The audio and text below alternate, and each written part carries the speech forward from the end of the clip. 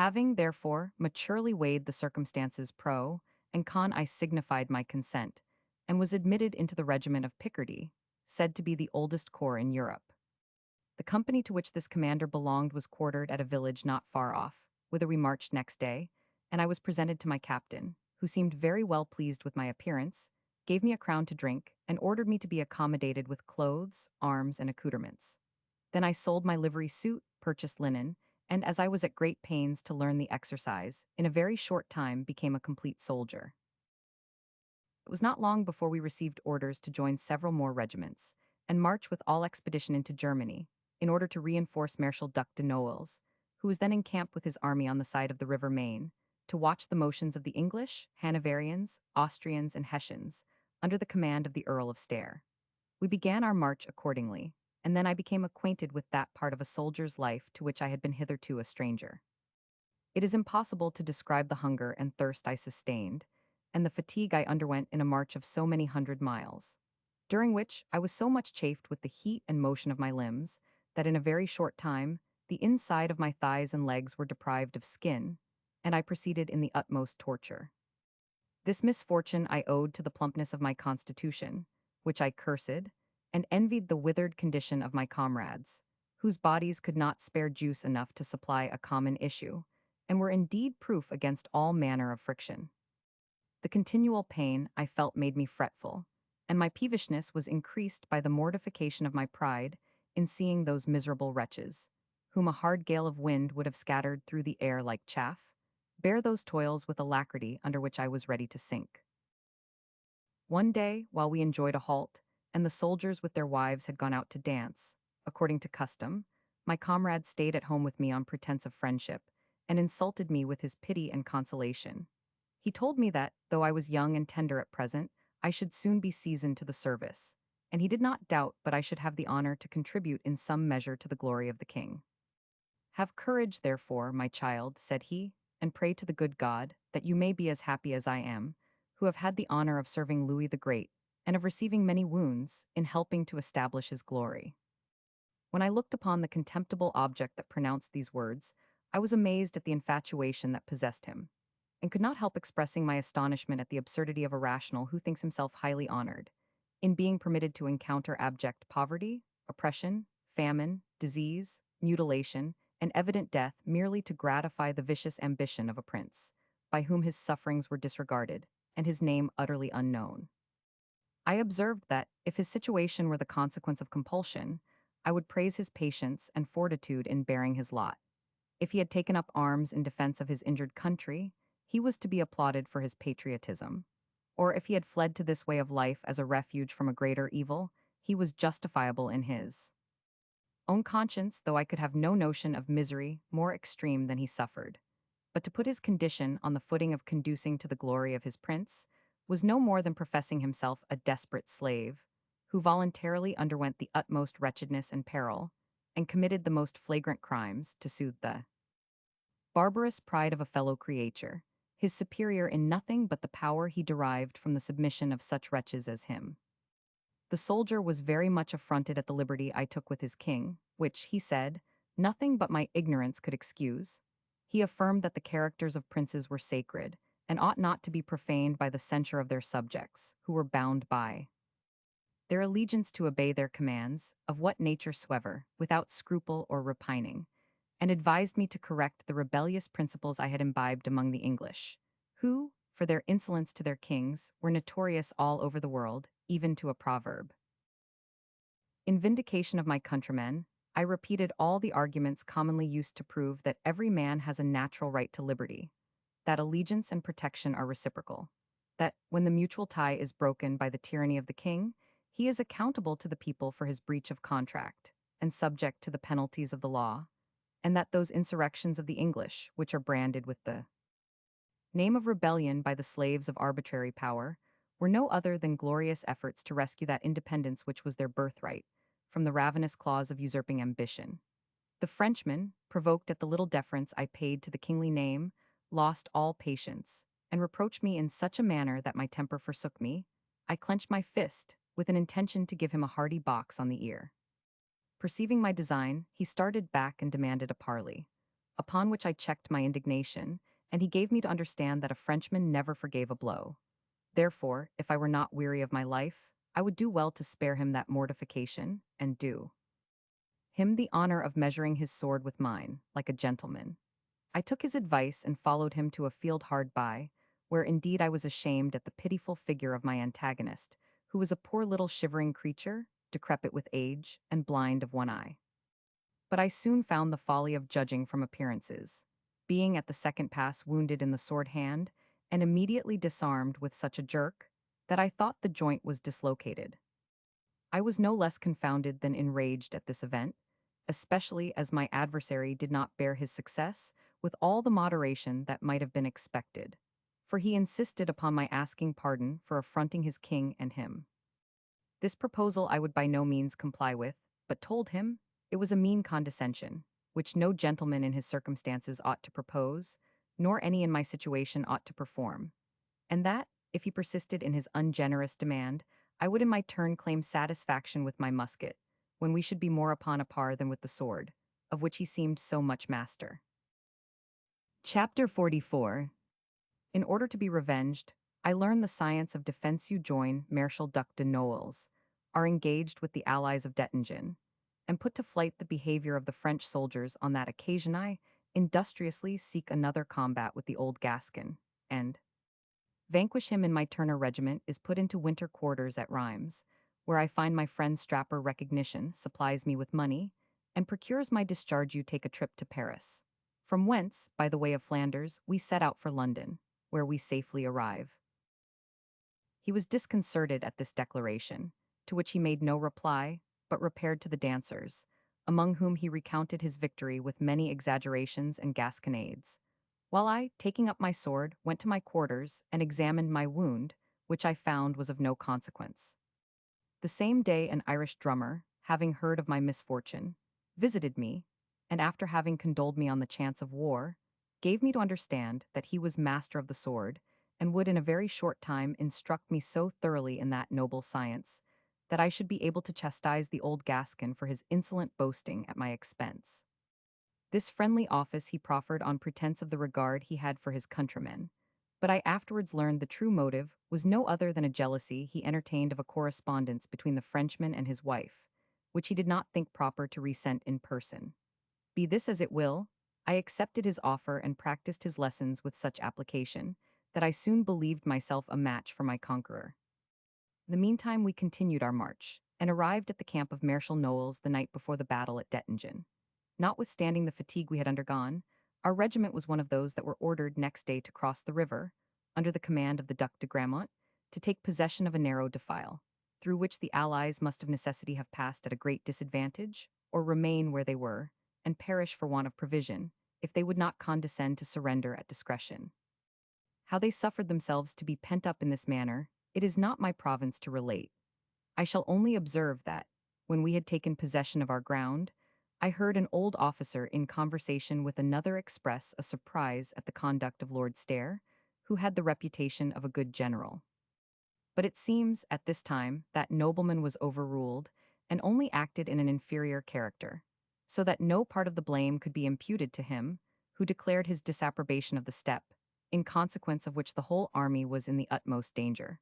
But Providence or Destiny acted miracles in their behalf by disposing the Duc de Gramont to quit his advantageous post, pass the defile, and attack the English, who were drawn up in order of battle on the plain, and who handled us so roughly that, after having lost a great number of men, we turned our backs without ceremony, and fled with such precipitation that many hundreds perished in the river through pure fear and confusion, for the enemy were so generous that they did not pursue us 1 inch of ground, and, if our consternation would have permitted, we might have retreated with great order and deliberation. But notwithstanding the royal clemency of the King of Great Britain, who headed the Allies in person, and no doubt put a stop to the carnage, our loss amounted to 5,000 men, among whom were many officers of distinction. Our miscarriage opened a passage for the foe to Hainaut, whither they immediately marched, leaving their sick and wounded to the care of the French, who next day took possession of the field of battle, buried the dead, and treated the living with humanity. This circumstance was a great consolation to us, who thence took occasion to claim the victory, and the genius of the French nation, never appeared more conspicuous than now, in the rhodomontades they uttered on the subject of their generosity and courage. Every man by his own account performed feats that eclipsed all the heroes of antiquity. One compared himself to a lion retiring at leisure from his cowardly pursuers, who keep at a wary distance, and gall him with their darts. Another likened himself to a bear that retreats with his face to the enemy, who dare not assail him, and the third assumed the character of a desperate stag, that turns upon the hounds and keeps them at bay. There was not a private soldier engaged who had not by the prowess of his single arm demolished a whole platoon, or put a squadron of horse to flight. And, among others, the meager Gascon extolled his exploits above those of Hercules or Charlemagne. As I still retained my resentment for the disgrace I suffered in my last rencontre with him, and, now that I thought myself qualified, longed for an opportunity to retrieve my honor, I magnified the valor of the English with all the hyperboles I could imagine, and described the pusillanimity of the French in the same style, comparing them to hares flying before greyhounds or mice pursued by cats, and passed an ironical compliment on the speed he exerted in his flight, which, considering his age and infirmities, I said was surprising. He was stung to the quick by this sarcasm, and, with an air of threatening disdain, bade me know myself better, and remember the correction I had already received from him for my insolence, for he might not always be in the humor of sparing a wretch who abused his goodness. To this innuendo I made no reply but by a kick on the breech, which overturned him in an instant. He started up with wonderful agility, and, drawing his sword, attacked me with great fury. Several people interposed, but, when he informed them of its being an affair of honor, they retired, and left us to decide the battle by ourselves. I sustained his onset with little damage, having only received a small scratch on my right shoulder, and, seeing his breath and vigor almost exhausted, assaulted him in my turn, closed with him, and wrested his sword out of his hand in the struggle. Having thus acquired the victory, I desired him to beg his life, to which demand he made no answer, but shrugged up his shoulders to his ears, expanded his hands, elevated the skin on his forehead and eyebrows, and depressed the corners of his mouth in such a manner that I could scarce refrain from laughing aloud at his grotesque appearance. That I might, however, mortify his vanity, which triumphed without bounds over my misfortune, I thrust his sword up to the hilt in something it was not a tansy, that lay smoking on the plain, and joined the rest of the soldiers with an air of tranquillity and indifference. There was nothing more of moment attempted by either of the armies during the remaining part of the campaign, which being ended, the English marched back to the Netherlands. Part of our army was detached to French Flanders, and our regiment ordered into winter quarters in Champagne. It was the fate of the Grenadier Company, to which I now belonged, to lie at Rheims, where I found myself in the utmost want of everything, my pay, which amounted to 5 sols a day, far from supplying me with necessaries, being scarce sufficient to procure a wretched subsistence to keep soul and body together. So that I was, by hunger and hard duty, brought down to the meager condition of my fellow soldiers, and my linen reduced from 3 tolerable shirts to 2 pair of sleeves. And next, the bodies having been long ago converted into spatterdakes, and after all, I was better provided than any private man in the regiment. In this urgency of my affairs, I wrote to my uncle in England, though my hopes from that quarter were not at all sanguine, for the reasons I have already explained, and in the meantime had recourse to my old remedy patience, consoling myself with the flattering suggestions of a lively imagination that never abandoned me in my distress. One day, while I stood sentinel at the gate of a general officer, a certain nobleman came to the door, followed by a gentleman in mourning, to whom, at parting, I heard him say, "You may depend upon my good offices." This assurance was answered by a low bow of the person in black, who, turning to go away, discovered to me the individual countenance of my old friend and adherent Strap. I was so much astonished at the sight that I lost the power of utterance, and before I could recollect myself, he was gone without taking any notice of me. Indeed, had he stayed, I scarcely should have ventured to accost him, because, though I was perfectly well acquainted with the features of his face, I could not be positively certain as to the rest of his person, which was very much altered for the better since he left me at London, neither could I conceive by which means he was enabled to appear in the sphere of a gentleman, to which, while I knew him, he had not even the ambition to aspire. But I was too much concerned in the affair to neglect further information, and therefore took the first opportunity of asking the porter if he knew the gentleman to whom the Marquis spoke. The Swiss told me his name was Monsieur d'Estrapes, that he had been valet de chambre to an English gentleman lately deceased, and that he was very much regarded by the Marquis for his fidelity to his master, between whom and that nobleman a very intimate friendship had subsisted. Nothing could be more agreeable to me than this piece of intelligence, which banished all doubt of its being my friend, who had found means to Frenchify his name as well as his behavior since we parted. As soon, therefore, as I was relieved, I went to his lodging, according to a direction given me by the Swiss, and had the good fortune to find him at home. That I might surprise him the more, I concealed my name and business, and only desired the servant of the house to tell Monsieur d'Estrapes that I begged the honor of half an hour's conversation with him. He was confounded and dismayed at this message, when he understood it was sent by a soldier. Though he was conscious to himself of no crime, all that he had heard of the Bastille appeared to his imagination with aggravated horror, but it was not before I had waited a considerable time that he had resolution enough to bid the servant show me upstairs. When I entered his chamber, he returned my bow with great civility, and endeavored, with forced complaisance, to disguise his fear, which appeared in the paleness of his face, the wildness of his looks, and the shaking of his limbs. I was diverted at his consternation, which redoubled, when I told him in French I had business for his private ear and demanded a particular audience. The valet being withdrawn, I asked in the same language if his name was d'Estrapes, to which he answered with a faltering tongue, the same, at your service. Are you a Frenchman? Said one. I have not the honor of being a Frenchman born, replied he, but I have an infinite veneration for the country. I then desired he would do me the honor to look at me, which he no sooner did than, struck with my appearance, he started back and cried in English, "Oh Jesus, sure it can't. No tease impossible." I smiled at his interjections, saying, "I suppose you are too much of a gentleman to own your friend in adversity." When he heard me pronounce these words in our own language, he leaped upon me in a transport of joy, hung about my neck, kissed me from ear to ear, and blubbered like a great schoolboy who had been whipped. Then, observing my dress, he set up his throat, crying, O Lord, that ever I should live to see my dearest friend reduced to the condition of a foot soldier in the French service. Why did you consent to my leaving you? But I know the reason: you thought you had got more creditable friends, and grew ashamed of my acquaintance. Ah, Lord help us! Though I was a little short-sighted, I was not altogether blind, and though I did not complain, I was not the less sensible of your unkindness, which was indeed the only thing that induced me to ramble abroad, the Lord knows whither. But I must own it has been a lucky ramble for me, and so I forgive you, and may God forgive you? O Lord, Lord. Is it come to this? I was nettled at the charge, which, though just, I could not help thinking unseasonable, and told him with some tartness that, whether his suspicions were well or ill grounded, he might have chosen a more convenient opportunity of introducing them, and that the question now was whether or no he found himself disposed to lend me any assistance. Disposed, replied he with great emotion. I thought you had known me so well as to assure yourself without asking, that I, and all that belongs to me, are at your command. In the meantime, you shall dine with me, and I will tell you something that, perhaps, will not be displeasing unto you. Then, wringing my hand, he said, It makes my heart bleed to see you in that garb.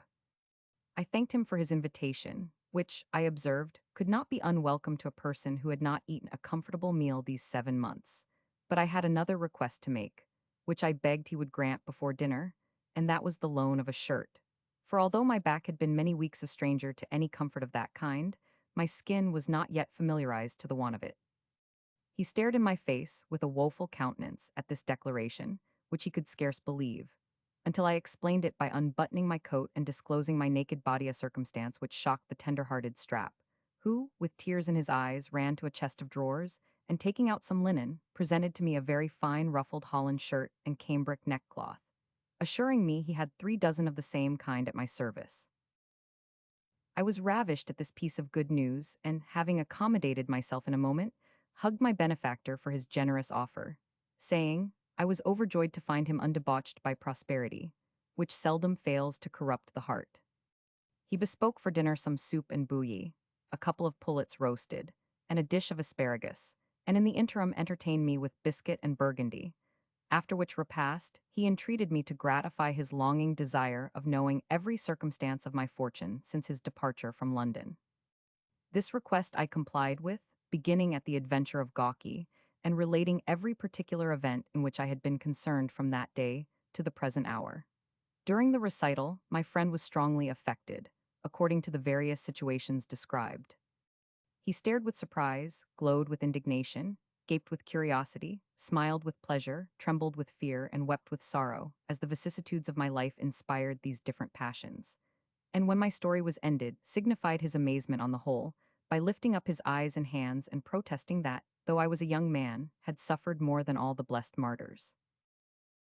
After dinner, I desired in my turn to know the particulars of his peregrination, and he satisfied me in a few words, by giving me to understand that he had lived a year at Paris with his master, who, in that time having acquired the language, as well as the fashionable exercises to perfection, made a tour of France and Holland, during which excursion he was so unfortunate as to meet with three of his own countrymen on their travels, in whose company he committed such excesses that his constitution failed, and he fell into a consumption.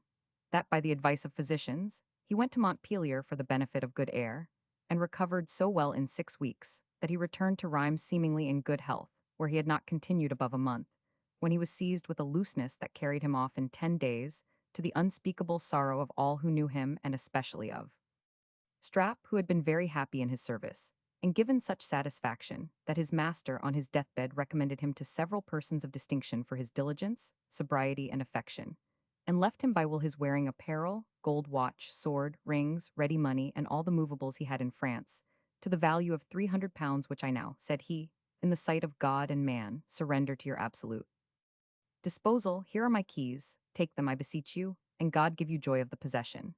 My brain was almost turned by this sudden change of fortune, which I could scarce believe real. However, I positively refused this extravagant proffer of my friend and put him in mind of my being a soldier. At which hint he started, crying, "Odso, that's true. We must procure your discharge. I have some interest with a nobleman who is able to do me that favor." We consulted about this affair, and it was determined that Monsieur d'Estrapes should wait upon the Marquis in the morning, and tell him he had by accident found his brother, whom he had not seen for many years before, a private soldier in the regiment of Picardy, and implore that nobleman's interest for his discharge. In the meantime, we enjoyed ourselves over a bottle of good Burgundy, and spent the evening in concerting schemes for our future conduct, in case I should be so lucky as to get rid of the army. The business was to make ourselves easy for life by means of his legacy, a task very difficult, and, in the usual methods of laying out money, altogether impracticable, so that, after much canvassing, we could come to no resolution that night, but when we parted, recommended the matter to the serious attention of each other. As for my own part, I puzzled my imagination to no purpose. When I thought of turning merchant, the smallness of our stock, and the risk of seas, enemies, and markets deterred me from that scheme. If I should settle as a surgeon in my own country, I would find the business already overstocked. Or, if I pretended to set up in England, must labor under want of friends and powerful opposition, obstacles insurmountable by the most shining merit. Neither should I succeed in my endeavors to rise in the state, inasmuch as I could neither flatter nor pimp for courtiers, nor prostitute my pen in defense of a wicked and contemptible administration. Before I could form any feasible project, I fell asleep, and my fancy was blessed with the image of the dear Narcissa, who seemed to smile upon my passion, and offer her hand as a reward for all my toils. Early in the morning, I went to the lodgings of my friend, whom I found exulting over his happy invention. For I no sooner entered his apartment than he addressed himself to me in these words, with a smile of self-applause.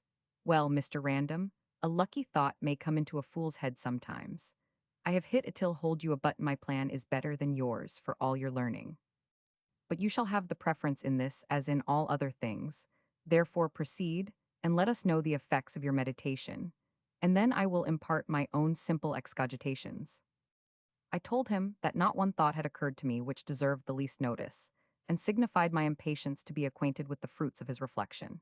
"As we have not," said he, "money sufficient to maintain us during a tedious expectation, it is my opinion that a bold push must be made, and I see none so likely to succeed as your appearing in the character of a gentleman, which is your due, and making your addresses to some lady of fortune, who can render you independent at once. Nay, don't stare, I affirm that this scheme is both prudent and honorable, for I would not have you throw yourself away upon an old toothless wheezing dame, whose breath would stink you into a consumption in less than 3 months. Neither would I advise you to assume the character of a wealthy squire, as your common fortune hunters do, by which means many a poor lady is cheated into matrimony, and instead of enjoying the pomp and grandeur that was promised, sees her dowry seized by her husband's rapacious creditors, and herself reduced to misery and despair. No, I know you have a soul that disdains such imposition, and are master of qualifications, both of mind and body, which alone entitle you to a match that will set you above the world. I have clothes in my possession that a duke need not be ashamed to wear. I believe they will fit you as they are, if not there are plenty of tailors in France. Let us take a short trip to Paris, and provide ourselves with all other necessaries, then set out for England, where I intend to do myself the honor of attending you in quality of a valet. This expedient will save you the expense of a servant, shaving, and dressing, and I doubt not but, by the blessing of God, we shall bring matters to a speedy and fortunate issue. Extravagant as this proposal was, I listened to it with pleasure, because it flattered my vanity, and indulged a ridiculous hope I began to entertain of inspiring Narcissa with a mutual flame. After breakfast, Monsieur d'Estrapes went to pay his devoirs to the Marquis, and was so successful in his application that I obtained a discharge in a few days, upon which we set out for Paris. Here I had time to reflect and congratulate myself upon this sudden transition of fate, which to bear with moderation required some degree of philosophy and self-denial.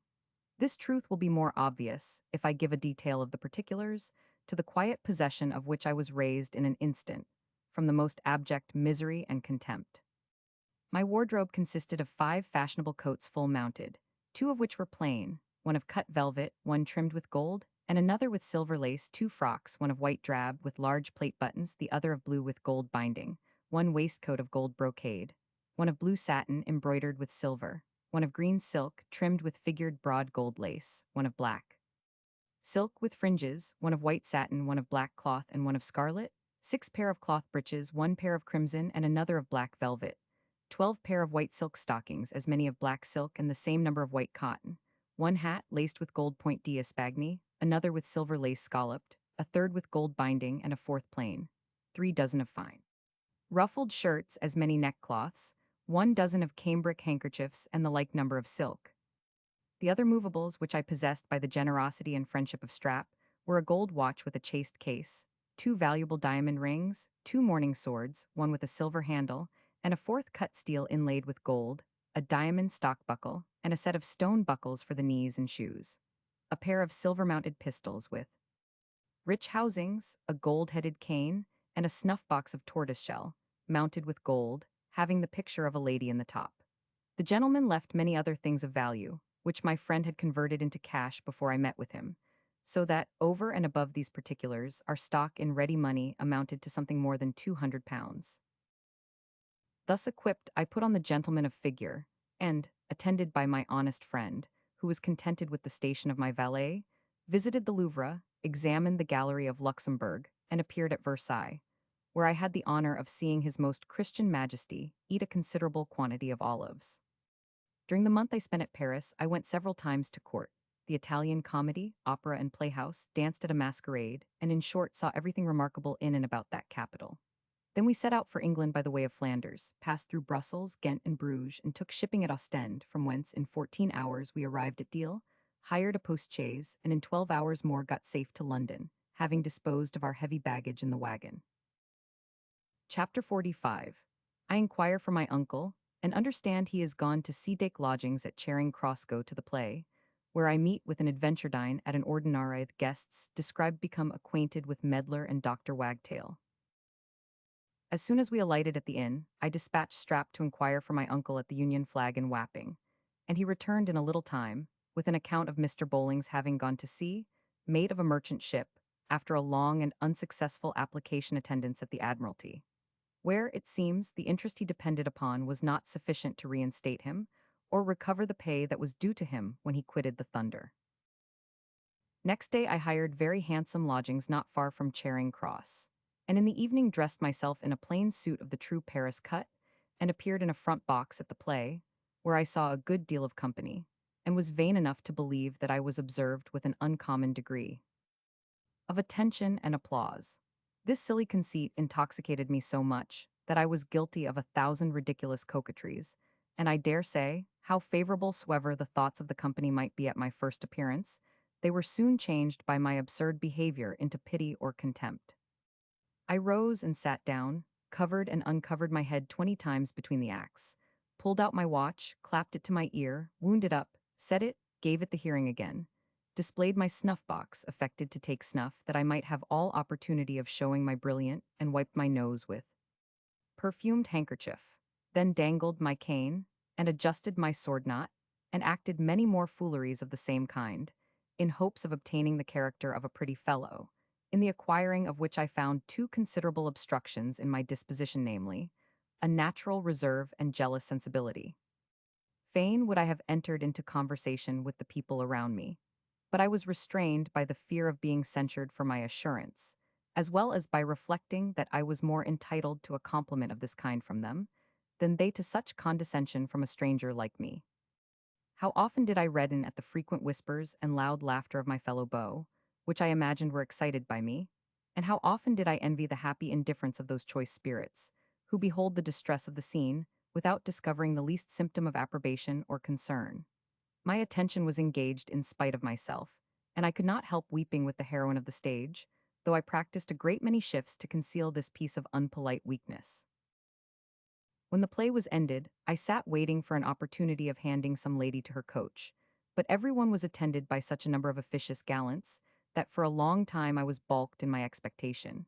At length, however, I perceived a very handsome creature, genteelly dressed, sitting by herself in a box at some distance from me, upon which I went up to her and offered my service.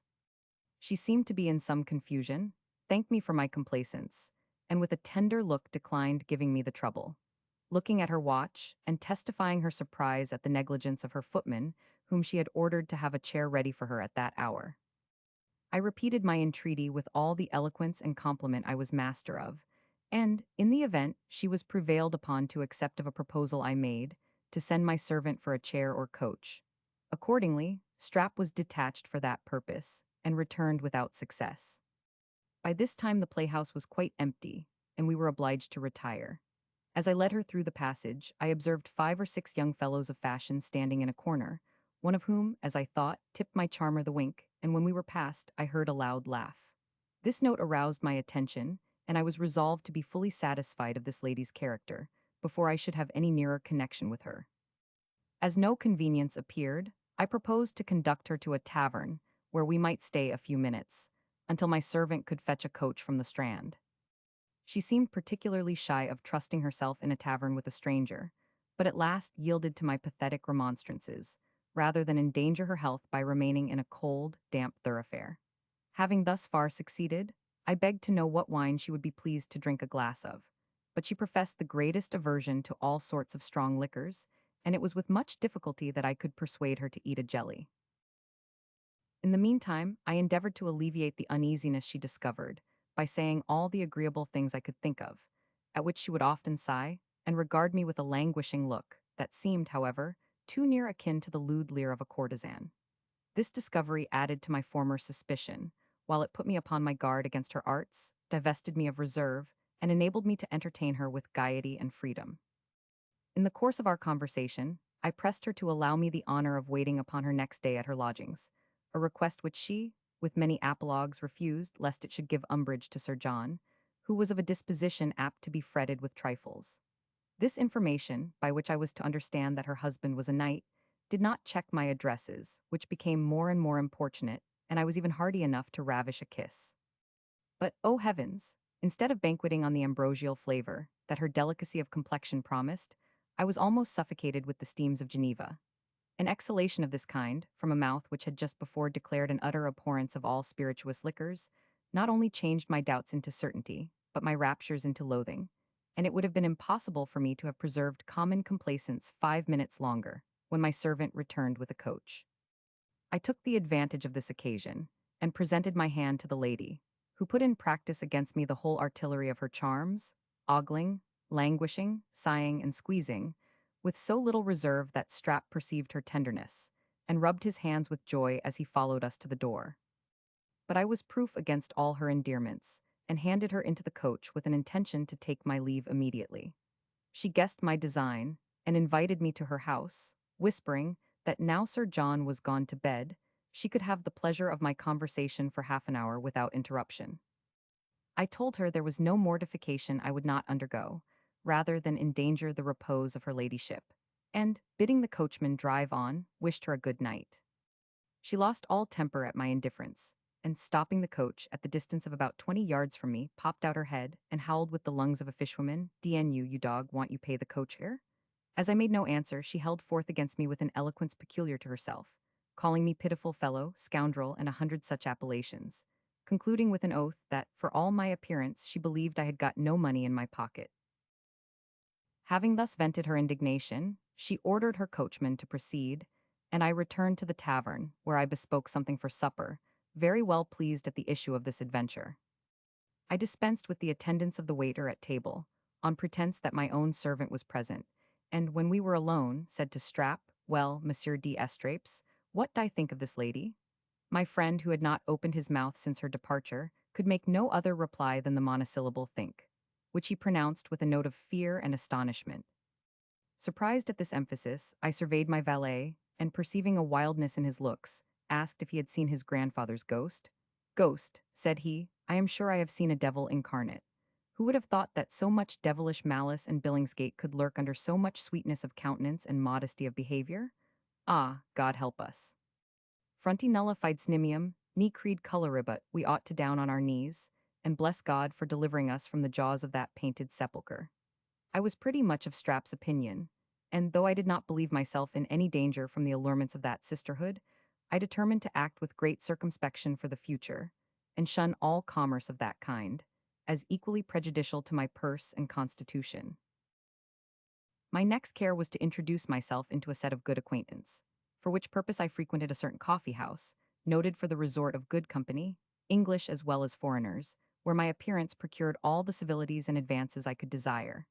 As there was an ordinary in the same house, I went upstairs to dinner with the other guests, and found myself at a table with 13 people, the greatest part of whom were better dressed than myself.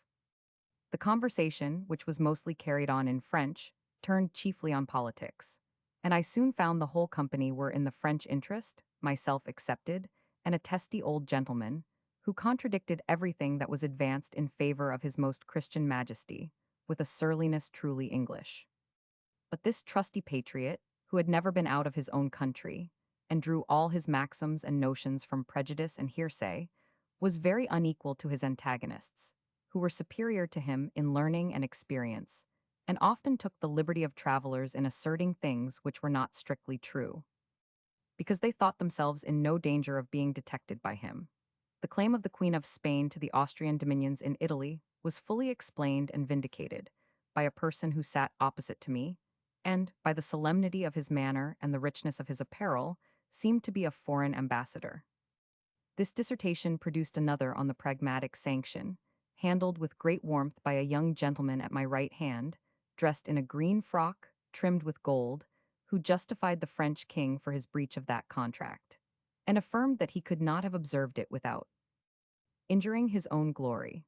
Although I was not at all convinced by this gentleman's arguments, I could not help admiring his vivacity, which, I imagined, must be the effect of his illustrious birth and noble education, and accordingly rated him, in my conjecture, as a young prince on his travels.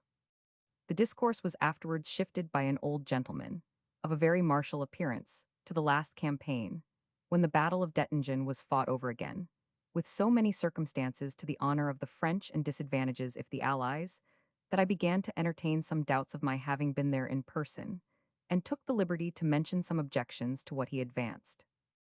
This freedom introduced a dispute, which lasted a good while, to the mortification of all present, and was at last referred to the determination of a grave person, whom they styled doctor, and who, under a show of great moderation, decided it against me, with so little regard to truth, that I taxed him with partiality in pretty severe terms, to the no small entertainment of the true English politician, who rejoiced at my defense of a cause he had so often espoused without success.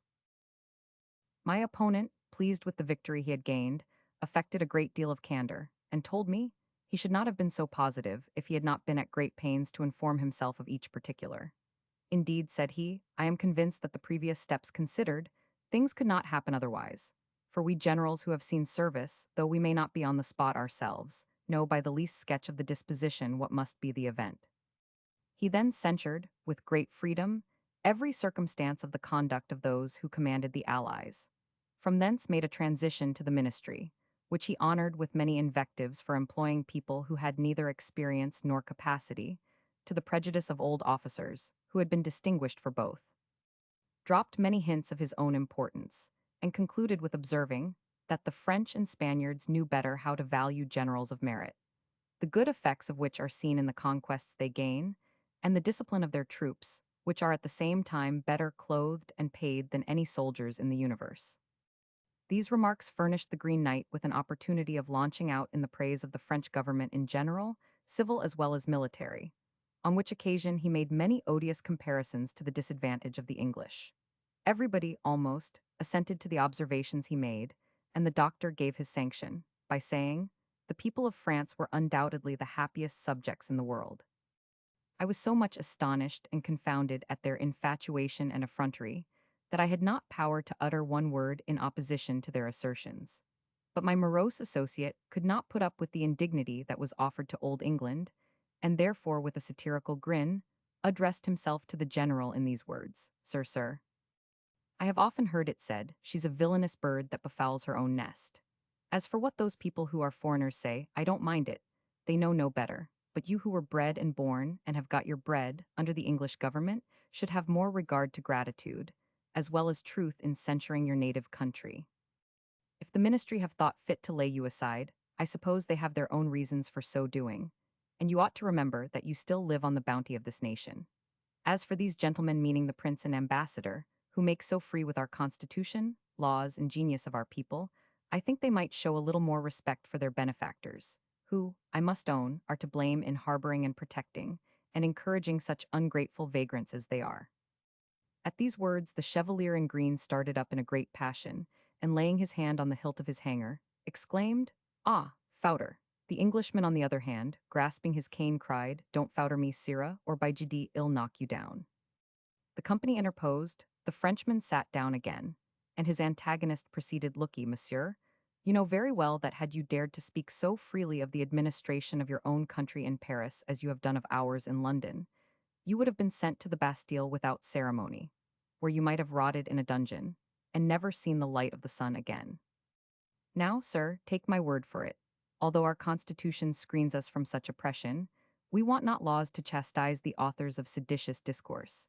And if I hear another syllable out of your mouth in contempt or prejudice of this kingdom, I will give you a convincing proof of what I advance, and have you laid by the heels for your presumption. This declaration had an effect on the company as sudden as surprising.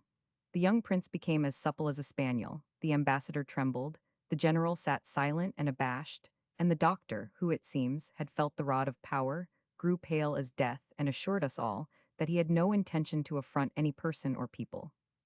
Your principles, doctor, resumed the old gentleman, are no secret. I have nothing to say upon that head, but am very much surprised that a man who despises us so much should notwithstanding live among us, when he has no visible motive for so doing.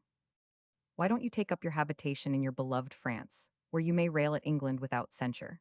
To this remonstrance the doctor thought proper to make no reply, and an unsocial silence ensued, which I perceiving, took notice that it was pity such idle disputes, maintained very often through whim or diversion, should create any misunderstanding among gentlemen of good sense, and proposed to drink down all animosity in another bottle.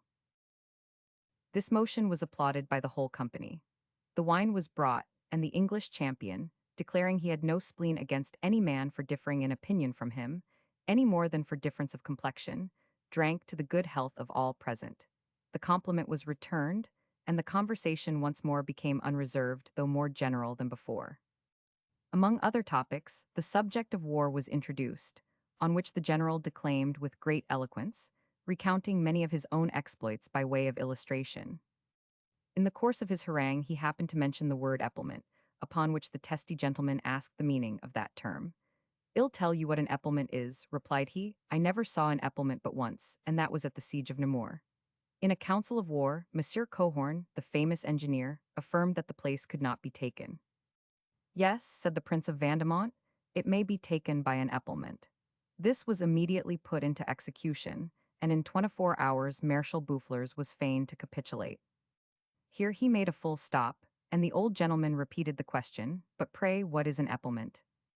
To this interrogation, the officer made no immediate reply, but rang the bell and called for the bill, which being brought, he threw down his proportion of the reckoning, and, telling the company he would show them an epaulement when his majesty should think fit to entrust him with the command of our army abroad, strutted away with great dignity. I could not imagine why he was so shy of explaining one of the most simple terms of fortification, which I forthwith described as a sidework composed of earth, gabions, or fascines. But I was very much surprised when I afterwards understood that his reserve proceeded from his ignorance. Having paid our bill, we adjourned to the coffee room, where my fellow laborer insisted on treating me with a dish, giving me to understand, at the same time, that I had acquired his good opinion, both with respect to my principles and understanding. I thanked him for his compliment, and professing myself an utter stranger in this part of the world, begged he would have the goodness to inform me of the quality and characters of the people who dined above. This request was a real favor to one of his disposition, which was no less communicative than curious. He therefore complied with great satisfaction, and told me, to my extreme astonishment, that the supposed young prince was a dancer at one of the theaters, and the ambassador no other than a fiddler belonging to the opera. The doctor said he is a Roman Catholic priest, who sometimes appears in the character of an officer, and assumes the name of captain, but more generally takes the garb, title, and behavior of a physician, in which capacity he wheedles himself into the confidence of weak-minded people, and by arguments no less specious than false, converts them from their religion and allegiance. He has been in the hands of justice more than once for such practices, but he is a sly dog, and manages matters with so much craft, that hitherto he has escaped for a short imprisonment. As for the general, you may see he has owed his promotion more to his interest than his capacity.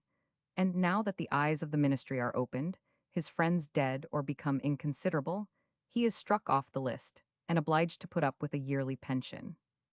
In consequence of this reduction, he has become malcontent, and inveighs against the government in all companies, with so little discretion that I am surprised at the lenity of the administration in overlooking his insolence, but the truth of the matter is he owes his safety to his weakness and want of importance. He has seen a little, and but a little, service, and yet, if you will take his word to it, there has not been a great action performed in the field since the Revolution, in which he was not principally concerned. When a story is told of any great general, he immediately matches it with one of himself, though he is often unhappy in his invention, and commits such gross blunders in the detail that everybody is in pain for him. Caesar, Pompey, and Alexander the Great are continually in his mouth, and, as he reads a good deal without any judgment to digest it, his ideas are confused, and his harangues as unintelligible as infinite. For, if once he begin, there is no chance of his leaving off speaking while one person remains to yield attention. Therefore the only expedient I know, for putting a stop to his loquacity, is to lay hold of some incongruity he has uttered, and demand an explanation, or ask the meaning of some difficult term that he knows by name. This method will effectually put him to silence, if not to flight, as it happened when I inquired about an epaulement. Had he been acquainted with the signification of that word, his triumph would have been intolerable, and we must have quitted the field first, or been worried with impertinence. Having thus gratified my curiosity, the old gentleman began to discover his own, in questions relating to myself, to which I thought proper to return ambiguous answers. "I presume, sir," said he, "you have traveled." I answered, "Yes." "I dare say you have found it very expensive," said he. I replied, "To be sure, one cannot travel without money." "That I know by experience," said he, "for I myself take a trip to Bath or Tunbridge every season, and one must pay sauce for what he has on the road, as well in other countries as in this. That's a pretty stone in your ring, give me leave. Sir, the French have attained to a wonderful skill in making compositions of this kind. Why, now, this looks almost as well as a diamond." "Almost as well, sir," said I. "Why not altogether? I am sure if you understand anything of jewels, you must perceive at first sight that this stone is a real diamond, and that of a very fine water. Take it in your hand and examine it." He did so with some confusion, and returned it, saying, "I ask your pardon. I see it is a true brilliant of immense value." I imagined his respect to me increased after this inquiry. Therefore, to captivate his esteem the more, I told him I would show him a seal of composition, engraved after a very valuable antique, upon which I pulled out my watch with a rich gold chain, adorned with 3 seals set in gold and an opal ring. He viewed each of them with great eagerness, handled the chain, admired the chased case, and observed that the whole must have cost me a vast sum of money. I affected indifference and replied in a careless manner, some trifle of 60 or 70 guineas. He stared in my face for some time and then asked if I was an Englishman. I answered in the negative. "You are from Ireland then, sir, I presume," said he. I made the same reply. "Oh, perhaps," said he, "you were born in one of our settlements abroad." I still answered no. He seemed very much surprised and said he was sure I was not a foreigner. I made no reply, but left him upon the tenterhooks of impatient uncertainty. He could not contain his anxiety, but asked pardon for the liberties he had taken, and to encourage me the more to disclose my situation, displayed his own without reserve. "I am," said he, "a single man, have a considerable annuity, on which I live according to my inclination, and make the ends of the year meet very comfortably. As I have no estate to leave behind, I am not troubled with the importunate officiousness of relations or legacy hunters, and I consider the world as made for me, not me for the world. It is my maxim, therefore, to enjoy it while I can, and let futurity shift for itself." While he thus indulged his own talkative vein, and at the same time, no doubt, expected retaliation from me, a young man entered, dressed in black velvet and an enormous tuig, with an air in which natural levity and affected solemnity were so jumbled together, that on the whole he appeared a burlesque on all decorum. This ridiculous oddity danced up to the table at which we sat, and after 1,000 grimaces, asked my friend by the name of Mr. Medlar if we were not engaged upon business. My companion put on a surly countenance, and replied, "No great business, doctor, but however, oh." "Then," cried the physician, "I must beg your indulgence a little. Pray pardon me, gentlemen. Sir," said he, addressing himself to me, "your most humble servant. I hope you will forgive me, sir. I must beg the favor to sit, sir. I have something of consequence to impart to my friend Mr. Medlar, sir. I hope you will excuse my freedom in whispering." "Sir," before I had time to give this complacent person my permission, Mr. Medlar cried, "I'll have no whispering if you have anything to say to me. Speak with an audible voice." The doctor seemed a little disconcerted at this exclamation, and turning again to me, made 1,000 apologies for pretending to make a mystery of anything. A piece of caution which he said was owing to his ignorance of my connection with Mr. Medlar, but now he understood I was a friend, and would communicate what he had to say in my hearing. He then began, after 2 or 3 hems, in this manner. "You must know, sir, I am just come from dinner at my Lady Flaret's," then addressing himself to me, "a lady of quality, sir, at whose table I have the honor of dining sometimes. There was Lady Stately and my Lady Larum, and Mrs. Dainty, and Miss Biddy Giggler, upon my word, a very good-natured young lady, with a very pretty fortune, sir. There was also my Lord Straddle, Sir John Shrug, and Master Billy Chatter, who is actually a very facetious young gentleman. So, sir, her ladyship, seeing me excessively fatigued, for she was the last of 15 patients people of distinction, sir, whom I had visited this forenoon, insisted upon my staying dinner, though upon my word I protest I had no appetite. However, in compliance with her ladyship's request, sir, I sat down, and the conversation turning on different subjects, among other things, Mr. Chatter asked very earnestly, when I saw Mr. Medlar, I told him I had not had the pleasure of seeing you these 19 hours and a half, for you may remember, sir, it was nearly about that time. I won't be positive as to a minute.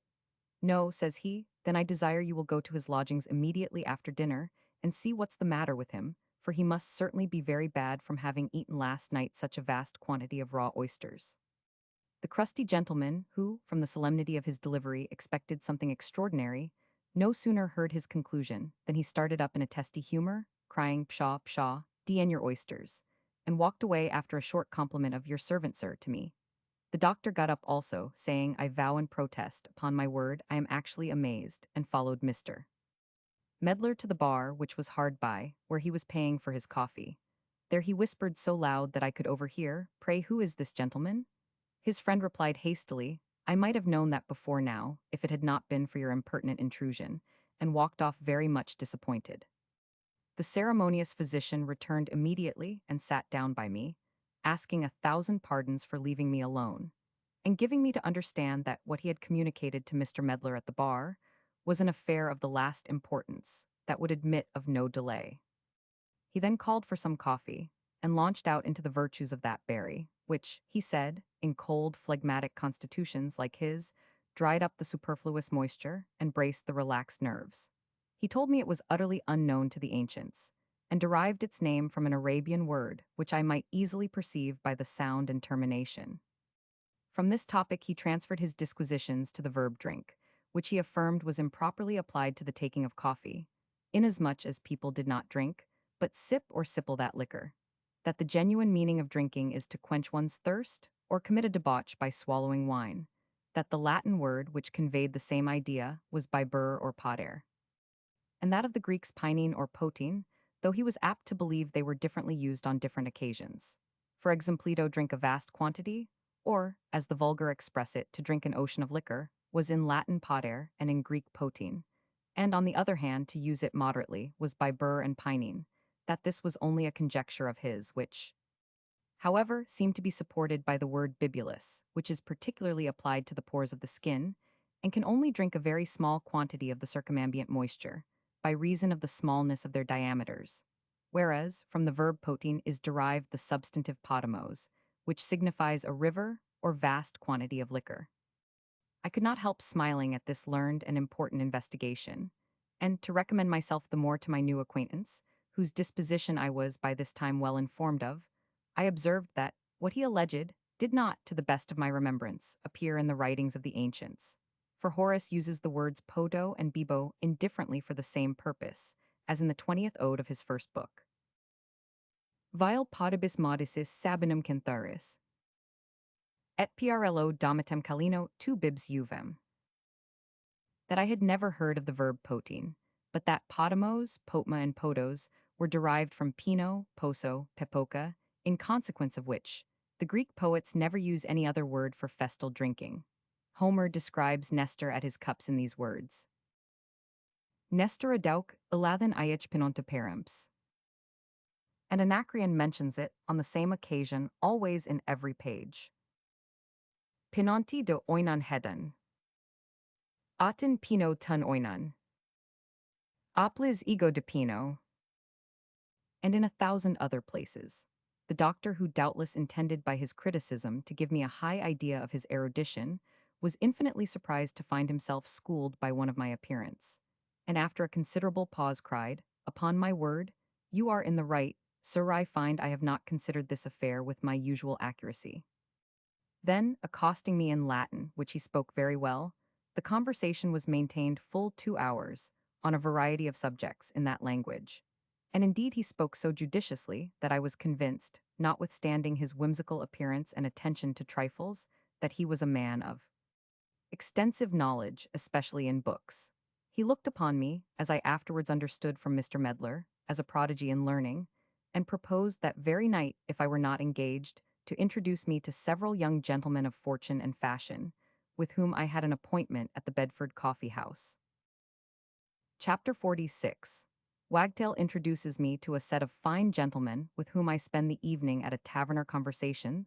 Characters of my new companion's doctor is Rostetter issue of our debauch.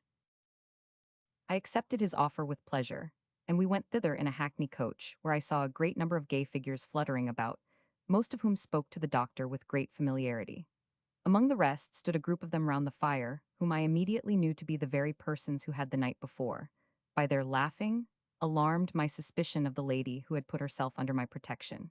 They no sooner perceived me enter with Doctor Wagtail, for that was my companion's name, than they tittered and whispered one to another, and I was not a little surprised to find that they were the gentlemen to whose acquaintance he designed to recommend me. For, when he observed them together, he told me who they were, and desired to know by what name he should introduce me.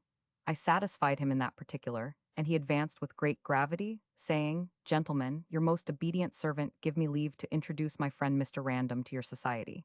Then, turning to me, "Mr. Random, this is Mr. Bragwell, Mr. Banter, Sir, Mr. Chatter, me friend Mr. Slyboot, and Mr. Ranter, sir." I saluted each of them in order, and when I came to take Mr. Slyboot by the hand, I perceived him thrust his tongue in his cheek, to the no small entertainment of the company, but I did not think proper to take any notice of it on this occasion. Mr. Ranter, too, who I afterwards learned was a player, displayed his talents, by mimicking my air, features, and voice, while he returned my compliment. This feat I should not have been so sensible of, had I not seen him behave in the same manner to my friend Wagtail, when he made up to them at first. But for once I let him enjoy the fruits of his dexterity without question or control, resolved however to chastise his insolence at a more convenient opportunity. Mr. Slyboot, guessing I was a stranger, asked if I had been lately in France, and when I answered in the affirmative, inquired if I had seen the Luxembourg Gallery. I told him I had considered it more than once with great attention. Upon this a conversion ensued, in which I discovered him to be a painter. While we were discoursing upon the particulars of this famous performance, I overheard Banter ask Dr. Wagtail where he had picked up this Mr. Random. To which question the physician answered, "Upon my word, a mighty pretty sort of a gentleman, a man of fortune, sir, has made the grand tour and seen the best company in Europe, ere." "What, he told you so, I suppose?" said the other. "I take him to be neither more nor less than a French valet de chambre." "Oh, barbarous, barbarous," cried the doctor. "This is actually, upon my word, altogether unaccountable. I know all his family perfectly well, sir. He is of the Randoms of the North, a very ancient house, sir, and a distant relation of mine." I was extremely nettled at the conjecture of Mr. Banter, and began to entertain a very indifferent opinion of my company in general. But, as I might possibly by their means acquire a more extensive and agreeable acquaintance, I determined to bear these little mortifications as long as I could without injuring the dignity of my character. After having talked for some time on the weather, plays, politics, and other coffee-house subjects, it was proposed that we should spend the evening at a noted tavern in the neighborhood, whither we repaired in a body. Having taken possession of a room, called for French wine and bespoke supper, the glass went about pretty freely, and the characters of my associates opened upon me more and more. It soon appeared that the doctor was entertained as but for the painter and player to exercise their wit upon, for the diversion of the company. Mr. Ranter began the game by asking him what was good for a hoarseness, lowness of spirits, and indigestion, for he was troubled with all these complaints to a very great degree. Wagtail immediately undertook to explain the nature of his case, and in a very prolix manner harangued upon prognostics, diagnostics, symptomatics, therapeutics, inanition, and repletion, then calculated the force of the stomach and lungs in their respective operations, ascribed the player's malady to a disorder in these organs proceeding from hard drinkings and vociferations, and prescribed a course of stomachics, with abstinence from venery, wine, loud speaking, laughing, singing, coughing, sneezing, or hallooing. "Pa, pa," cried Ranter, interrupting him, "the remedy is worse than the disease. I wish I knew where to find some tinder water." "Tinder water," said the doctor. "Upon my word, I don't apprehend you, Mr. Ranter." "Water extracted from tinder," replied the other, "a universal specific for all distempers incident to man. It was invented by a learned German monk, who, for a valuable consideration, imparted the secret to Paracelsus." "Pardon me," cried the painter. "It was first used by Solomon, as appears by a Greek manuscript in his civil handwriting, lately found at the foot of Mount Lebanon, by a peasant who was digging for potatoes." "Well," said Wagtail, "in all my vast reading, I never met with such a preparation. Neither did I know till this minute that Solomon understood Greek, or that potatoes grew in Palestine." Here Banter interposed, saying he was surprised that Dr. Wagtail should make the least doubt of Solomon's understanding Greek, when he is represented to us as the wisest and best educated prince in the world. And as for potatoes, they were transplanted thither from Ireland, in the time of the Crusade, by some knights of that country. "I profess," said the doctor, "there is nothing more likely. I would actually give a vast sum for a sight of that manuscript, which must be inestimable, and, if I understood the process, would set about it immediately." The player assured him the process was very simple, that he must cram 100 weight of dry tinder into a glass retort, and distilling it by the force of animal heat, it would yield half a scruple of insipid water, 1 drop of which is a full dose. "Upon my integrity," exclaimed the incredulous doctor, "this is very amazing and extraordinary, that a caput mortuum should yield any water at all. I must own I have always been an enemy to specifics, which I thought inconsistent with the nature of the animal economy. But certainly the authority of Solomon is not to be questioned. I wonder where I shall find a glass retort large enough to contain such a vast quantity of tinder, the consumption of which must, undoubtedly, raise the price of paper, or where shall I find animal heat sufficient even to warm such a mass?" Slyboot informed him that he might have a retort blown for him as big as a church, and that the easiest method of raising the vapor by animal heat would be to place it in the middle of an infirmary for feverish patients, who might be upon mattresses around and in contact with it. He had sooner pronounced these words than Wagtail exclaimed in a rapture, "An admirable expedient, as I hope to be saved. I will positively put it in practice." This simplicity of the physician furnished excellent diversion for the company, who, in their turns, sneered at him in ironical compliments, which his vanity swallowed as the genuine sentiments of their hearts. Mr. Chatter, impatient of so long a silence, now broke out and entertained us with a catalogue of all the people who danced at the last Hampstead assembly, with a most circumstantial account of the dress and ornaments of each, from the lappets of the ladies to the shoebuckles of the men, concluding with telling Bragwell that his mistress Melinda was there and seemed to miss him, and soliciting his company at the next occasion of that kind. "No, DMM," said Bragwell, "I have something else to mind than dangling after a parcel of giddy-headed girls. Besides, you know my temper is so unruly that I am apt to involve myself in scrapes when a woman is concerned. The last time I was there, I had an affair with Tom Trippett." "Oh, I remember that," cried Banter. "You lugged out before the ladies, and I commend you for so doing because you had an opportunity of showing your manhood without running any risk." "Risk," said the other with a fierce countenance, "DN my blood, I fear no risks. I ain't afraid of lugging out against any man that wears a head, DME. 'Tis well known that I have drawn blood more than once, and lost some too, but what does that signify?" The player begged this champion to employ him as his second the next time he intended to kill, for he wanted to see a man die of a stab, that he might know how to act such an art the more naturally on the stage. "Die," replied the hero. "No, by G. I know better things than to incur the verdict of a Middlesex jury. I should look upon my fencing master to be an ignorant son of a BH, if he had not taught me to prick any of my antagonist's body that I pleased to disable." "Oh ho!" cried Slyboot, "if that be the case, I have a favor to ask. You must know I am employed to paint a Jesus on the cross, and my purpose is to represent him at that point of time when the spear is thrust into his side. Now I should be glad if you would, in my presence, pink some impertinent fellow into convulsions, without endangering his life, that I may have an opportunity of taking a good clever agony from nature. The doctor will direct you where to enter and how far to go, but pray let it be as near the left side as possible." Wagtail, who took this proposal seriously, observed that it would be a very difficult matter to penetrate into the left side of the thorax without hurting the heart, and in consequence killing the patient.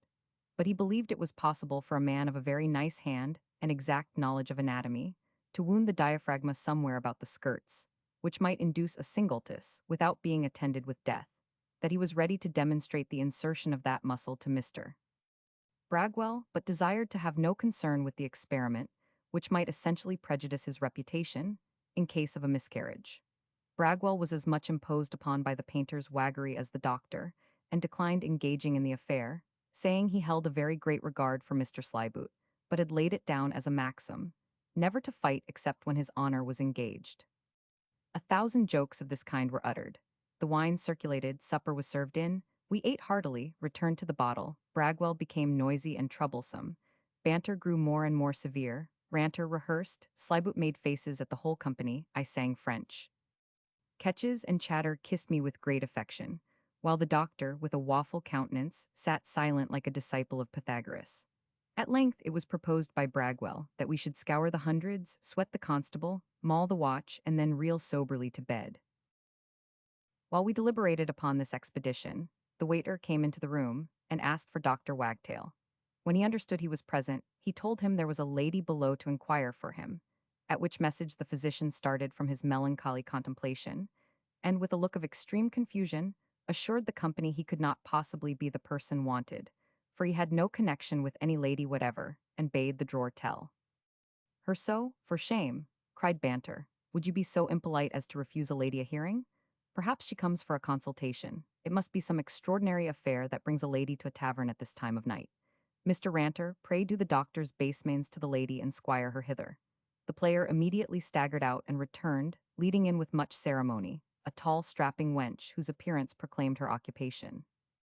We received her with the utmost solemnity, and with a good deal of entreaty she was persuaded to sit, when a profound silence ensued, during which she fixed her eyes, with a disconsolate look, upon the doctor, who was utterly confounded at her behavior, and returned her melancholy fourfold. At length, after a good many piteous sighs, she wiped her eyes and accosted him thus: "What, not one word of comfort? Will nothing soften that stony heart of thine? Not all my tears, not all my affliction. not the inevitable ruin thou hast brought upon me. Where are thy vows, thou faithless, perjured man? Hast thou no honor, no conscience, no remorse for thy perfidious conduct towards me? Answer me, wilt thou at last do me justice, or must I have recourse to heaven or hell for my revenge? If poor Wagtail was amazed before she spoke, what must his confusion be on hearing this address? His natural paleness changed into a ghastly clay color, his eyes rolled, his lip trembled, and he answered in an accent not to be described, "Upon my word, honor, and salvation, madam, you are actually mistaken in my person. I have a most particular veneration for your sex, and am actually incapable of injuring any lady in the smallest degree, madam. Besides, madam, to the best of my recollection, I never had the honor of seeing you before, as I hope to be saved, madam." "How, traitor," cried she, "dost thou disown me then? Mistaken? No, too well I know that fair bewitching face. Too well I know that false enchanting tongue. Alas! Gentlemen, since the villain compels me by his unkindness to expose myself and him, know that this betrayer, under the specious pretense of honorable addresses, won my heart, and taking advantage of his conquest, robbed me of my virgin treasure, and afterwards abandoned me to my fate. I am now 4 months gone with child by him, turned out of doors by my relations, and left a prey to misery and want. Yes, thou barbarian, said she, turning to Wagtail, thou tiger, thou succubus. Too well thou knowest my situation. But I will tear out thy faithless heart and deliver the world from such a monster. So saying, she sprang forward at the doctor, who with incredible agility jumped over the table and ran behind Bragwell, while the rest of us endeavored to appease the furious heroine. Although everybody in the company affected the utmost surprise, I could easily perceive it was a scheme concerted among them to produce diversion at the doctor's expense, and being under no concern about the consequence, I entered into the confederacy and enjoyed the distress of Wagtail, who with tears in his eyes begged the protection of the company, declaring himself as innocent of the crime laid to his charge as the fetus in utero, and hinting at the same time that nature had not put it in his power to be of such a trespass. Nature, cried the lady, there was no nature in the case. He abused me by the help of charms and spells. Else how is it possible that any woman could have listened to the addresses of such a scarecrow? Were these owlish eyes made for ogling, that carrion complexion to be admired, or that mouth like a horseshoe to be kissed? No, no, you owe your success to your philters, to your drugs and incantations, and not to your natural talents, which are, in every respect, mean and contemptible. The doctor thought he had got an opportunity of vindicating himself effectually, and desired the complainant to compose herself, but for half an hour, in which he undertook to prove the absurdity of believing in the power of incantations, which were only idle dreams of ignorance and superstition. He accordingly pronounced a very learned discourse upon the nature of ideas, the power and independence of the mind, the properties of stimulating medicines, the difference between a proneness to venery, which many simples would create, and a passion limited to one object, which can only be the result of sense and reflection, and concluded with a pathetic remonstrance, setting forth his unhappiness in being persecuted with the resentment of a lady whom he had never injured, nor even seen before that occasion, and whose faculties were, in all likelihood, so much impaired by her misfortunes that an innocent person was in danger of being ruined by her disorder. He had no sooner finished his harangue than the forlorn princess renewed her lamentations and cautioned the company against his eloquence, which, she said, was able to bias the most impartial bench in Christendom. Ranter advised him to espouse her immediately, as the only means to save his reputation, and offered to accompany him to the fleet for that purpose. But Slyboot proposed that a father should be purchased for the child, and a comfortable alimony settled on. The mother, Ranter, promised to adopt the infant gratis. Wagtail was ready to worship him for his generosity, and, though he persisted in protesting his innocence, condescended to everything rather than his unblemished character should be called into question. The lady rejected the proposal and insisted on matrimony. Bragwell took up the cudgels for the doctor and undertook to rid him of her importunity for half a guinea, upon which Wagtail, with great eagerness, pulled out his purse and put it into the hand of his friend, who, taking half a piece out of it, gave it to the plaintiff, and bade her thank God for her good fortune. When she had received this bounty, she affected to weep, and begged, since the physician had renounced her, he would at least vouchsafe her a parting kiss. This he was prevailed upon to grant with great reluctance, and went up with his usual solemnity to salute her, when she laid hold of his cheek with her teeth, and held fast while he roared with anguish to the unspeakable diversion of all present. When she thought proper to release him, she dropped a low courtesy to the company and quitted the room, leaving the doctor in the utmost horror, not so much on account of the pain as the apprehension of the consequence of the bite. For by this time he was convinced of her being mad. Banter prescribed the actual cautery and put the poker in the fire to be heated in order to sear the place. The player was of opinion that Bragwell should scoop out the part affected with the point of his sword, but the painter prevented both these dreadful operations by recommending a balsam he had in his pocket, which never failed to cure the bite of a mad dog. So saying, he pulled out a small bladder of black paint, with which he instantly anointed not only the sore, but the greatest part of the patient's face, and left it in a frightful condition. In short, the poor creature was so harassed with fear and vexation that I pitied him extremely and sent him home in a chair, contrary to the inclination of everybody present. This freedom of mine gave umbrage to Bragwell, who testified his displeasure by swearing a few threats, without making any application, which, being perceived by Slyboot, who sat by me, he, with a view of promoting a quarrel, whispered to me that he thought Bragwell used me very ill, but every man was the best judge of his own affairs.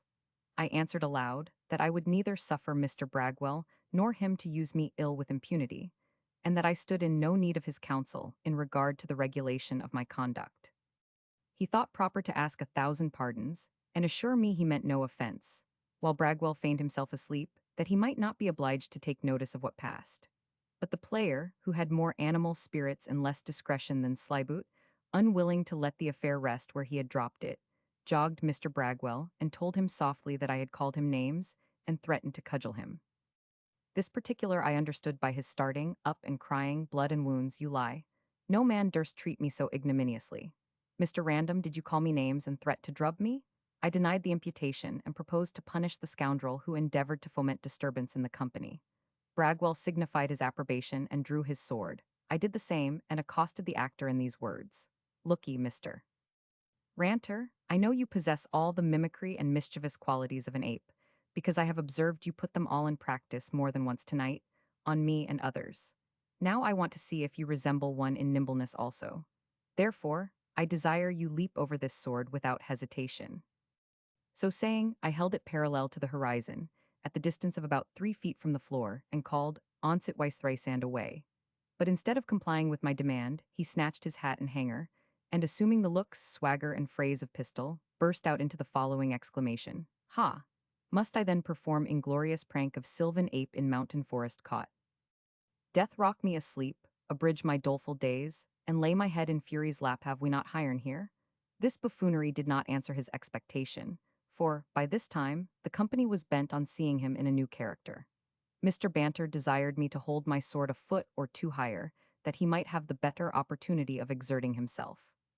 The painter told him, if he performed well, he would recommend him as a vaulter to the proprietors of Sadler's Wells, and Bragwell, crying, "Leap for the king," applied the point of his sword to the player's posteriors with such success that he sprang over in a trice, and, finding the door unguarded, vanished in a twinkling, glad, no doubt, of having paid his share of the reckoning so easily. It being now near 2 o'clock in the morning, we discharged the bill and sallied out into the street. The painter slunk away without taking his leave. Billy Chatter, being unable to speak or stand, was sent to a bagnio, and Banter and I accompanied Bragwell to Mall King's coffee house, where after he had kicked half a dozen hungry whores, we left him asleep on a bench and directed our course towards Charing Cross, near which place both he and I lodged.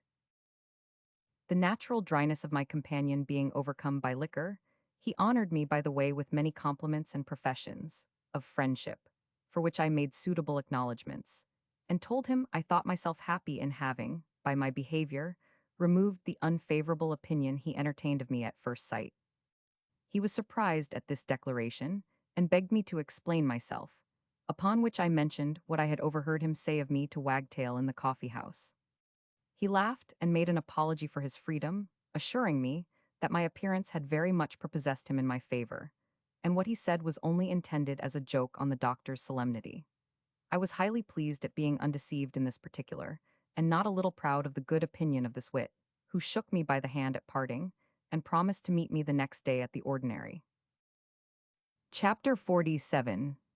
Strap communicates to me a conquest he had made of a chandler's, Widow finds himself miserably mistaken. I go to the Operodmer Mellendom, cautioned by banter go to the assembly at Hampsteadens. With that young lady receive an insolent message from Bragwell, whose mettle is soon coolatum.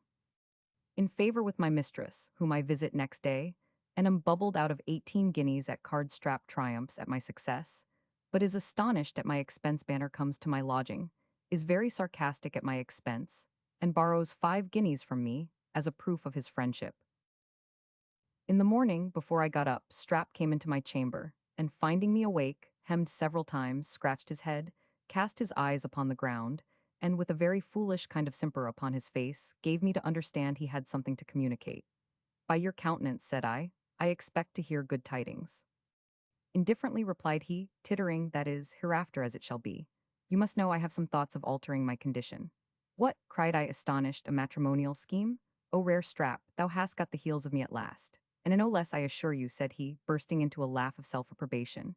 A tallow chandler's widow that lives hard by has taken a liking to me, a fine jolly dame, as plump as a partridge. She has a well-furnished house, a brisk trade, and a good deal of the ready. I may have her for the asking. She told a friend of mine, a brother footman, that she would take me out of a stinking clout, but I refused to give my final answer till I knew your opinion of the matter. I congratulated Monsieur d'Estrapes upon his conquest, and approved of the scheme, provided he could be assured of those circumstances of her fortune, but advised him to do nothing rashly, and give me an opportunity of seeing the lady before matters should be brought to a conclusion. He assured me he would do nothing without my consent and approbation, and that very morning, while I was at breakfast, introduce his inamorata to my acquaintance. She was a short, thick woman, about the age of 36, and had a particular prominence of belly, which I perceived at first sight, not without some suspicion of foul play. I desired her, however, to sit, and treated her with a dish of tea, the discourse turning on the good qualities of Strap, whom I represented as a prodigy of sobriety, industry, and virtue. When she took her leave, he followed her to the door, and returned licking his lips, and asking if I did not think she was a luscious creature. I made no mystery of my apprehension, but declared my sentiments of her without reserve, at which he was not surprised, telling me he had observed the same symptom, but was informed by his friend that she was only liver-grown, and would in few months be as small in the waist as ever.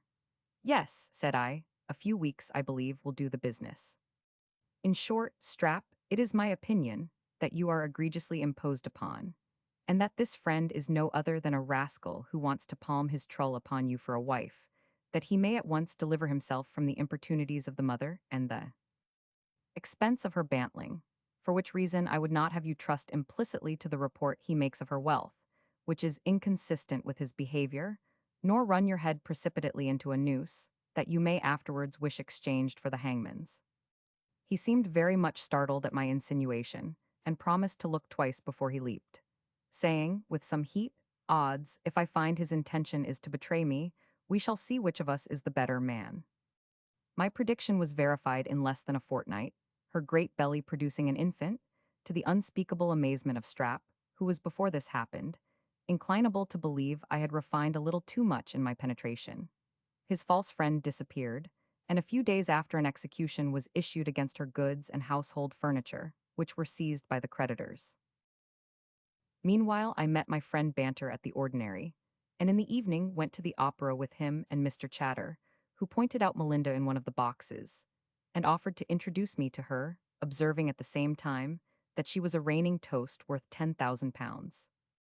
This piece of information made my heart bound with joy, and I discovered great eagerness to accept the proposal, upon which he assured me I should dance with her at the next assembly, if he had any influence in that quarter. So saying, he went round, spoke to her some minutes, and, as I imagined, pointed at me.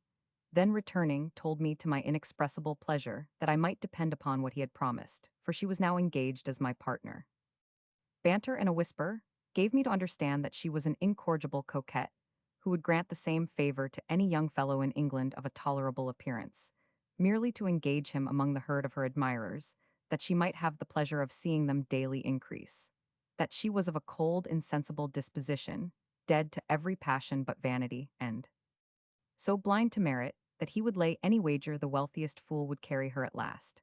I attributed a good deal of this intelligence to the satirical turn of my friend, or resentment for having himself suffered a rebuff from the lady in question, and, at any rate, trusted so much to my own accomplishments as to believe no woman could resist the ardor of my addresses. Full of this confidence, I repaired to Hampstead in company with Billy Chatter, my Lord Hobble, and Dr. Wagtail. There I saw a very brilliant assembly, before whom I had the honor to walk a minuet with Melinda, who charmed me with her frank manner and easiness of behavior. Before the country dances began, I received a message by a person I did not know from Bragwell, who was present, importing that nobody who knew him presumed to dance with Melinda while he was there in person, that I would do well to relinquish her without noise, because he had a mind to lead up a country dance with her. This extraordinary intimation, which was delivered in the lady's hearing, did not at all discompose me, who, by this time, was pretty well acquainted with the character of my rival. I therefore, without the least symptom of concern, bade the gentleman tell Mr. Bragwell that since I was so happy as to obtain the lady's consent, I should not be solicitous about his, and desired the bearer himself to bring me no such impertinent messages for the future. Melinda affected a sort of confusion, and pretended to wonder that Mr. Bragwell should give himself such liberties with regard to her, who had no manner of connection with the fellow. I laid hold of this opportunity to display my valor, and offered to call him to an account for his insolence, a proposal which she absolutely refused, under pretense of consulting my safety, though I could perceive, by the sparkling of her eyes, that she would not have thought herself affronted by being the subject of a duel. I was by no means pleased with this discovery of her thoughts, which not only argued the most unjustifiable vanity, but likewise the most barbarous indifference. However, I was allured by her fortune, and resolved to gratify her pride, in making her the occasion of a public quarrel between me and Bragwell, who, I was pretty certain, would never drive matters to a dangerous extremity. While we danced together, I observed this formidable rival at one end of the room, encircled with a cluster of beaux, to whom he talked with great vehemence, casting many big looks at me from time to time. I guessed the subject of his discourse, and as soon as I had handed my partner to her seat, strutted up to the place where he stood, and, cocking my hat in his face, demanded aloud if he had anything to say to me. He answered with a sullen tone, "Nothing at present, sir," and turned about upon his heel. "Well," said I, "you know where I am to be found at any time." His companions stared at one another, and I returned to the lady, whose features brightened at my approach, and immediately a whisper ran through the whole room, after which so many eyes were turned upon me that I was ready to sink with confusion. When the ball broke up, I led her to her coach, and, like a true French gallant, would have got up behind it, in order to protect her from violence on the road, but she absolutely refused my offer, and expressed her concern that there was not an empty seat for me within the vehicle. Next day in the afternoon, I waited on her at her lodgings, by permission, in company with Chatter, and was very civilly received by her mother, with whom she lived. There were a good many fashionable people present, chiefly young fellows, and immediately after tea, a couple of card tables were set, at one of which I had the honor to play with Melinda, who in less than 3 hours made shift to plunder me of 8 guineas. I was well enough content to lose a little money with a good grace, that I might have an opportunity in the meantime to say soft things, which are still most welcome when attended with good luck. But I was by no means satisfied of her fair play, a circumstance that shocked me not a little, and greatly impaired my opinion of her disinterestedness and delicacy. However, I was resolved to profit by this behavior, and treat her in my turn with less ceremony. Accordingly, I laid close siege to her, and, finding her not at all disgusted with the gross incense I offered, that very night made a declaration of love in plain terms. She received my addresses with great gaiety, and pretended to laugh them off, but at the same time treated me with such particular complacency that I was persuaded I had made a conquest of her heart, and concluded myself the happiest man alive. Elevated with these flattering ideas, I sat down again to cards after supper, and with great cheerfulness suffered myself to be cheated of 10 guineas more. It was late before I took my leave, after being favored with a general invitation, and when I got into bed, the adventures of the day hindered me from sleeping.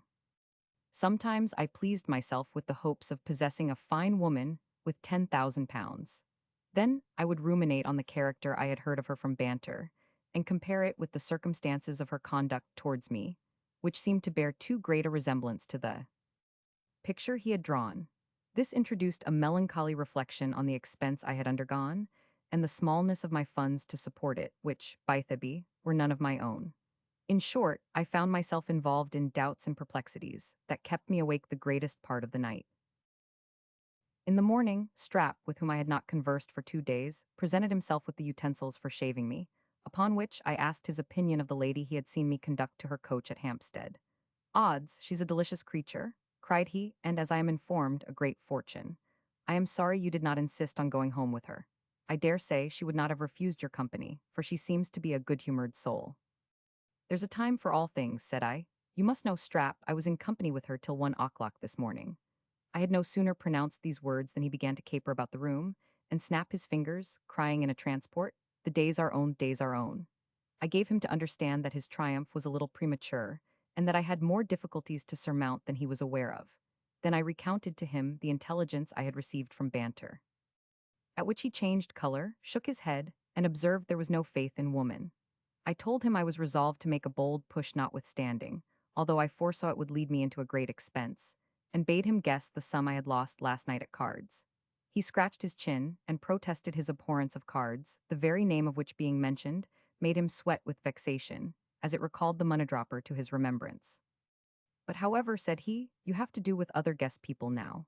Why, I suppose, if you had a bad run last night, you would scarce come off for less than 10 or 12 shilling." I was mortified at this piece of simplicity, which I imagined at that time was all affected by way of reprimand for my folly, and asked with some heat if he thought I had spent the evening in a cellar with chairmen and bunters, giving him to know at the same time that my expense had amounted to 18 guineas. It would require the pencil of Hogarth to express the astonishment and concern of Strap on hearing this piece of news. The basin, in which he was preparing the lather for my chin, dropped out of his hands, and he remained some time immovable in that ludicrous attitude, with his mouth open, and his eyes thrust forward considerably beyond their station. But remembering my disposition, which was touchy and impatient of control, he smothered his chagrin and attempted to recollect himself. With this view he endeavored to laugh, but in spite of his teeth, broke out in a whimper, took up his washball and pewter pot, scrubbed my beard with the one, and discharged the other upon my face. I took no notice of this confusion, but after he had fully recovered himself, put him in mind of his right, and assured him of my readiness to surrender my effects whenever he should think proper to demand them. He was nettled at my insinuation, which he thought proceeded from my distrust of his friendship, and begged I would never talk to him in that strain again, unless I had a mind to break his heart. This good creature's unalterable friendship for me affected me with the most grateful sentiments, and acted as a spur to my resolution of acquiring a fortune, that I might have it in my power to manifest my generosity in my turn. For this purpose, I determined to bring matters to a speedy conclusion with Melinda, well knowing that a few such nights as the last would effectually incapacitate me from prosecuting that or any other advantageous amour. While my meditation was busied in planning out my future conduct, Mr. Banter favored me with a visit, and after breakfast asked how I had passed the preceding evening. I answered I was very agreeably entertained at a private house. "Yes," said he, with a sarcastic smile, "you deserve something extraordinary for the price you paid." I was surprised at this remark, and pretended ignorance of his meaning. "Come, come, Mr. Random," continued he, "you need not make a mystery of it to me. The whole town has it. I wish that foolish affair between you and Bragwell at Hampstead had been less public. It has set all the busybodies at work to find out your real character and situation, and you cannot imagine what conjectures have already circulated at your expense. One suspects you to be a Jesuit in disguise, another thinks you are an agent from the Pretender, a third believes you to be an upstart gamester, because nobody knows anything of your family or fortune. A fourth is of opinion that you are an Irish fortune hunter.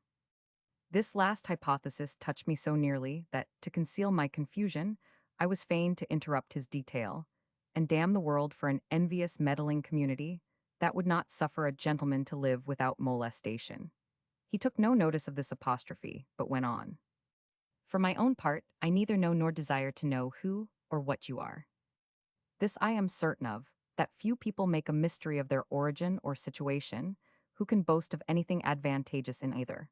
And my own opinion of the matter is that you have raised yourself, by your industry, from nothing to the appearance you now maintain, and which you endeavor to support by some matrimonial scheme."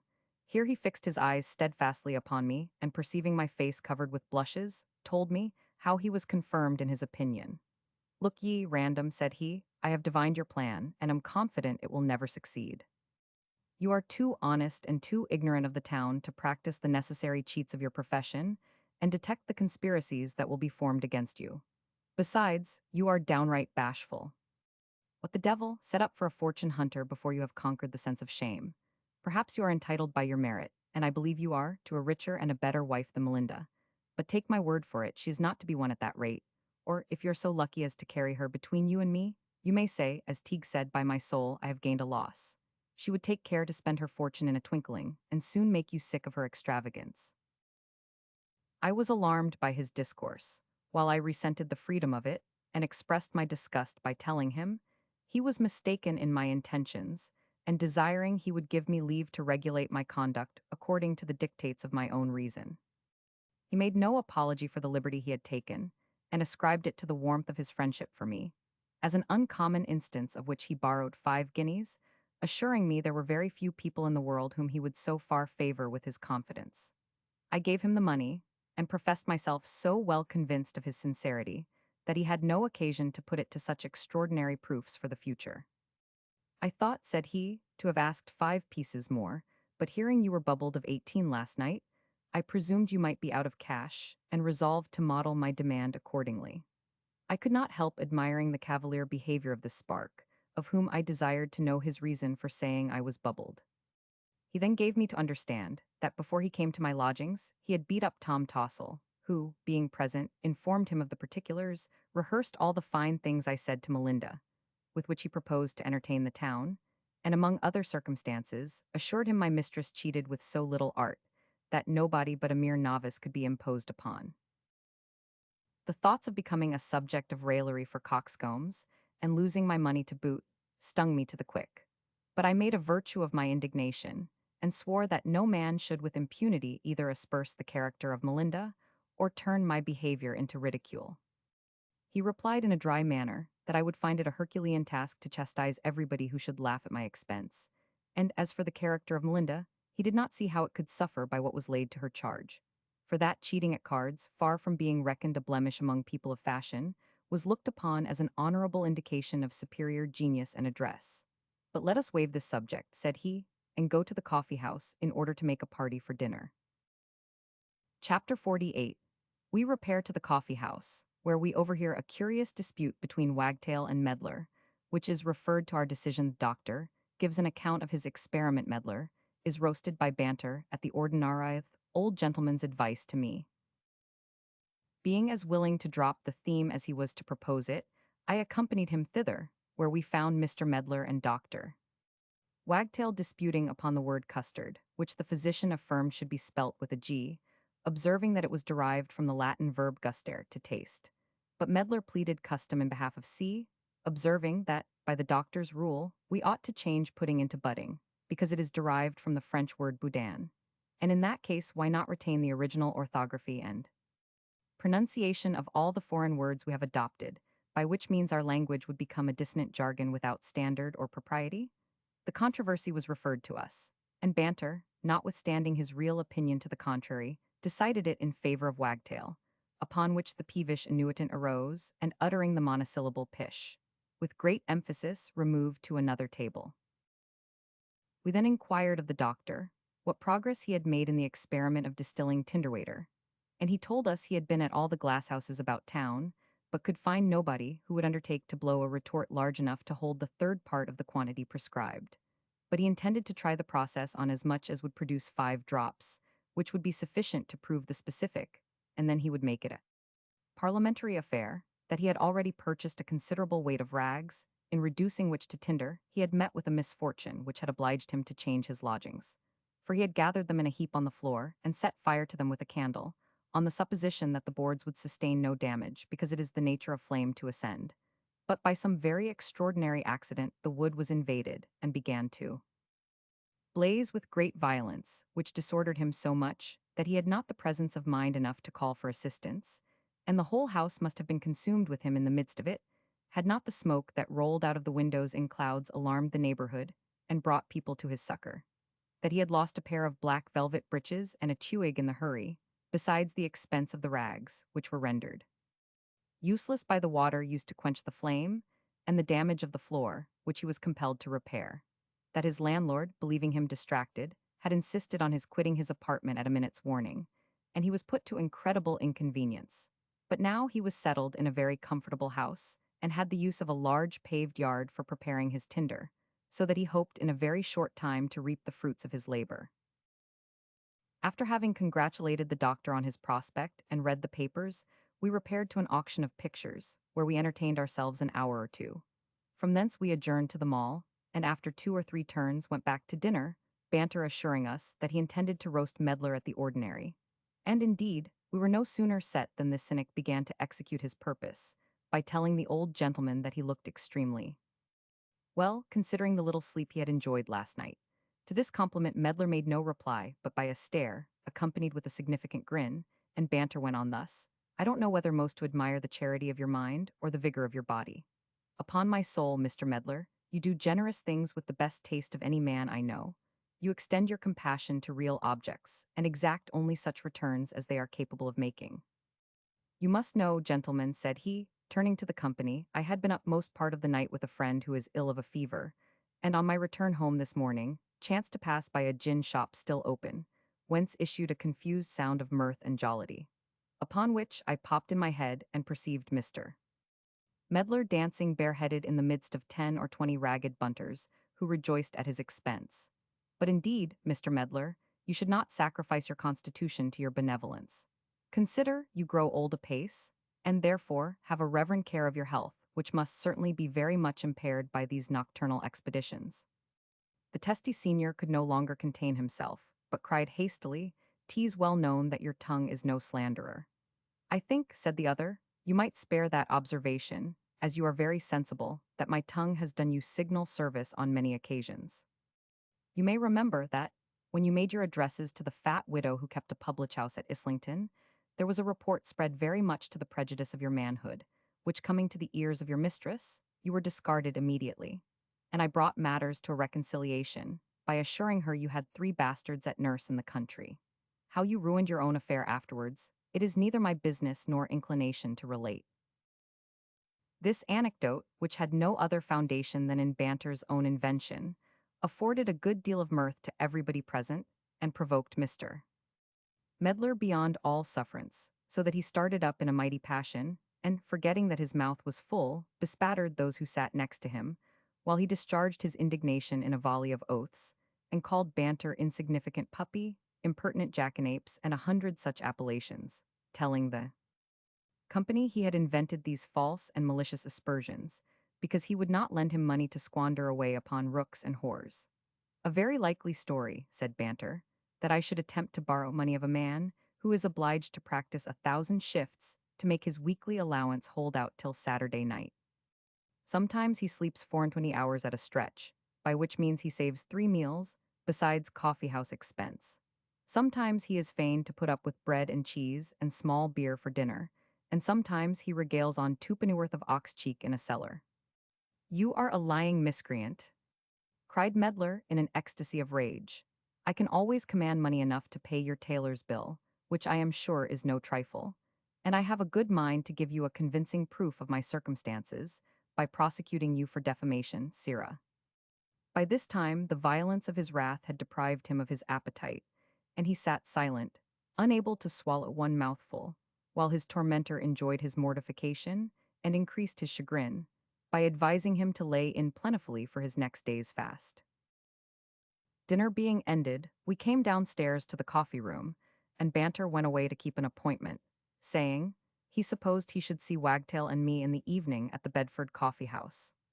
He was no sooner gone than the old gentleman took me aside, and said, he was sorry to see me so intimate with that fellow, who was one of the most graceless rakes about town, and had already wasted a good estate and constitution upon harlots, that he had been the ruin of many a young man, by introducing them into debauched company, and setting a lewd example of all manner of wickedness, and that, unless I were on my guard, he would strip me in a short time both of my money and reputation.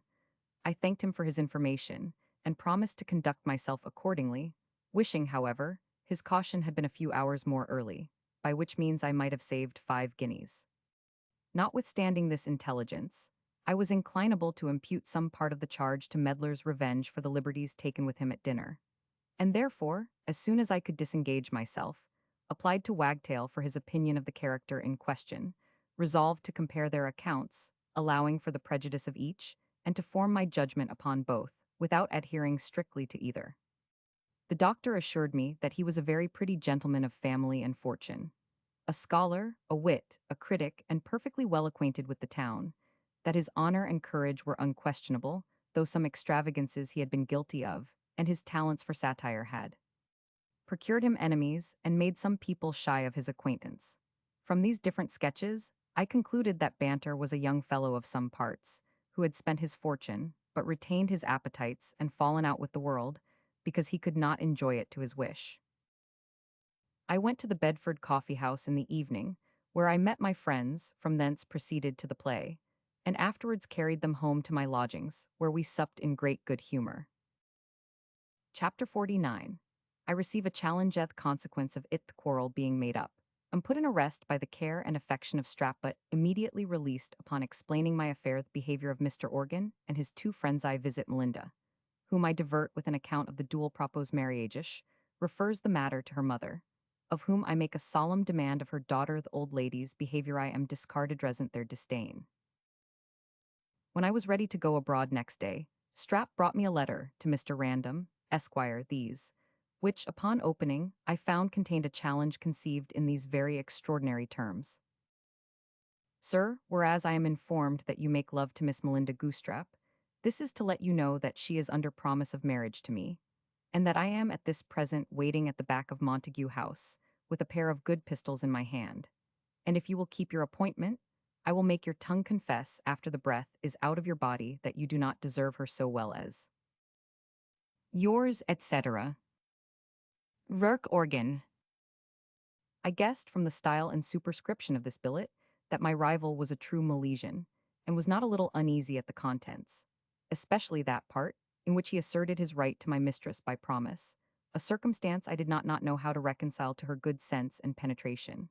However, this was no time for me to decline the defiance, because the success of my addresses in a great measure depended upon my behavior in that affair.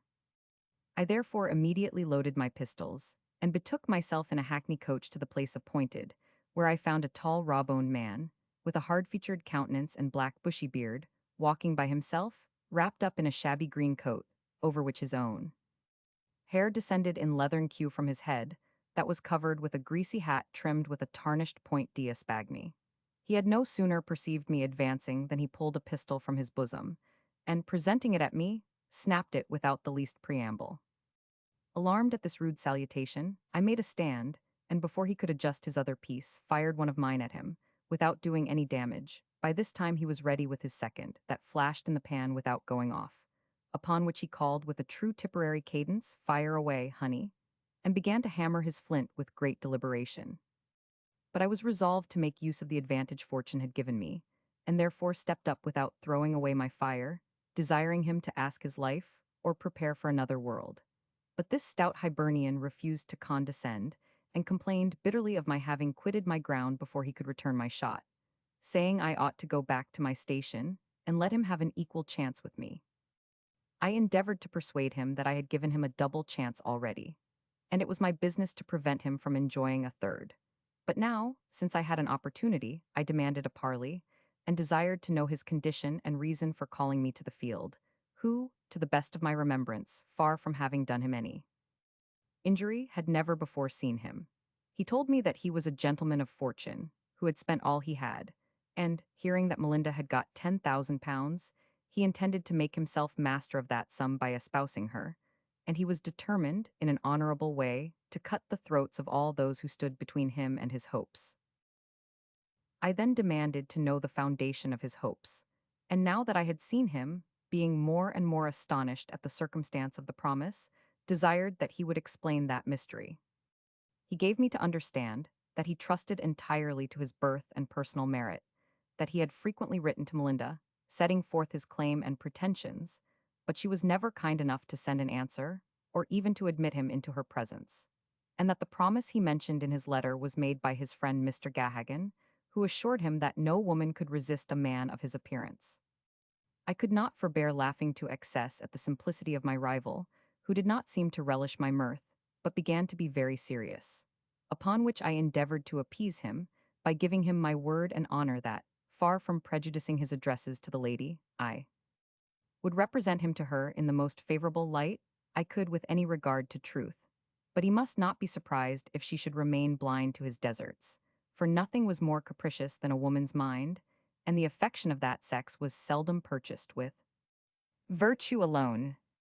That my declaration might have the better effect, I took notice of his déshabille, and professing sorrow at seeing a gentleman reduced, slipped 2 guineas into his hand, at sight of which he threw away his pistols, and hugging me in his arms, cried, "Hurrah, by Jasus, now, you are the best friend I have met with these 7 long years." When I had suffered some minutes in his embrace, he quitted me, and picking up his rusty arms, wished the devil might burn him if ever he should give me any further trouble about womankind. The quarrel being thus amicably composed, I begged leave to look at his pistols, which I found so crazy and so foul, that I believe it was happy for him neither of them was discharged, for one of them would certainly have split in the going off, and he would in all probability have lost his hand in the explosion. But what gave me a lively idea of the man's character was, to find, upon examination, that one of them had been loaded without being primed, and the other primed without a charge.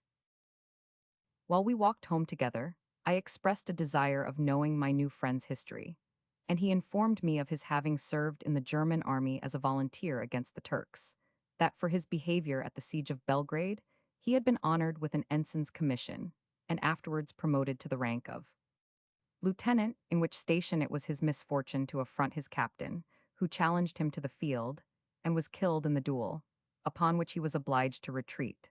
That he had been in England some years soliciting his friends for provision in the British army, but being hitherto unsuccessful, was desired by Mr. Gahagan to turn his thoughts to matrimony, and make his fortune by an advantageous match, in consequence of which advice he had made up to Melinda, and having heard by means of an Irish footman in the family that I was her chief favorite, had called me out in hopes of removing by my death the greatest obstruction to his desires. But now he was convinced of my honor and generosity, he swore by the blessed Virgin, he would think of her no more if there were not another woman in the world. As a further proof of his veracity, which I did not at all doubt, he opened an old iron snuff-box, and pulled out his commission in the Imperial Army and his captain's challenge, which he preserved as testimonials of his character. I was so well convinced of this poor man's honesty and courage, that I determined to speak in his behalf to some of my acquaintance, who might recommend his case to the consideration of those who could provide for him, and in the meantime to accommodate him with a few clothes, by which his appearance would be much mended, and himself enabled to renew his solicitations in person. As we walked along conversing socially together, we were met by a file of musketeers and Strap at their head, who no sooner approached than, with a frantic look, he cried, "Seize them! In the name of God, seize them!" We were accordingly surrounded, and I put in arrest by the corporal, who was commanding officer. But Captain Organ disengaged himself, and ran with such speed towards Tottenham Court Road that he was out of sight in a moment. When my arms were delivered up and myself secured, Strap became a little more composed, and asked pardon for the liberty he had taken, which he hoped I would excuse, as it proceeded from his affection. He then told me that, suspecting the letter, which by the by was brought by the author himself, contained something extraordinary, he had peeped through the keyhole, and seen me load my pistols. Upon which he ran down to Whitehall, and applied to the officer on guard for a party to put me in arrest, but before he returned, I was gone in a coach, that he had inquired which way I went, and having heard that duels were commonly fought at the back of Montague House, he conducted the guard to this place, where he thanked God for having found me safe and sound. I gave him to understand that I forgave his officious concern for once, but cautioned him in pretty severe terms for making me the subject of idle conversation for the future. Then turning to the corporal, thanked him for his care, and gave him a crown to drink with his men, assuring him that the rencontre was over long before he came up, and everything compromised, as he might have observed by our behavior, as a farther proof of which he would find upon examination that one of my pistols had been discharged. But this civil person, without giving himself or me any farther trouble, received the bounty with 1,000 bows and acknowledgments, and, returning the pistols, released me immediately. He was not gone 100 yards, when my friend Organ came up in order to rescue me, with 2 tatterdemalions, whom he had engaged for that purpose about the purlieus of St. Giles. One of them was armed with a musket that wanted a lock, and another with a rusty broadsword, but their dress surpassed all description. When he understood I was already free, he made an apology for his abrupt departure, and introduced me to his 2 companions. First, to Councillor Fitzclabber, who, he told me, was then employed in compiling a history of the kings of Minster, from Irish manuscripts, and then to his friend Mr. Gahagan, who was a profound philosopher and politician, and had projected many excellent schemes for the good of his country. But it seems these literati had been very ill rewarded for their ingenious labors, for between them both there was but one shirt and half a pair of breeches. I thanked them very kindly for their readiness to assist me, and having offered my service in my turn, bade them good morrow, desiring Organ to accompany me to my lodgings, where he was fitted with decent clothes from my wardrobe, so much to his satisfaction that he swore eternal gratitude and friendship to me, and at my request recounted all the adventures of his life. In the afternoon, I waited on Melinda, who received me with great kindness and familiarity, and laughed excessively at my adventure with the Irishman, to whose wishes she was no stranger, having more than a dozen letters in her possession, which he had written to her on the subject of love, and which, for my entertainment, she submitted to my perusal. Having made ourselves merry at the expense of this poor admirer, I seized the opportunity of her mother's going out of the room, and introduced my own passion, which I recommended to her with all the ardor and eloquence I was master of. I flattered, sighed, swore, entreated, and acted 1,000 extravagancies, in hopes of making some impression on her heart. But she heard everything I said without discovering the least emotion, and other company came in before she would vouchsafe one serious reply. After tea, the cards were brought in according to custom, and it was my good fortune to have Melinda for my partner, by which means, instead of losing, I came off with 5 guineas clear gain.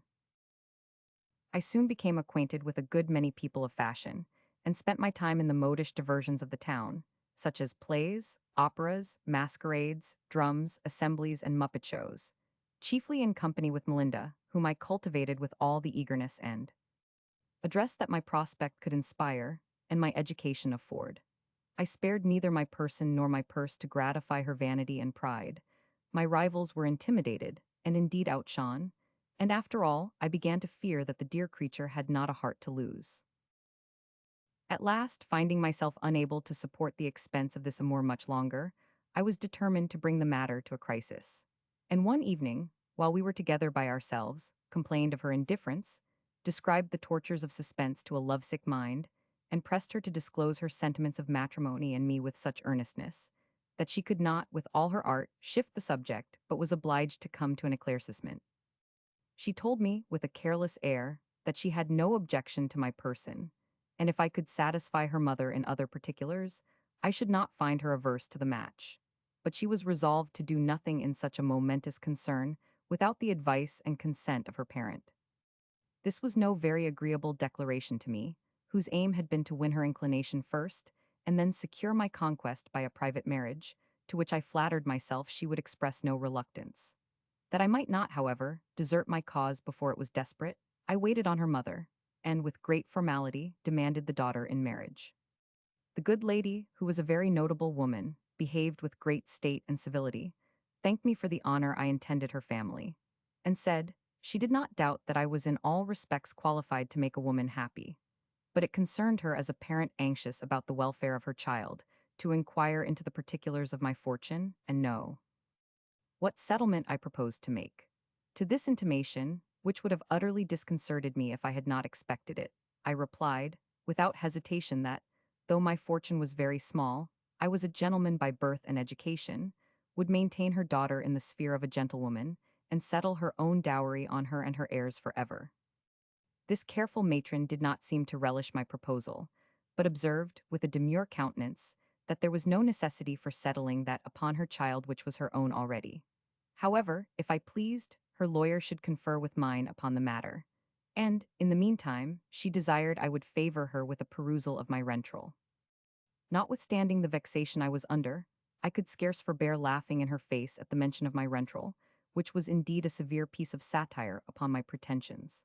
I frankly owned I had no landed estate, and told her that I could not exactly specify the sum I was master of, until I had regulated my affairs, which were at present in some disorder, but that I would take an opportunity of satisfying her on that head very soon. It was not long before I took my leave, and returned to my lodgings in a very melancholy mood, persuaded that I had nothing more to expect from that quarter. I was confirmed in this opinion next day, when I went back with a view of explaining myself more fully to the old gentlewoman, and was told by the footman that his ladies were not at home, although I had seen Melinda through the blinds at a parlor window as I went up to the door. Incensed at this affront, I quitted the door without saying one word, and as I repassed the parlor, bowed to Miss, who still remained in the same situation, securely screened, as she thought, from my view. This disappointment gave me more uneasiness on Strap's account than my own, for I was in no danger of dying for love of Melinda. On the contrary, the remembrance of my charming Narcissa was a continual check upon my conscience during the whole course of my addresses, and perhaps contributed to the bad success of my scheme, by controlling my raptures and condemning my design.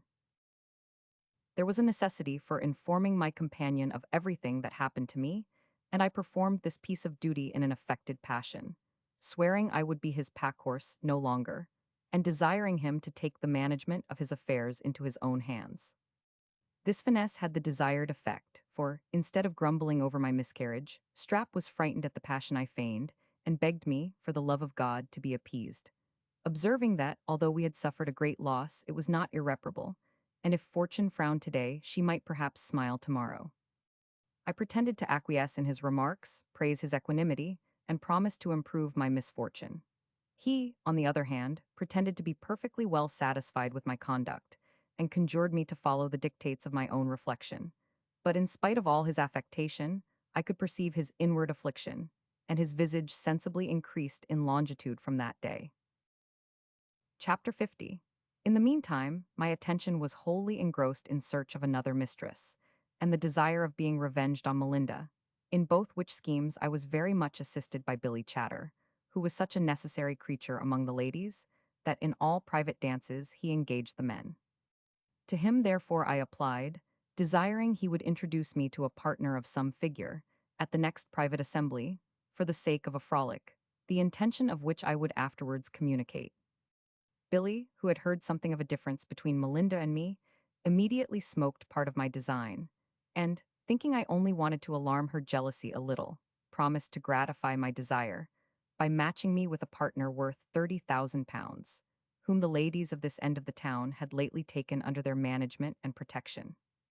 Upon further inquiry, I found this person's name was Miss Biddy Gripewell, that her father, who had been a pawnbroker, died intestate, by which means all his substance descended to his daughter, who was so little a favorite that, could the old man have prevailed with his own rapacious disposition to part with as much money as would have paid the expense of a will, she would not have inherited the sixth part of his fortune. That during his life, far from being educated in a way suitable to such great expectations, she was obliged to live like a servant wench, and do the most menial offices in the family. But his funeral was no sooner performed than she assumed the fine lady, and found so many people of both sexes to flatter, caress, and instruct her, that, for want of discretion and experience, she was grown insufferably vain and arrogant, and pretended to know less than a duke or earl at least for her husband, that she had the misfortune to be neglected by the English quality, but a certain poor Scottish lord was then making interest to be introduced to her acquaintance. In the meantime, she was fallen into the hands of a notable lady, who had already disposed of her to a lieutenant of foot, a distant relation of her ladyship's, though Miss as yet knew nothing of the affair. And lastly, that if I proposed to dance with her, I must give him leave to represent me as a knight or foreign count at least. I was ravished at this piece of information, and consented for one night to personate a French marquis, that I might the easier fulfill my revenge. Having made the appointment with Chatter, I went to Banter's lodgings, as I had by this time conceived a great opinion of his penetration and knowledge, and, after I had enjoined secrecy, told him every circumstance of my disgrace with Melinda, and imparted the plan I had projected to mortify that proud coquette, desiring his advice in proving and assistance. In executing the scheme, nothing could be more agreeable to his misanthropical temper than an account of her behavior and my resentment. He applauded my resolution, and proposed that I should not only provide myself with a proper partner, but also procure such a one for Miss Goosetrap, as should infallibly entail upon her the ridicule of all her acquaintance. For this purpose he mentioned his barber, who he said was an exceeding coxcomb lately come from Paris, whose absurd affectation and grimace would easily pass upon her for the sprightly politesse of a gentleman improved by travel. I hugged him for this hint, and he assured me it would be no difficult matter to make him believe that Melinda, having seen him by accident, was captivated by his appearance and begged for his acquaintance. He actually engaged him on this pretense, and painted his good fortune in such colors that the poor shaver was quite beside himself with joy. He was immediately fitted with a tawdry suit of clothes belonging to Banter, and by him recommended to Chatter as a very pretty fellow, just returned from his travels. Master Billy, who acted as a gentleman usher to a great many of the fair sex in and about town, undertook at once to bespeak Melinda in his behalf, and everything happened according to my wish. At the time appointed, I appeared dressed to the best advantage, and, in the character of a marquis, had the honor of opening the ball with the rich heiress, who attracted the eyes of the whole company by the prodigious number of jewels with which she was adorned. Among others I perceived Melinda, who could not more conceal her envy than astonishment at my success. Her curiosity was still more flagrant and tormenting, for she had never seen Miss Gripewell before, and Chatter, who alone could give her any satisfaction on that head, was engaged in conversation at the other end of the room. I observed her impatience and exulted in her chagrin, and after my partner was set, took the opportunity of passing by her to make a slight bow without stopping, which completed my triumph and her indignation. She changed color, bridled up, assumed an air of disdain, and flirted her fan with such a fury that it went to pieces in a moment, to the no small entertainment of those who sat near and observed her. At length the metamorphosed barber took her out, and acted his part with such ridiculous extravagance that the mirth of the whole company was excited at his expense, and his partner was so much ashamed that, before the country dances began, she retired in great confusion, under pretense of being taken suddenly ill, and was followed by her gallant, who no doubt imagined her indisposition was nothing but love, and laid hold of the occasion of conducting her home, to comfort her with an assurance of his entertaining a reciprocal passion. They were no sooner gone than an inquisitive whisper of "Who is he?"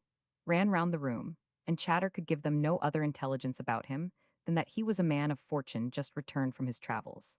I, who alone was acquainted with his real quality, affected ignorance, well knowing that female curiosity would not rest satisfied with such a general account, and that the discovery would proceed with a better grace from anybody than me. Meanwhile, I was tempted by the richness of the prize to practice upon Miss Gripewell's heart, but soon found it too well fortified with pride and indifference to yield to any efforts in my own character, and I neither would nor could preserve the title I had borrowed longer than that night. As I expected, everything came to light next day. The barber, in pure simplicity of heart, detected himself to Melinda, and discovered the foundation of his hopes. She sickened at the affront, and was ashamed to show her face in public for many weeks after this accident. Poor Chatter found it impossible to justify himself to her satisfaction, was in utter disgrace with Miss Gripewell, for having imposed me upon her as a nobleman, and suffered very much in his character and influence among the ladies in general. Finding my finances diminished more than one half, and my project as little advanced as on the first day of my arrival in town, I began to despair of my success, and grew melancholy at the prospect of approaching want. To dispel the horrors of this fiend I had recourse to the bottle, and kept more company than ever. I became particularly attached to the playhouse, conversed with the actors behind the scenes, grew acquainted with a body of Templars, and in a short time commenced a professed wit and critic. Indeed, I may say, without vanity, that I was much better qualified than any one of my companions, who were, generally speaking, of all the creatures I ever conversed with, the most ignorant and assuming. By means of these avocations I got the better of care, and learned to separate my ideas in such a manner that, whenever I was attacked by a gloomy reflection, I could shove it aside, and call in some agreeable reverie to my assistance. This was not the case with Strap, who practiced 1,000 shifts to conceal the sorrow that preyed upon his carcass, and reduced him to the resemblance of a mere skeleton. While I thus posted, in a thoughtless manner, towards poverty, I one day received, by the penny post, a letter written in a woman's hand, containing a great many high-flown compliments, warm protestations of love, couched in a very poetical style, an earnest desire of knowing whether or not my heart was engaged, by leaving an answer at a certain place directed to R.B., and the whole subscribed your incognita. I was transported with joy on reading the contents of this billet doux, which I admired as a masterpiece of tenderness and elegance, and was already up to my ears in love with the author, whom my imagination represented as a lady of fortune, in the bloom of youth and beauty. Elevated with this conjecture, I went to work, and exhausted my invention in composing an answer suitable to the sublimity of her style and the ardor of her sentiments. I expressed my admiration of her wit in terms the most hyperbolical, and while I acknowledged myself unworthy of her regard, declared myself enamored of her understanding, and in the most pathetic manner implored the honor of an interview. Having finished this performance and communicated it to Strap, who skipped about for joy, I dispatched him with it to the place appointed, which was the house of a milliner not far from Bond Street, and desired him to keep watch near the door for some time, that he might discover the person who should call for it.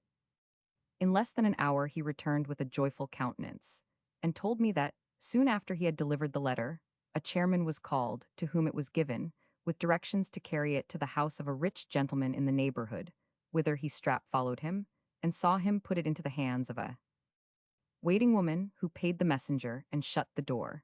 That, upon inquiry at an alehouse hard by, where he called for a pint of beer, he understood the gentleman to whom the house belonged had an only daughter, very handsome, who would inherit his whole estate, and who certainly was the author of the billet I had received. I was of the same opinion, and, hugging myself in the happy prospect, dressed immediately, and passed in great state the house that contained my unknown admirer.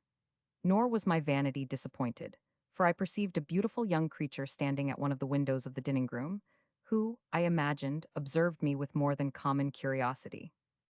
That I might indulge her view, and at the same time feast my own, I affected to stop, and gave orders to Strap, in the street, just opposite to her station, by which means I had an opportunity of seeing her more distinctly, and of congratulating myself on having made a conquest of so much perfection. In a few moments she retired, and I betook myself to the ordinary in a rapture of hope, which deprived me of my appetite for that meal, and sent me home in the evening to indulge my contemplation.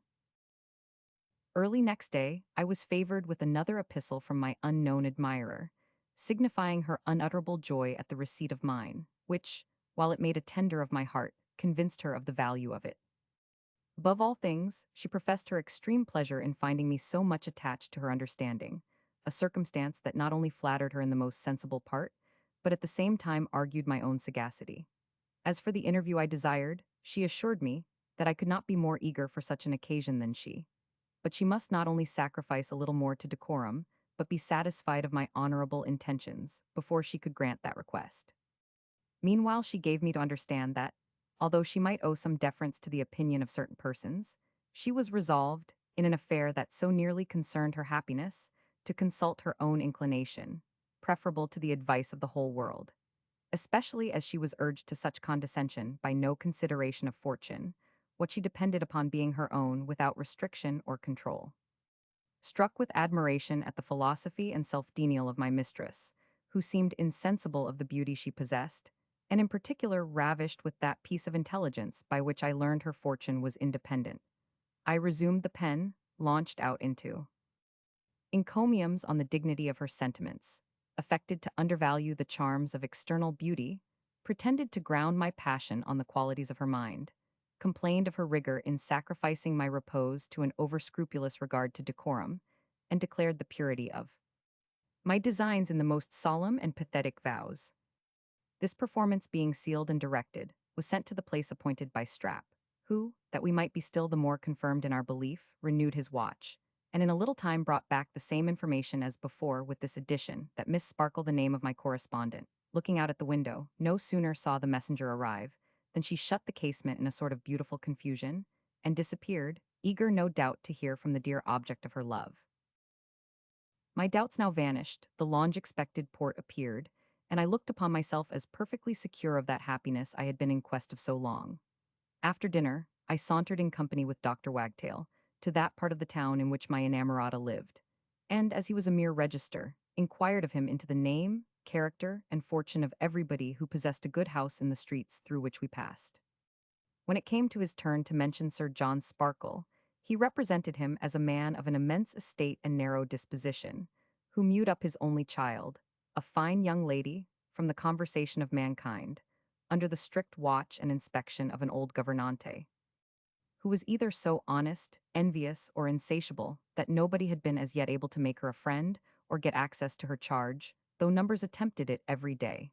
Not so much on account of her expectations from her father, who, being a widower, might marry again and have sons, as for a fortune of £12,000 left her by an uncle, of which she could not be deprived.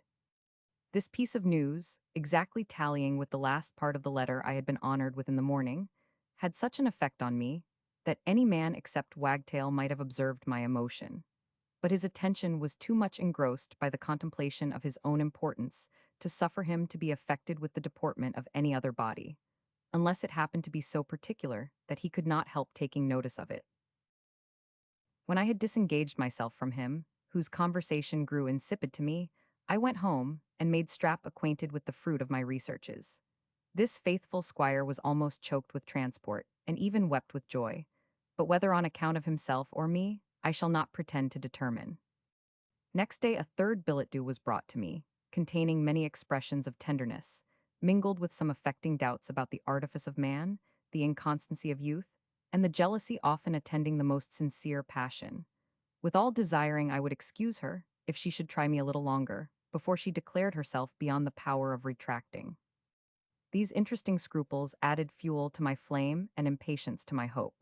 I redoubled my complaints of her indifference, and pressed her to an assignation with such fervent entreaties, that in a few days she consented to meet me at the house of that milliner, who had forwarded all my letters. During the interval between the date of her promise and the hour of appointment, my pride soared beyond all reason and description. I lost all remembrance of the gentle Narcissa, and my thoughts were wholly employed in planning triumphs over the malice and contempt of the world. At length the happy hour arrived. I flew to the place of rendezvous and was conducted into an apartment where I had not waited 10 minutes when I heard the rustling of silk and the sound of feet ascending the stairs. My heart took the alarm and beat quick. My cheeks glowed, my nerves thrilled, and my knees shook with ecstasy. I perceived the door opening, saw a gold brocade petticoat advance, and sprang forward to embrace my charmer. Heaven and earth, how shall I paint my situation when I found Miss Sparkle converted into a wrinkled hag turned of 70? I was struck dumb with amazement and petrified with horror. This ancient Urganda perceived my disorder, and approaching with a languishing air, seized my hand, asking in a squeaking tone if I was indisposed. Her monstrous affectation completed the disgust I had conceived for her at her first appearance, and it was a long time before I could command myself so much as to behave with common civility.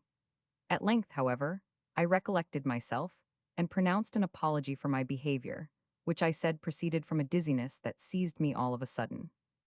My hoary Dulcinea, who, no doubt, had been alarmed at my confusion, no sooner learned the cause to which I now ascribed it, than she discovered her joy in 1,000 amorous coquetries, and assumed the sprightly airs of a girl of 16.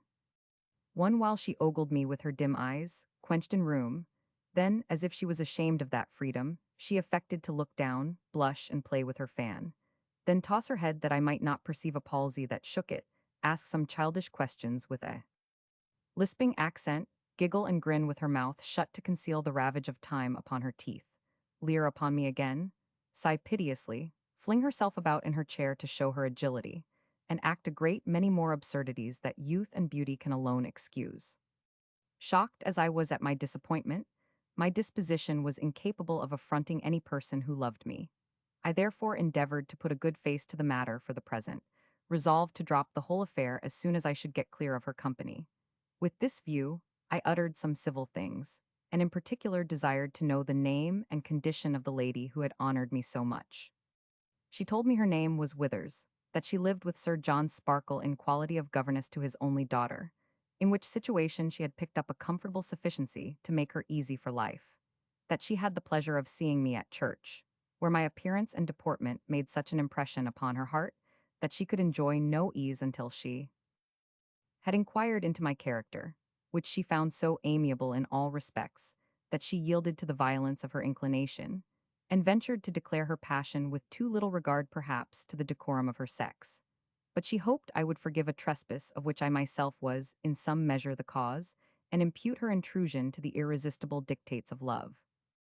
No decayed rake ever swallowed a bolus with more reluctance than I felt in making a reply suitable to this compliment, when, instead of the jewel, I found the crazy casket only in my power.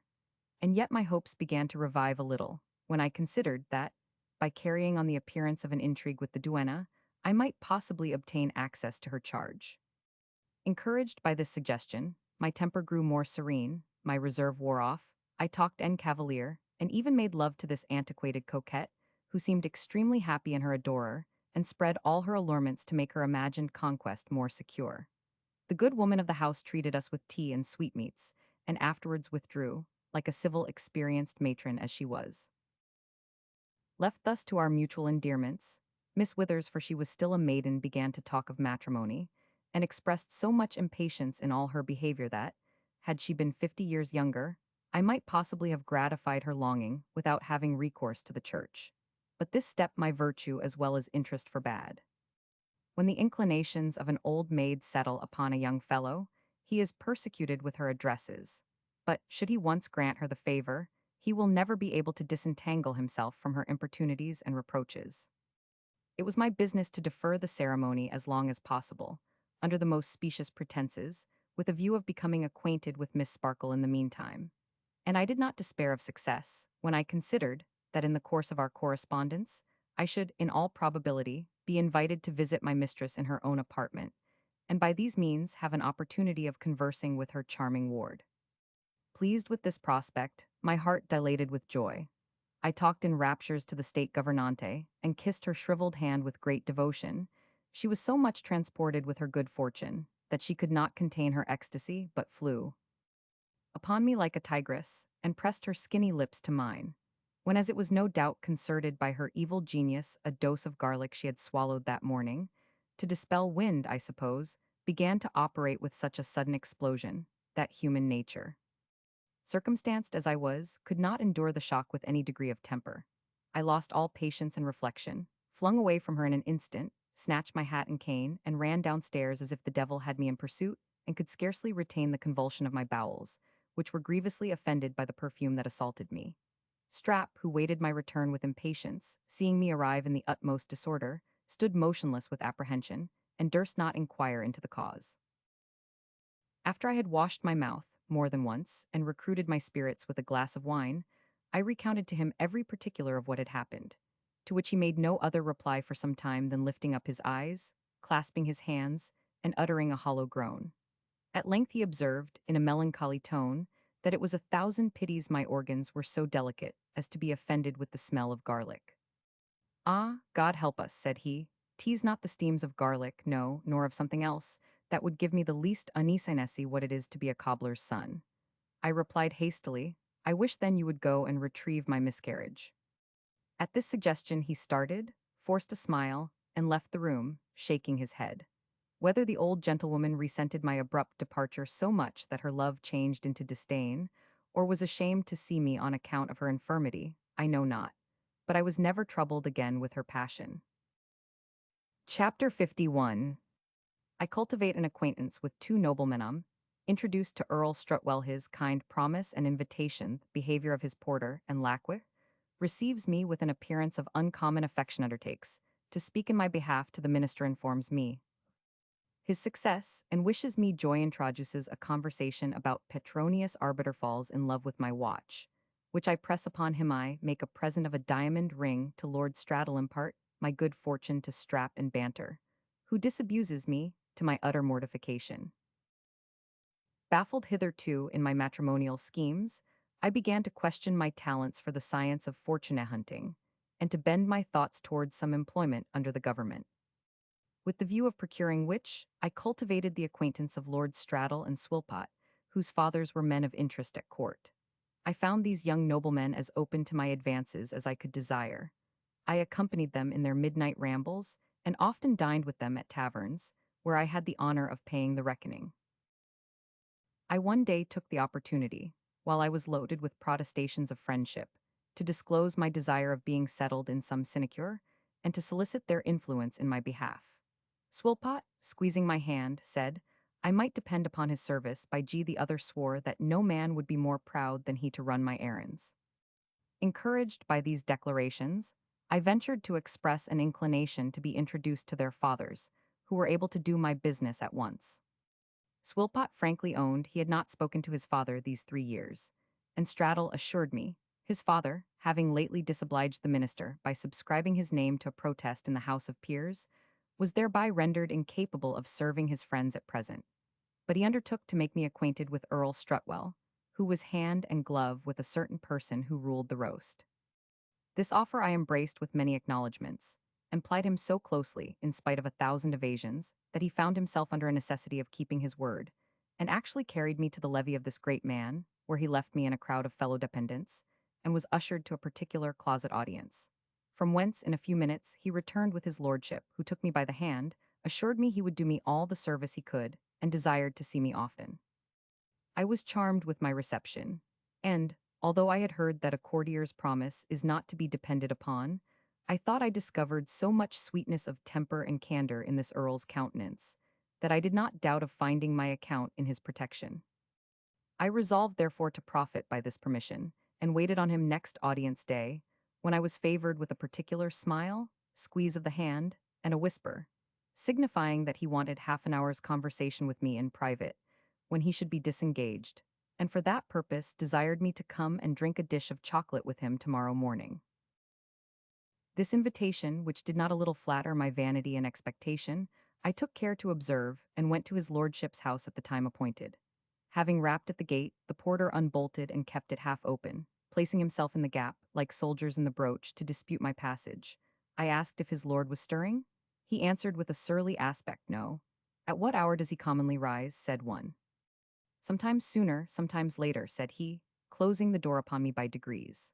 I then told him I was come by his lordship's own appointment, to which intimation this Cerberus replied, I have received no orders about the matter, and was upon the point of shutting me out, when I recollected myself all of a sudden, and slipping a crown into his hand, begged as a favor that he would inquire, and let me know whether or not the earl was up.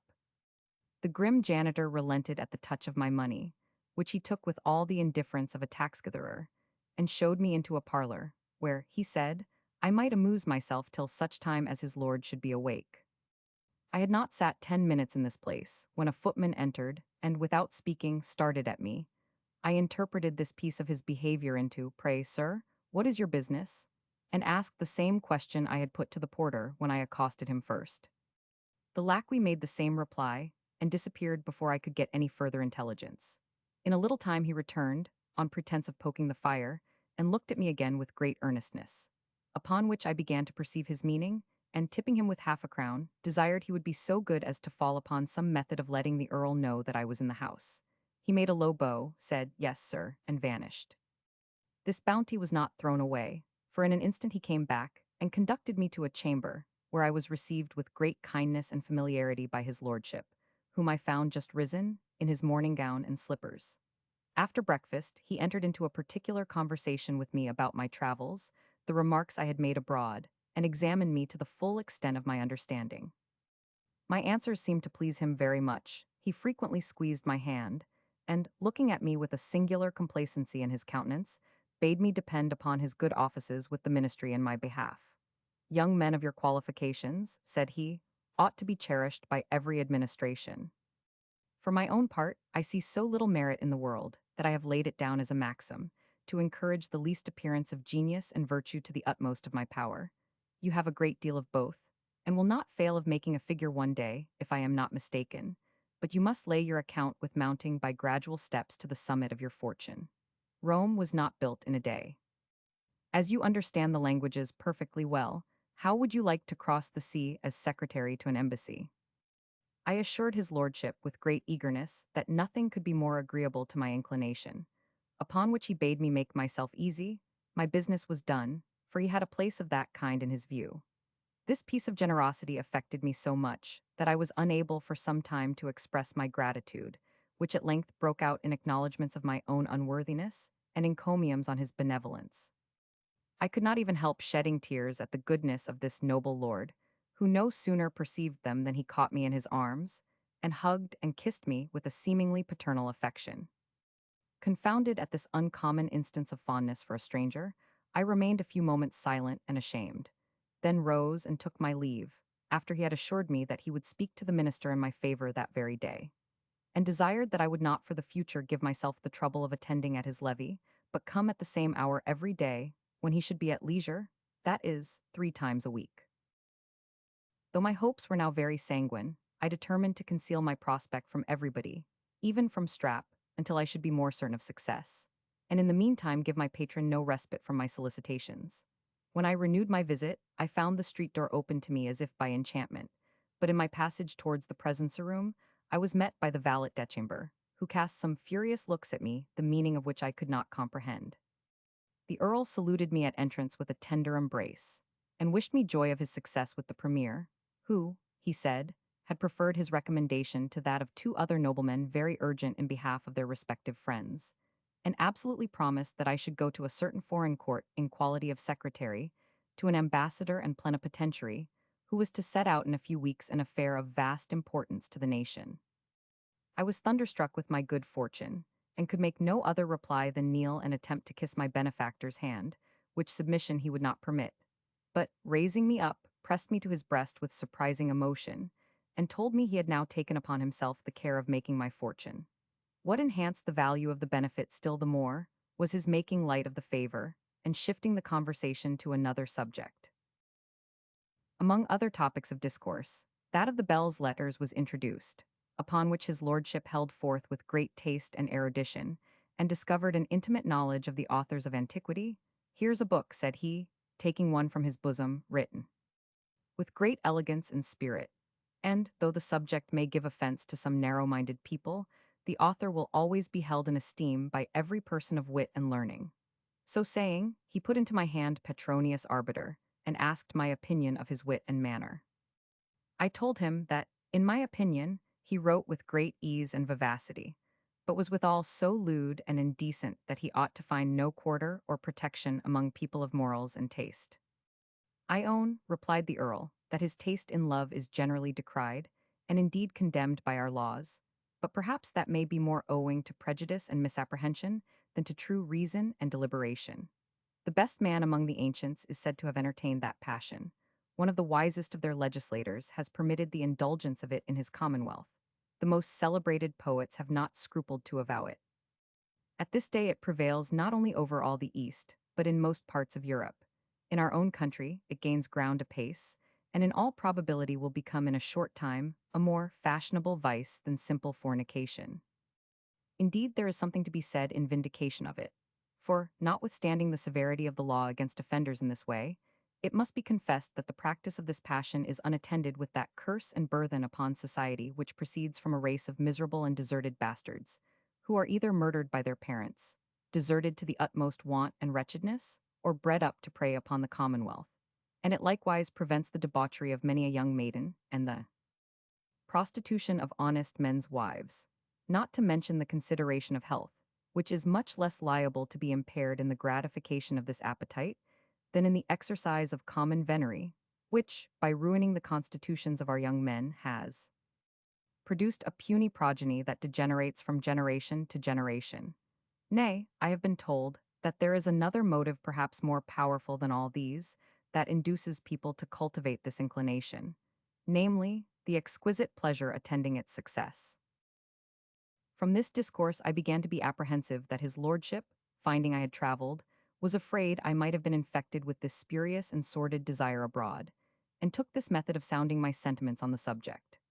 Fired at this supposed suspicion, I argued against it with great warmth, as an appetite unnatural, absurd, and of pernicious consequence, and declared my utter detestation and abhorrence of it in these lines of the satirist. "Eternal infamy the wretch confound, who planted first that vice on British ground. A vice that spite of nature and sense reigns, and poisons genial love and manhood stains." Earl smiled at my indignation, and told me he was glad to find my opinion of the matter so conformable to his own, and that what he had advanced was only to provoke me to an answer, with which he professed himself perfectly well pleased. After I had enjoyed a long audience, I happened to look at my watch in order to regulate my motions by it, and his lordship, observing the chaste case, desired to see the device and examine the exception, which he approved with some expressions of admiration. Considering the obligations I lay under to his lordship, I thought there could not be a fitter opportunity than the present to manifest, in some shape, my gratitude. I therefore begged he would do me the honor to accept of the watch as a small testimony of the sense I had of his lordship's generosity, but he refused it in a peremptory manner, and said he was sorry I should entertain such a mercenary opinion of him, observing at the same time that it was the most beautiful piece of workmanship he had ever seen, and desiring to know where he could have such another. I begged 1,000 pardons for the freedom I had taken, which I hoped he would impute to nothing else than the highest veneration for his person told him, that, as it came to my hand by accident in France, I could give him no information about the maker, for there was no name on the inside, and once more humbly entreated that he would indulge me so far as to use it for my sake.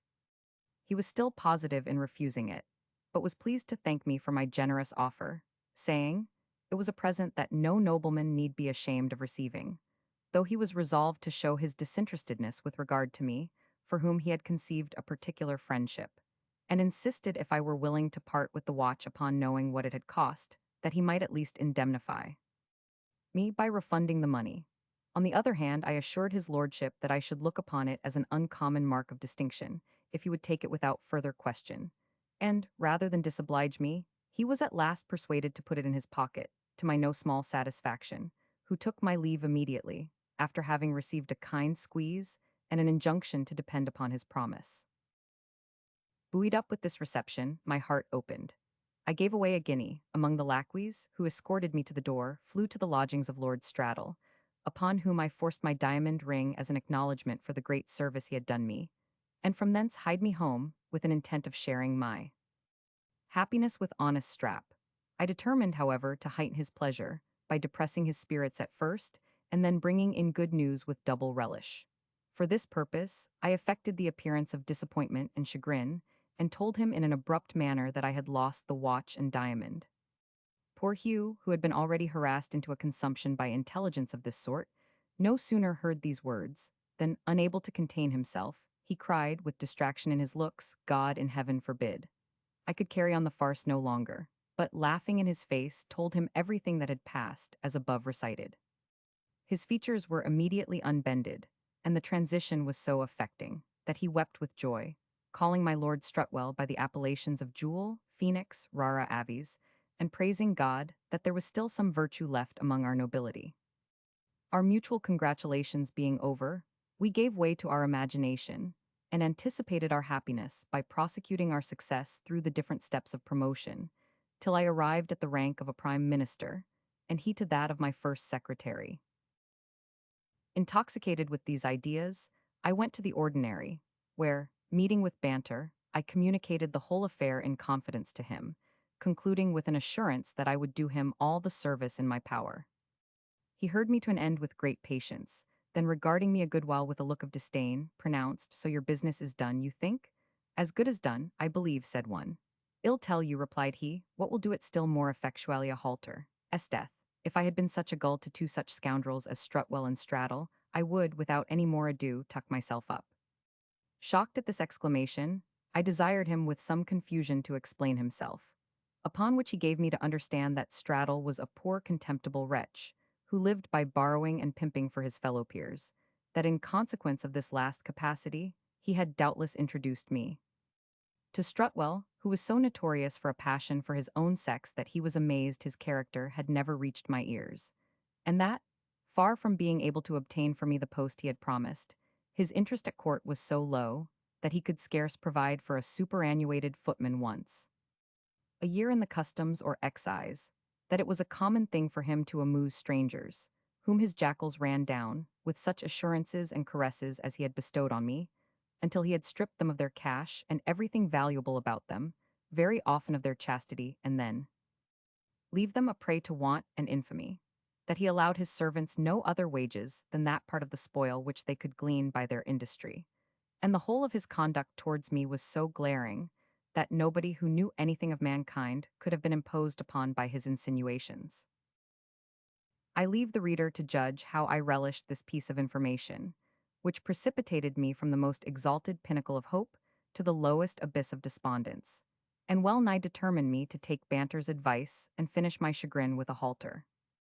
I had no room to suspect the veracity of my friend, because, upon recollection, I found every circumstance of Strutwell's behavior exactly tallying with the character he had described.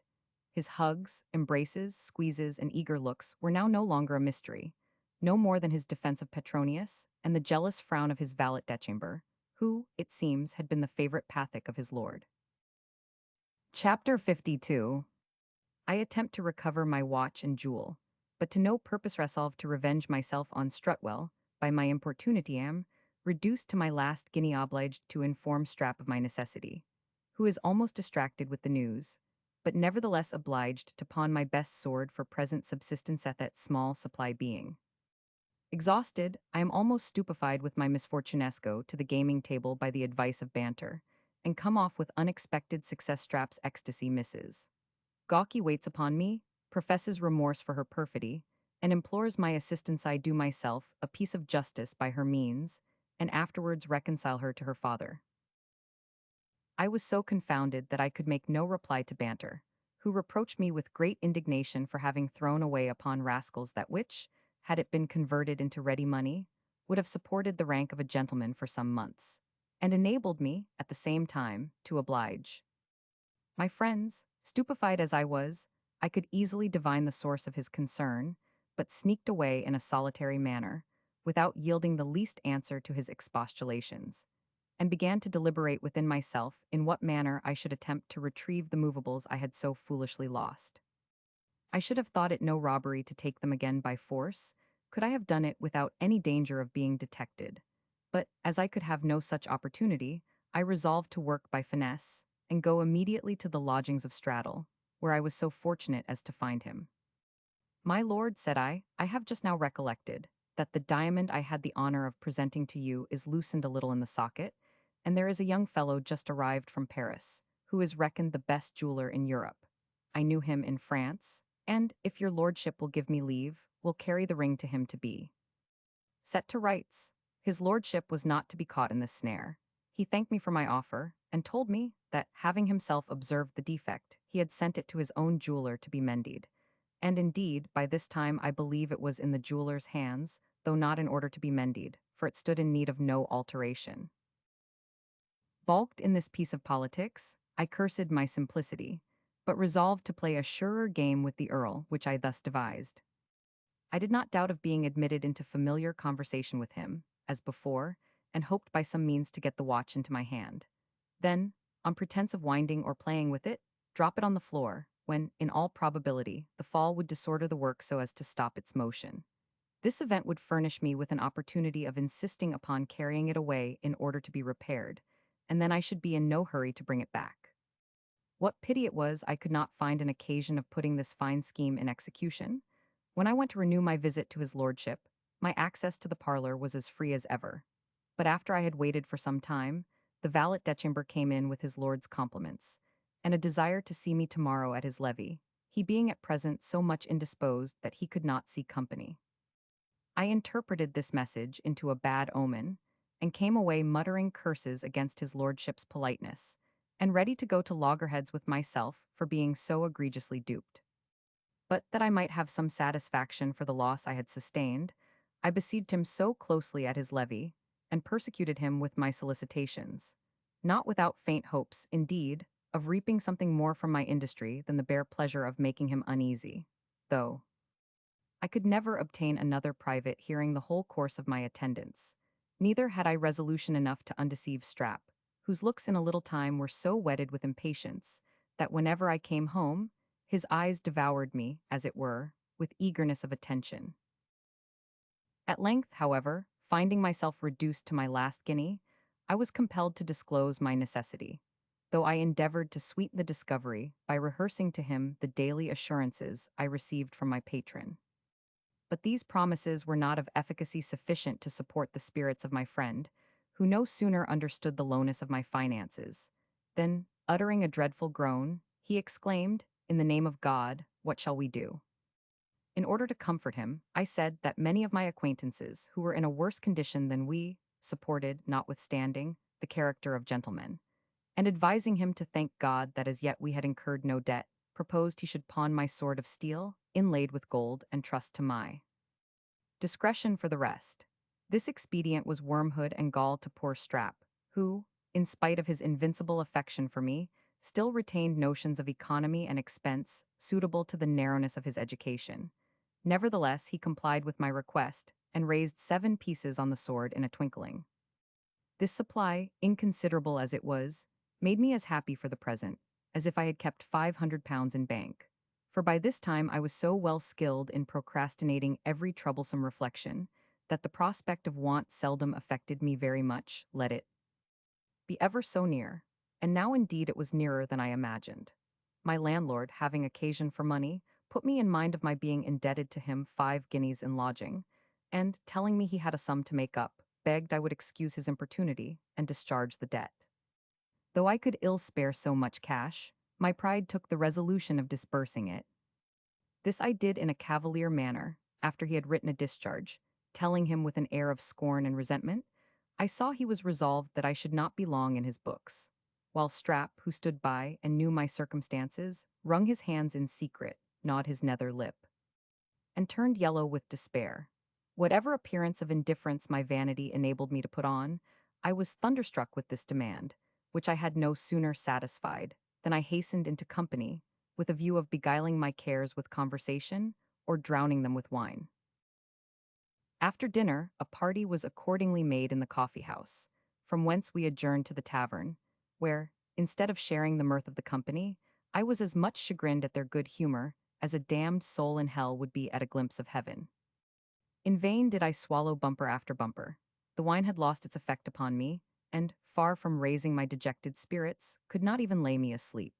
Banter, who was the only intimate I had Strap accepted, perceived my anxiety, and when we broke up, reproached me with pusillanimity for being cast down at my disappointment that such a rascal as Strutwell could be the occasion of. I told him I did not at all see how Strutwell's being a rascal alleviated my misfortune, and gave him to understand that my present grief did not so much proceed from that disappointment as from the low ebb of my fortune, which was sunk to something less than 2 guineas. At this declaration he cried, Pshaw, is that all? And assured me there were 1,000 ways of living in town without a fortune, he himself having subsisted many years entirely by his wit. I expressed an eager desire of being acquainted with some of these methods, and he, without farther expostulation, bade me follow him. He conducted me to a house under the piazzas in Covert Garden, which we entered, and having delivered our swords to a grim fellow who demanded them at the foot of the staircase, ascended to the 2nd story, where I saw multitudes of people standing round 2 gaming tables, loaded, in a manner, with gold and silver.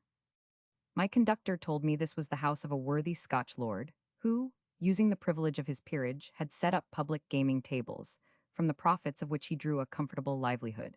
He then explained the difference between the sitters and the bettors, characterized the first as old rooks and the last as bubbles, and advised me to try my fortune at the silver table by betting a crown at a time. Before I would venture anything, I considered the company more particularly, and there appeared such a group of villainous faces that I was struck with horror and astonishment at the sight. I signified my surprise to Banter, who whispered in my ear that the bulk of those present were sharpers, highwaymen, and apprentices, who, having embezzled their master's cash, made a desperate push in this place to make up their deficiencies. This account did not encourage me to hazard any part of my small pittance. But at length, being teased by the importunities of my friend, who assured me there was no danger of being aloosed, because people were hired by the owner to see justice done to everybody, I began by risking 1 shilling, and, in less than an hour, my winning amounted to 30. Convinced by this time of the fairness of the game, and animated with success, there was no need of further persuasion to continue the play. I lent Banter, who seldom had any money in his pocket, a guinea, which he carried to the gold table, and lost in a moment. He would have borrowed another, but finding me deaf to his arguments, went away in a pet. Meanwhile my gain advanced to 6 pieces, and my desire of more increased in proportion, so that I moved to the higher table, where I laid half a guinea on every throw, and fortune still favoring me, I became a sitter, in which capacity I remained until it was broad day, when I found myself, after many vicissitudes, 150 guineas in pocket. Thinking it now high time to retire with my booty, I asked if anybody would take my place and made a notion to rise. Upon which an old Gascon who sat opposite to me, and of whom I had won a little money, started up with fury in his looks, crying, Restes, fouter. Restes, il faut donner moi mon revanchio. At the same time, a Jew, who sat near the other, insinuated that I was more beholden to art than fortune for what I had got, that he had observed me wipe the table very often, and that some of the divisions appeared to be greasy. This intimation produced a great deal of clamor against me, especially among the losers, who threatened with many oaths and imprecations to take me up by a warrant as a sharper, unless I would compromise the affair by refunding the greatest part of my winning. Though I was far from being easy under his accusation, I relied upon my innocence, threatened in my turn to prosecute the Jew for defamation, and boldly offered to submit my cause to the examination of any justice in Westminster.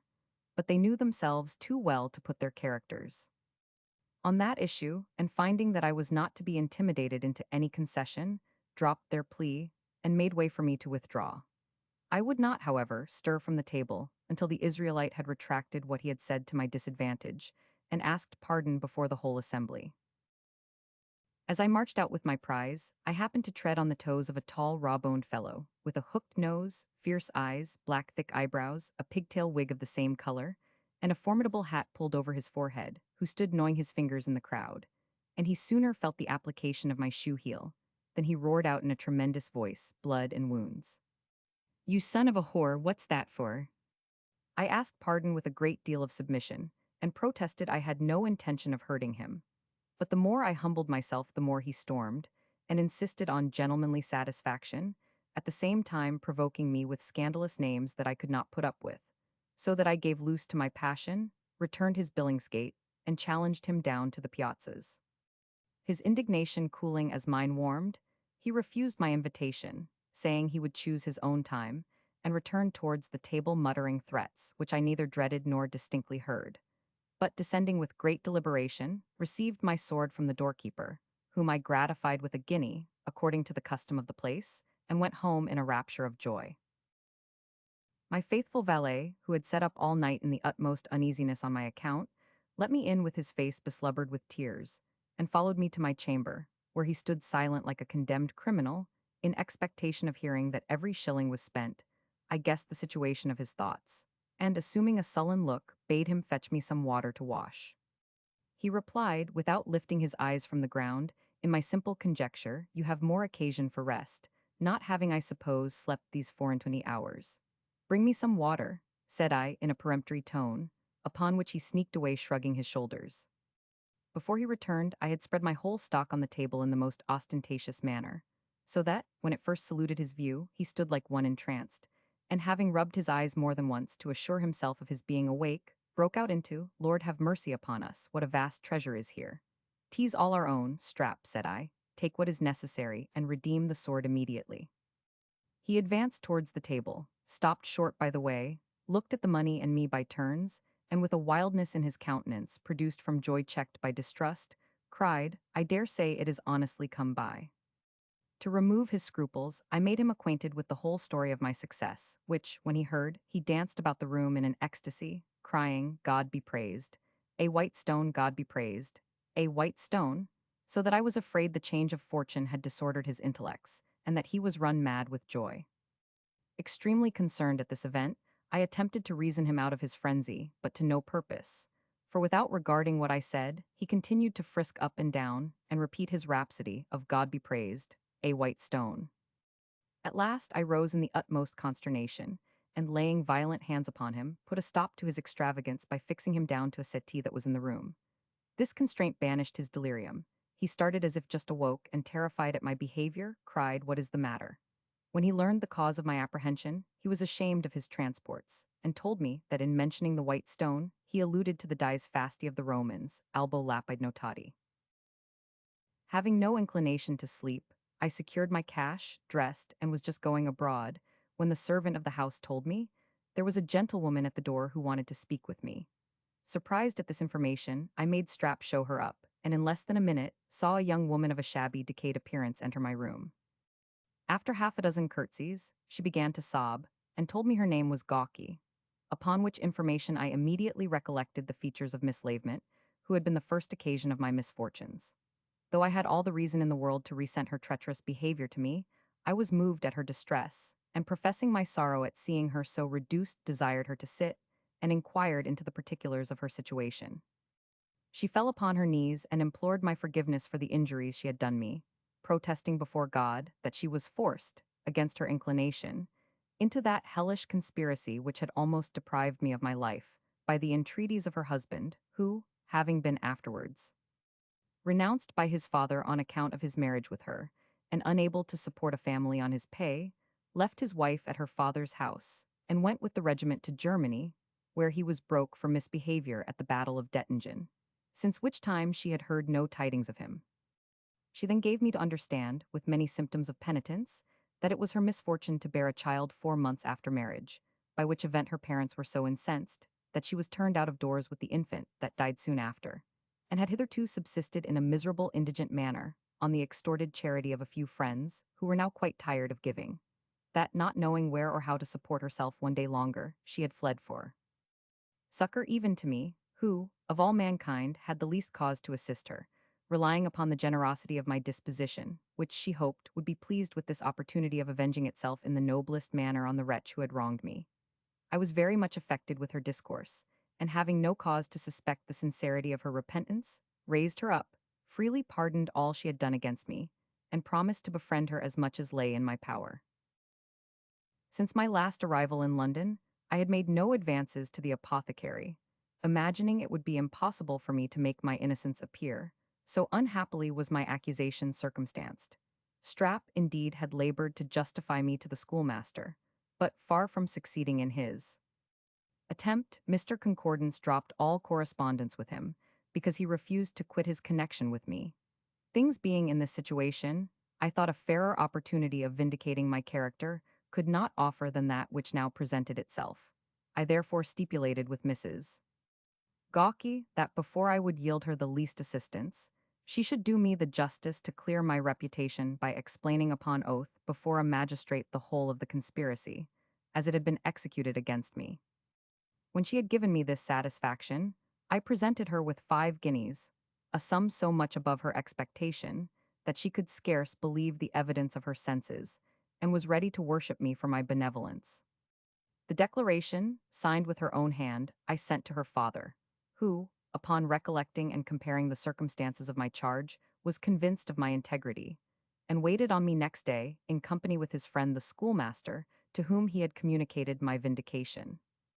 After mutual salutation, Monsieur Lavement began a long apology for the unjust treatment I had received, but I saved him a good deal of breath by interrupting his harangue, and assuring him that, far from entertaining a resentment against him, I thought myself obliged to his lenity, which allowed me to escape after such strong assumptions of guilt appeared against me.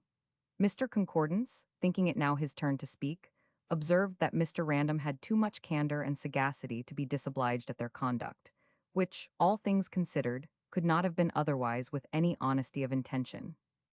Indeed, said he, if the plot had been unraveled to us by any supernatural intelligence, if it had been whispered by a genius, communicated by dream, or revealed by an angel from on high, we should have been to blame in crediting ocular demonstration.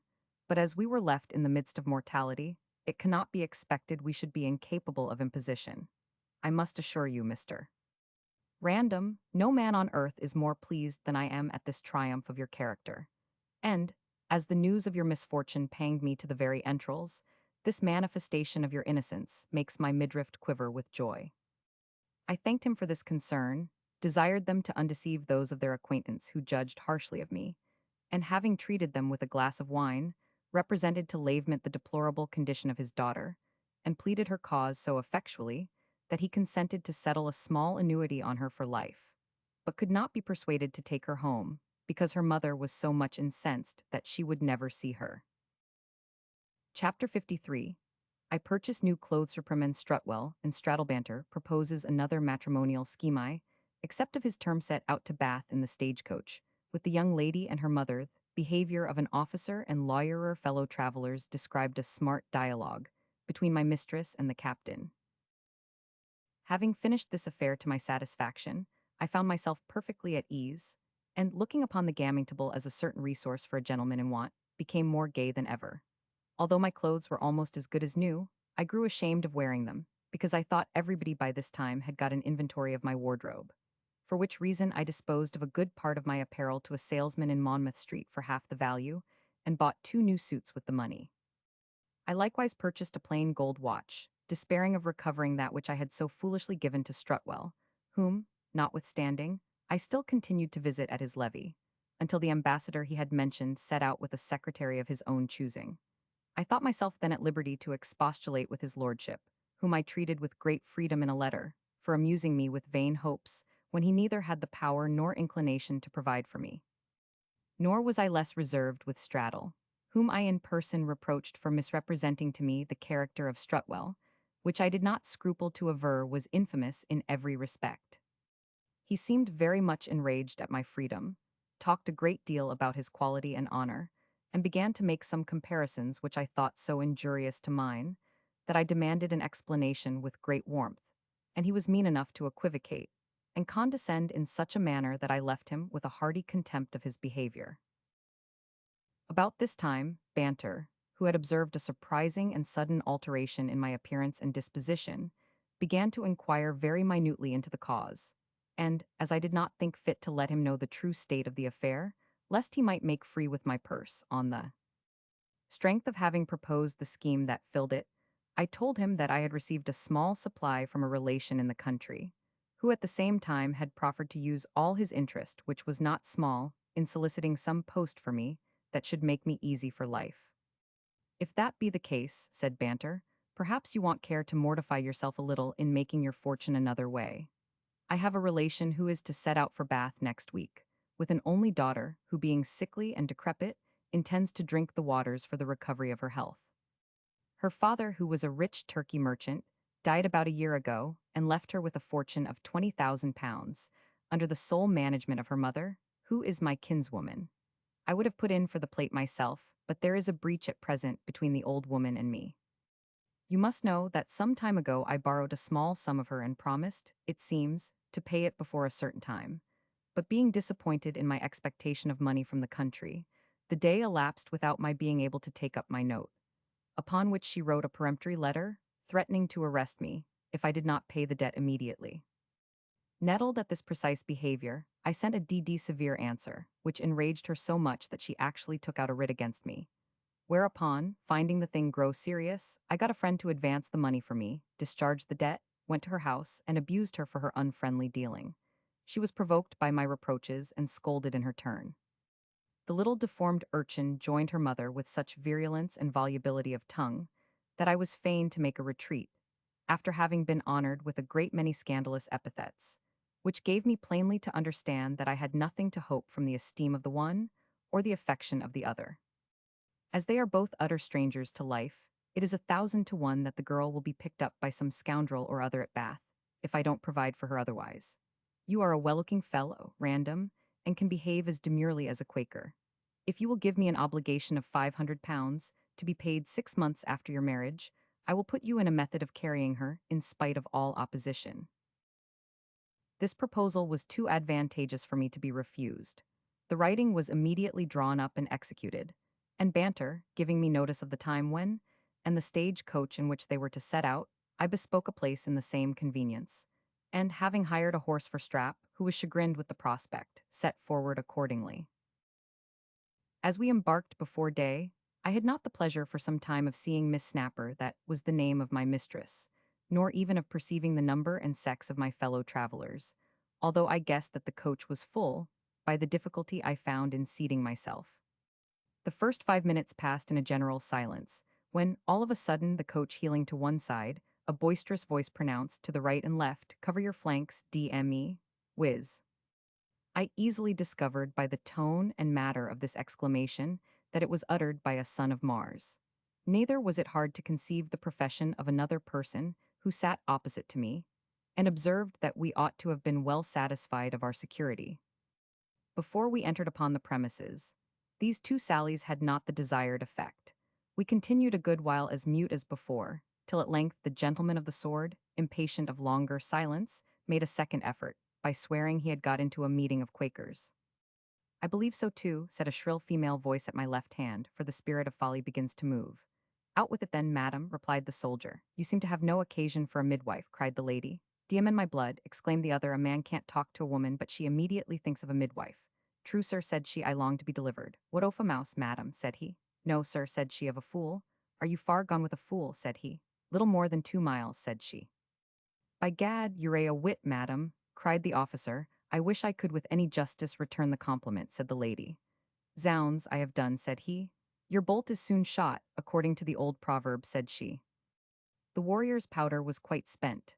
The lawyer advised him to drop the prosecution, and a grave matron, who sat on the left hand of the victorious wit, told her she must not let her tongue run so fast among strangers. This reprimand, softened with the appellation of child, convinced me that the satirical lady was no other than Miss Snapper, and I resolved to regulate my conduct accordingly. The champion, finding himself so smartly handled, changed his battery and began to expatiate on his own exploits. You talk of shot, madam, said he. DME. I have both given and received some shot in my time. I was wounded in the shoulder by a pistol ball at Dettingen, where I say nothing but by GD. If it had not been for meals won, for that I despise boasting, DME, whiz. So saying, he whistled one part and hummed another of the black joke. Then, addressing himself to the lawyer, went on thus. Wouldn't you think it DD hard, after having, at the risk of your life, recovered the standard of a regiment that had been lost, to receive no preferment for your pains? I don't choose to name no names, sink me. But howsoever, this I will refer by GD. And that is Thesa Musketeer of the French Guards, having a standard from a certain cornet of a certain regiment, was retreating with his prize as fast as his horse's heels could carry him, sink me. Upon which I snatched up firelock that belonged to a dead man, DME, whiz, and shot his horse under him, DN my blood. The fellow got upon his feet and began to repose me, upon which I charged my bayonet breast high, and ran him through the body by G. One of his comrades, coming to his assistance, shot me in the shoulder, as I told you before, and another gave me a contusion on the head with the butt end of his carbine, but DME, that did not signify. I killed one, put the other to flight, and taking up the standard, carried it off very deliberately. But the best joke of all was the son of a BCH of a cornet, who had surrendered it in a cowardly manner, seeing it in my possession, demanded it from me in the front of the line. DN my blood, says he. Where did you find my standard? Says he. DN my blood. Said I. Where, said I, did you lose it? Said one. That's nothing to you, says he. T's my standard, says he, and by GD ill have it, says he. D nation seize me, says I, if you shall, says I, till I have first delivered it to the general, says I. And accordingly I went to the headquarters after the battle, and delivered it to my Lord Stair, who promised to do for me. But I am no more than a poor lieutenant still, DN my blood. Having vented this repetition of expletives, the lawyer owned he had not been requited according to his deserts, observed that the laborer is always worthy of his hire, and asked if the promise was made before witnesses, because in that case the law would compel the general to perform it, but understanding that the promise was made over a bottle, without being restricted to time or terms, he pronounced it not valid in law, proceeded to inquire into the particulars of the battle, and affirmed that, although the English had drawn themselves into Premunire, at first the French managed their cause so lamely in the course of the dispute that they would have been utterly non-suited, had they not obtained a noli prosqui. In spite of these enlivening touches, the conversation was like to suffer another long interruption, when the lieutenant, unwilling to conceal any of his accomplishments that could be displayed in his present situation, offered to regale the company with a song, and, interpreting our silence into a desire of hearing, began to warble a fashionable air, the first stanza of which he pronounced thus. Would you task the moontide hair? To yon flagrant bow repair, where waving with the poplin vow, the bantling fine will shelter you, etc. The sense of the rest he perverted, as he went on with such surprising facility, that I could not help thinking he had been at some pains to burlesque the performance. Miss Snapper ascribed it to the true cause, namely ignorance, and when he asked her how she relished his music, answered that, in her opinion, the music and the words were much of a piece. Oh, DN my blood, said he, I take that as a high compliment, for everybody allows the words are dable fine. They may be so, replied the lady, for aught I know, but they are above my comprehension. I am obliged to find you comprehension, madam, curse me, cried he. No, nor to speak sense neither, said she. "DN my heart," said he, "ill speak what I please." Here the lawyer interposed by telling him there were some things he must not speak, and upon being defied to give an instance, mentioned treason and defamation. "As for the king," cried the soldier, "God bless him, I eat his bread, and have lost blood in his cause, therefore I have nothing to say to him but, by GD, I dare say anything to any other man." "No," said the lawyer, "you dare not call me rogue." "D.M.E. for what?" said the other. "Because," replied the counsellor, "I should have it good action against you, and recover." "Well, well," cried the officer, "if I dare not call you rogue, I dare think you one D.M.E." This stroke of wit he accompanied with a loud laugh of self-approbation, which unluckily did not affect the audience, but effectually silenced his antagonist, who did not open his mouth for the space of an hour, except to clear his pipe with 3 hems, which however produced nothing. Chapter 54. Day breaking, I have the pleasure of viewing the person of Miss Snapper, whom I had not seen before as soldier, is witty upon May's offended talks. Much of his valorous, reprimanded by a grave gentlewoman we are alarmed by the cry of highwaymen, I get out of the coach, and stand in my own defenseth thee ride off without having attacked us I. Pursueth thee one of them is thrown from his horse, and taken I return to the coachem, complimented by Miss Snapper the captain's behavior on this occasion the prude, reproaches me in a soliloquy I upbraid her in the same manner the behavior of Miss Snapper. At breakfast, disobliges meth lawyer is witty upon the officer, who threatens him. In the meantime, the day breaking in upon us, discovered to one another the faces of their fellow travelers, and I had the good fortune to find my mistress not quite so deformed nor disagreeable as she had been represented to me. Her head, indeed, bore some resemblance to a hatchet, the edge being represented by her face. But she had a certain delicacy in her complexion, and a great deal of vivacity in her eyes, which were very large and black, and, though the protuberance of her breast, when considered alone, seemed to drag her forwards, it was easy to perceive an equivalent on her back which balanced the other, and kept her body in equilibrio. On the whole, I thought I should have great reason to congratulate myself if it should be my fate to possess 20,000 pounds encumbered with such a wife. I began therefore to deliberate about the most probable means of acquiring the conquest, and was so much engrossed by this idea that I scarce took any notice of the rest of the people in the coach, but revolved my project in silence, while the conversation was maintained as before by the object of my hopes, the son of Mars and the barrister, who by this time recollected himself, and talked in terms as much as ever. At length a dispute happened, which ended in a wager to be determined by me, who was so much absorbed in contemplation, that I neither heard the reference nor the question which was put to me by each in his turn. Affronted at my supposed contempt, the soldier with great vociferation swore I was either dumb or deaf, if not both, and that I looked as if I could not say bo to a goose. Aroused at this observation, I fixed my eyes upon him, and pronounced with emphasis the interjection bo, upon which he cocked his hat in a fierce manner, and cried, "D.M.E. sir, what do I mean by that?"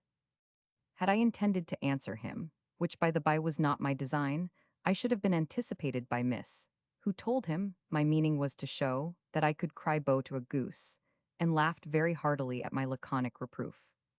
Her explanation and mirth did not help to appease his wrath, which broke out in several martial insinuations, such as I do not understand such freedoms, D.M.E., D.N. my blood, I am a gentleman and bear the king's commission. S. blood, some people deserve to have their noses pulled for their impertinence. I thought to have checked these ejaculations by a frown, because he had talked so much of his valor that I had long ago rated him as an ass in a lion's skin. But this expedient did not answer my expectation. He took umbrage at the contraction of my brow, swore he did not value my sulky looks a fig's end, and protested he feared no man breathing. Miss Snapper said she was very glad to find herself in company with a man of so much courage, who, she did not doubt, would protect her from all the attempts of highwaymen during our journey. "Make yourself perfectly easy on that head, madam," replied the officer. "I have got a pair of pistols, here they are, which I took from a horse officer at the Battle of Dettingen.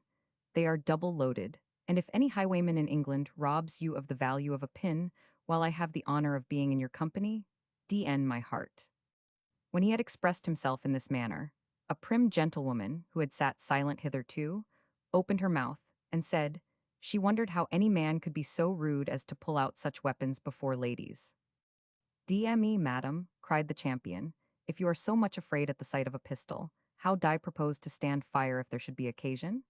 She then told him that, if she thought he could be so unmannerly as to use firearms in her presence, whatever might be the occasion, she would get out of the coach immediately and walk to the next village, where she might procure a convenience to herself. Before he could make any answer, my Dulcinea interposed, and observed that, far from being offended at a gentleman's using his arms in his own defense, she thought herself very lucky in being along with one by whose valor she stood a good chance of saving herself from being rifled. The prude cast a disdainful look at Miss, and said that people, who have but little to lose, are sometimes the most solicitous about preserving it. The old lady was affronted at this innuendo, and took notice that people ought to be very well informed before they speak slightingly of other people's fortune, lest they discover their own envy, and make themselves ridiculous. The daughter declared that she did not pretend to vie with anybody in point of riches, and if the lady, who insisted upon non-resistance, would promise to indemnify us all for the loss we should sustain, she would be one of the first to persuade the captain to submission, in case we should be attacked. To this proposal, reasonable as it was, the reserved lady made no other reply than a scornful glance and a toss of her head. I was very well pleased with the spirit of my young mistress, and even wished for an opportunity of distinguishing my courage under her eye, which I believed could not fail of prepossessing her in my favor, when all of a sudden Strap rode up to the coach door, and told us in a great fright that two men on horseback were crossing the heath, for by this time we had passed Hounslow, and made directly towards us. This piece of information was no sooner delivered than Mrs. Snapper began to scream, her daughter grew pale, the old lady pulled out her purse to be in readiness. The lawyer's teeth chattered while he pronounced, "'Tis no matter, well sue the county and recover." The captain gave evident signs of confusion, and I, after having commanded the coachman to stop, opened the door, jumped out, and invited the warrior to follow me. But finding him backward and astonished, I took his pistols, and giving them to Strap, who had by this time alighted and trembled very much, I mounted on horseback, and, taking my own which I could better depend upon from the holsters, cocked them both, and faced the robbers, who were now very near us. Seeing me ready to oppose them on horseback, and another man armed afoot, they made a halt at some distance to reconnoiter us, and after having rode round us twice, myself still facing about as they rode, went off the same way they came, at a hand gallop. A gentleman's servant coming up with a horse at the same time, I offered him a crown to assist me in pursuing them, which he no sooner accepted than I armed him with the officer's pistols, and we galloped after the thieves, who, trusting to the swiftness of their horses, stopped till we came within shot of them, and then, firing at us, put their nags to the full speed. We followed them as fast as our beasts could carry us, but not being so well mounted as they, our efforts would have been to little purpose, had not the horse of one of them stumbled and thrown his rider with such violence over his head that he lay senseless when we came up, and was taken without the least opposition, while his comrade consulted his own safety. In flight, without regarding the distress of his friend, we scarce had time to make ourselves masters of his arms and tie his hands together before he recovered his senses, when, learning his situation, he affected surprise, demanded to know by what authority we used a gentleman in that manner, and had the impudence to threaten us with a prosecution for robbery.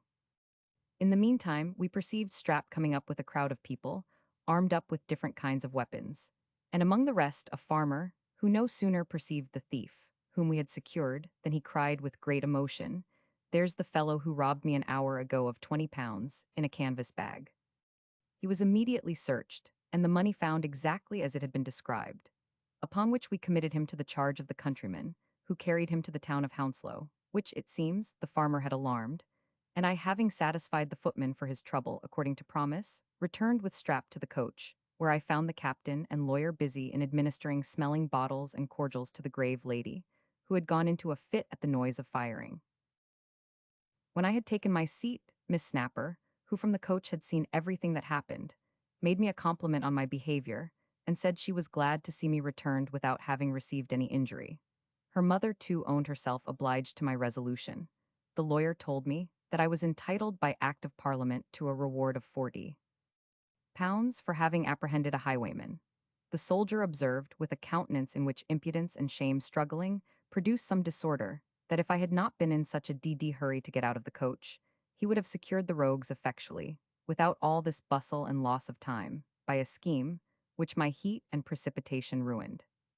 For my own part, continued he, I am always extremely cool on these occasions. So it appeared by your trembling, said the young lady. Death and Dion, cried he, your sex protects you, madam. If any man on earth durst tell me so much, id send him to hell, DN my heart, in an instant. So saying, he fixed his eyes upon me and asked if I had seen him tremble. I answered without hesitation, yes. DME, sir, said he. Did doubt my courage? I replied, very much. This declaration quite disconcerted him. He looked blank and pronounced with a faltering voice, oh, it's very well, DN my blood, I shall find a time.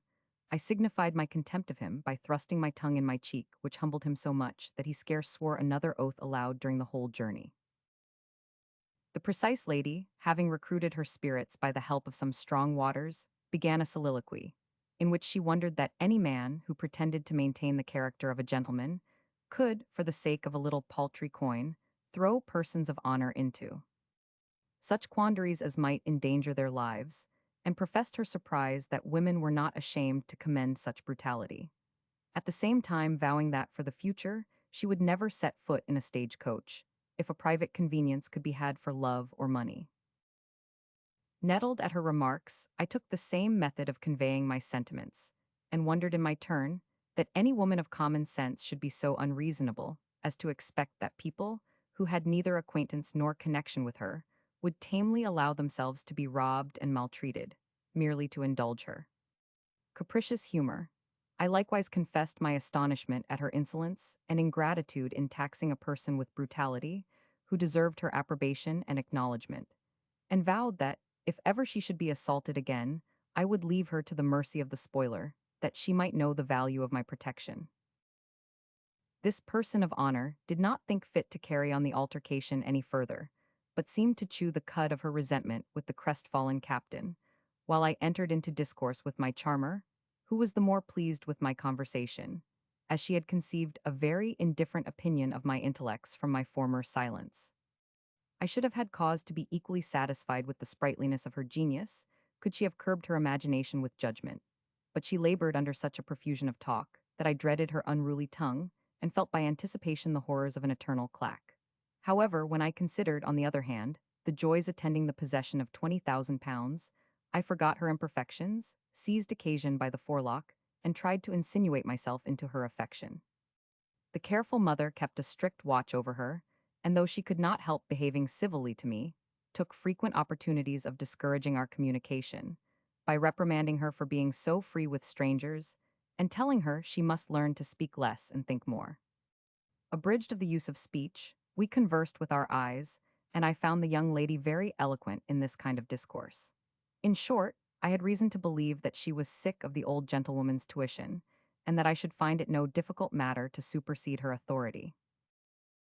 When we arrived at the place where we were to breakfast, I alighted and helped my mistress out of the coach, as well as her mother, who called for a private room to which they withdrew in order to eat by themselves.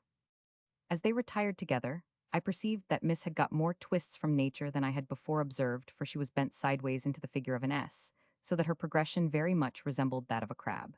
The prude also chose the captain for her messmate, and ordered breakfast for two only, to be brought into another separate room, while the lawyer and I, deserted by the rest of the company, were fain to put up with each other. I was a good deal chagrined at the stately reserve of Mrs. Snapper, who, I thought, did not use me with all the complaisance I deserved, and my companion declared that he had been a traveler for 20 years, and never knew the stagecoach rules so much infringed before. As for the honorable gentlewoman, I could not conceive the meaning of her attachment to the lieutenant, and asked the lawyer if he knew for which of the soldier's virtues she admired him.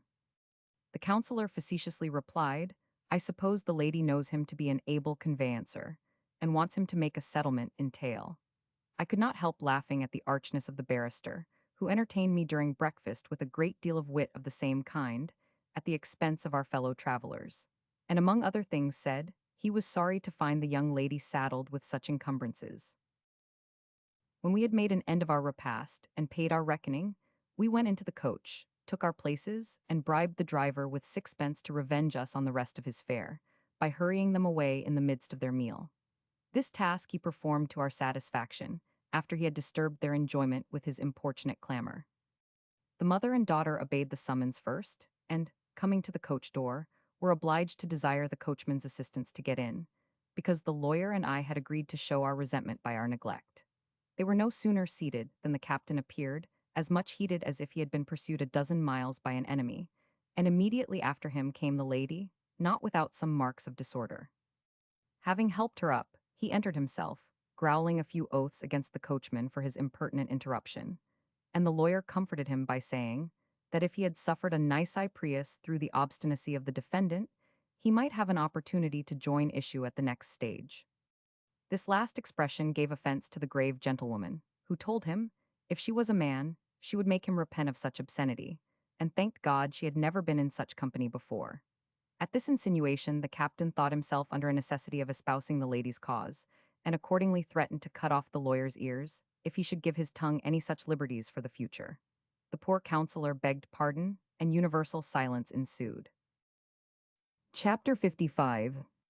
I resolve to ingratiate myself with the mother, and am favored by accident the precise lady finds her husband, and quit the coached captain is disappointed of his dinner. We arrive at Bath. I accompany Miss Snapper to the long room, where she is attacked by Beau Nash, and turns the laugh against him. I make love to her, and receive a check squire her to an assembly, where I am blessed with a sight of my dear Narcissa, which discomposes me so much that Miss Snapper, observing my disorder, is at pains to discover the causes piqued at the occasion, and, in our way home, pays me a sarcastic compliment. I am met by Miss Williams, who is the maid and confidant of Narcissash, acquaints me with her lady's regard for me while under the disguise of a servant, and describes the transports of Narcissa on seeing me at the assembly. In the character of a gentleman I am surprised with an account of her aunt's marriage, and make an appointment to meet Miss Williams the next day. During this unsocial interval, my pride and interest maintained a severe conflict on the subject of Miss Snapper, whom the one represented as unworthy of notice, and the other proposed as the object of my whole attention.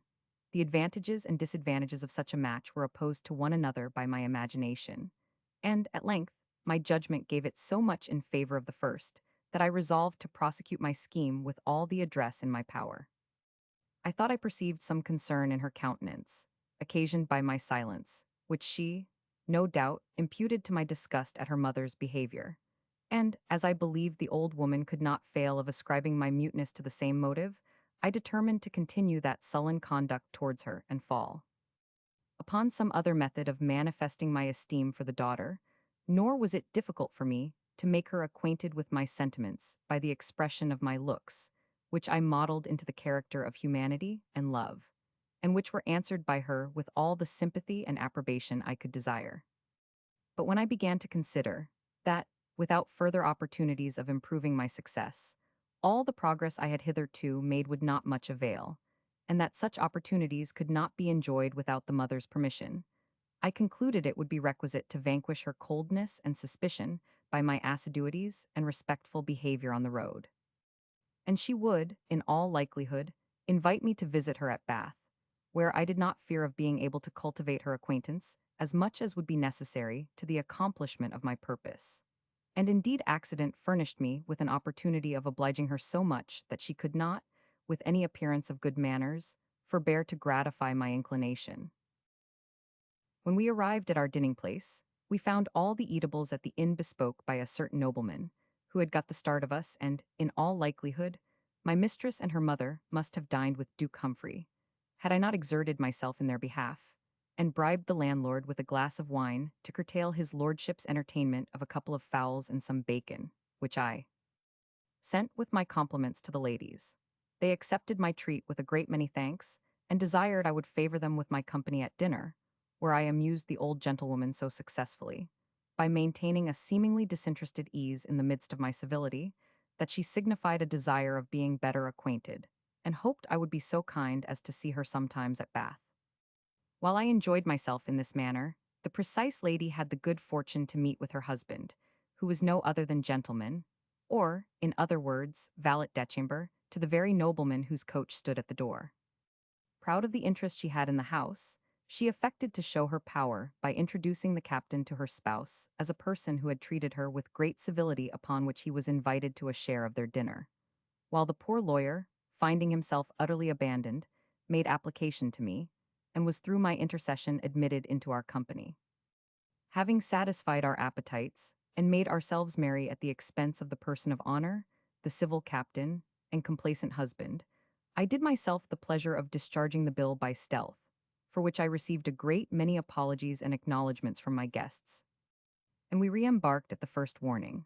The officer was obliged, at last, to appease his hunger with a luncheon of bread and cheese and a pint bottle of brandy, which he dispatched in the coach, cursing the inaptitude of his lordship, who had ordered dinner to be put back a whole hour. Nothing remarkable happened during the remaining part of our journey, which was finished next day, when I waited on the ladies to the house of a relation, in which they intended to lodge, and, passing that night at the inn, took lodgings in the morning for myself. The forenoon was spent in visiting everything that was worth seeing in the place, in company with a gentleman to whom Banter had given me a letter of introduction, and in the afternoon I waited on the ladies and found Miss a good deal indisposed with the fatigue of their journey. As they foresaw they should have occasion for a male acquaintance to squire them at all public places, I was received with great cordiality, and had the mother's permission to conduct them next day to the long room, which we no sooner entered than the eyes of everybody present were turned upon us. And, when we had suffered the martyrdom of their looks for some time, a whisper circulated at our expense, which was accompanied with many contemptuous smiles and tittering observations, to my utter shame and confusion. I did not so much conduct as follow my charge to a place where she seated her mother and herself with astonishing composure, notwithstanding the unmannerly behavior of the whole company, which seemed to be assumed merely to put her out of countenance. The celebrated Mr. Nash, who commonly attends in this place, as master of the ceremonies, perceiving the disposition of the assembly, took upon himself the task of gratifying their ill nature further, by exposing my mistress to the edge of his wit. With this view he approached us, with many bows and grimaces, and, after having welcomed Miss Snapper to the place, asked her in the hearing of all present if she could inform him of the name of Tobit's dog. Miss was so much incensed at his insolence that I should certainly have kicked him where he stood without ceremony, had not the young lady prevented the effects of my indignation, by replying with the utmost vivacity, his name was Nash, and an impudent dog he was. This repartee, so unexpected and just, raised such a universal laugh at the aggressor, that all his assurance was insufficient to support him under their derision, so that, after he had endeavored to compose himself by taking snuff and forcing a smile, he was obliged to sneak off in a ludicrous attitude, while my Dulcinea was applauded to the skies for the brilliancy of her wit, and her acquaintance immediately courted by the best people of both sexes in the room. This event, with which I was indefinitely pleased at first, did not fail of alarming me, upon further reflection, when I considered that the more she was caressed by persons of distinction, the more her pride would be inflamed, and consequently the obstacles to my success multiplied and enlarged. Nor were my presaging fears untrue. That very night I perceived her a little intoxicated with the incense she had received, and though she still behaved with a particular civility to me, I foresaw that, as soon as her fortune should be known, she would be surrounded with a swarm of admirers, some of whom might possibly, by excelling me on point of wealth or in the arts of flattery and scandal, supplant me in her esteem and find means to make the mother of his party. I resolved therefore to lose no time, and, being invited to spend the evening with them, found an opportunity, in spite of the old gentlewoman's vigilance, to explain the meaning of my glances in the coach, by paying homage to her wit, and professing myself enamored of her person. She blushed at my declaration, and in a favorable manner disapproved of the liberty I had taken, putting me in mind of our being strangers to each other, and desiring I would not be the means of interrupting our acquaintance by any such unseasonable strokes of gallantry for the future. My ardor was effectually checked by this reprimand, which was, however, delivered in a gentle manner, that I had no cause to be disobliged, and the arrival of her mother relieved me from a dilemma in which I should not have known how to demean myself a minute longer. Neither could I resume the easiness of carriage with which I came in. My mistress acted on the reserve, and the conversation beginning to flag, the old lady introduced her kinswoman of the house, and proposed a hand at whist. While we amused ourselves at this diversion, I understood from the gentlewoman that there was to be an assembly next night at which I begged to have the honor of dancing with Miss. She thanked me for the favor I intended her, assured me she never did dance, but signified a desire of seeing the company, when I offered my service, which was accepted, not a little proud of being exempted from appearing with her in a situation that, notwithstanding my profession to the contrary, was not at all agreeable to my inclination. Having supped and continued the game, till such time as the successive yawns of the mother warned me to be gone, I took my leave and went home, where I made Strap very happy with an account of my progress. Next day I put on my gayest apparel, and went to drink tea at Mrs. Snapper's, according to appointment, when I found, to my inexpressible satisfaction, that she was laid up with the toothache, and that Miss was to be entrusted to my care.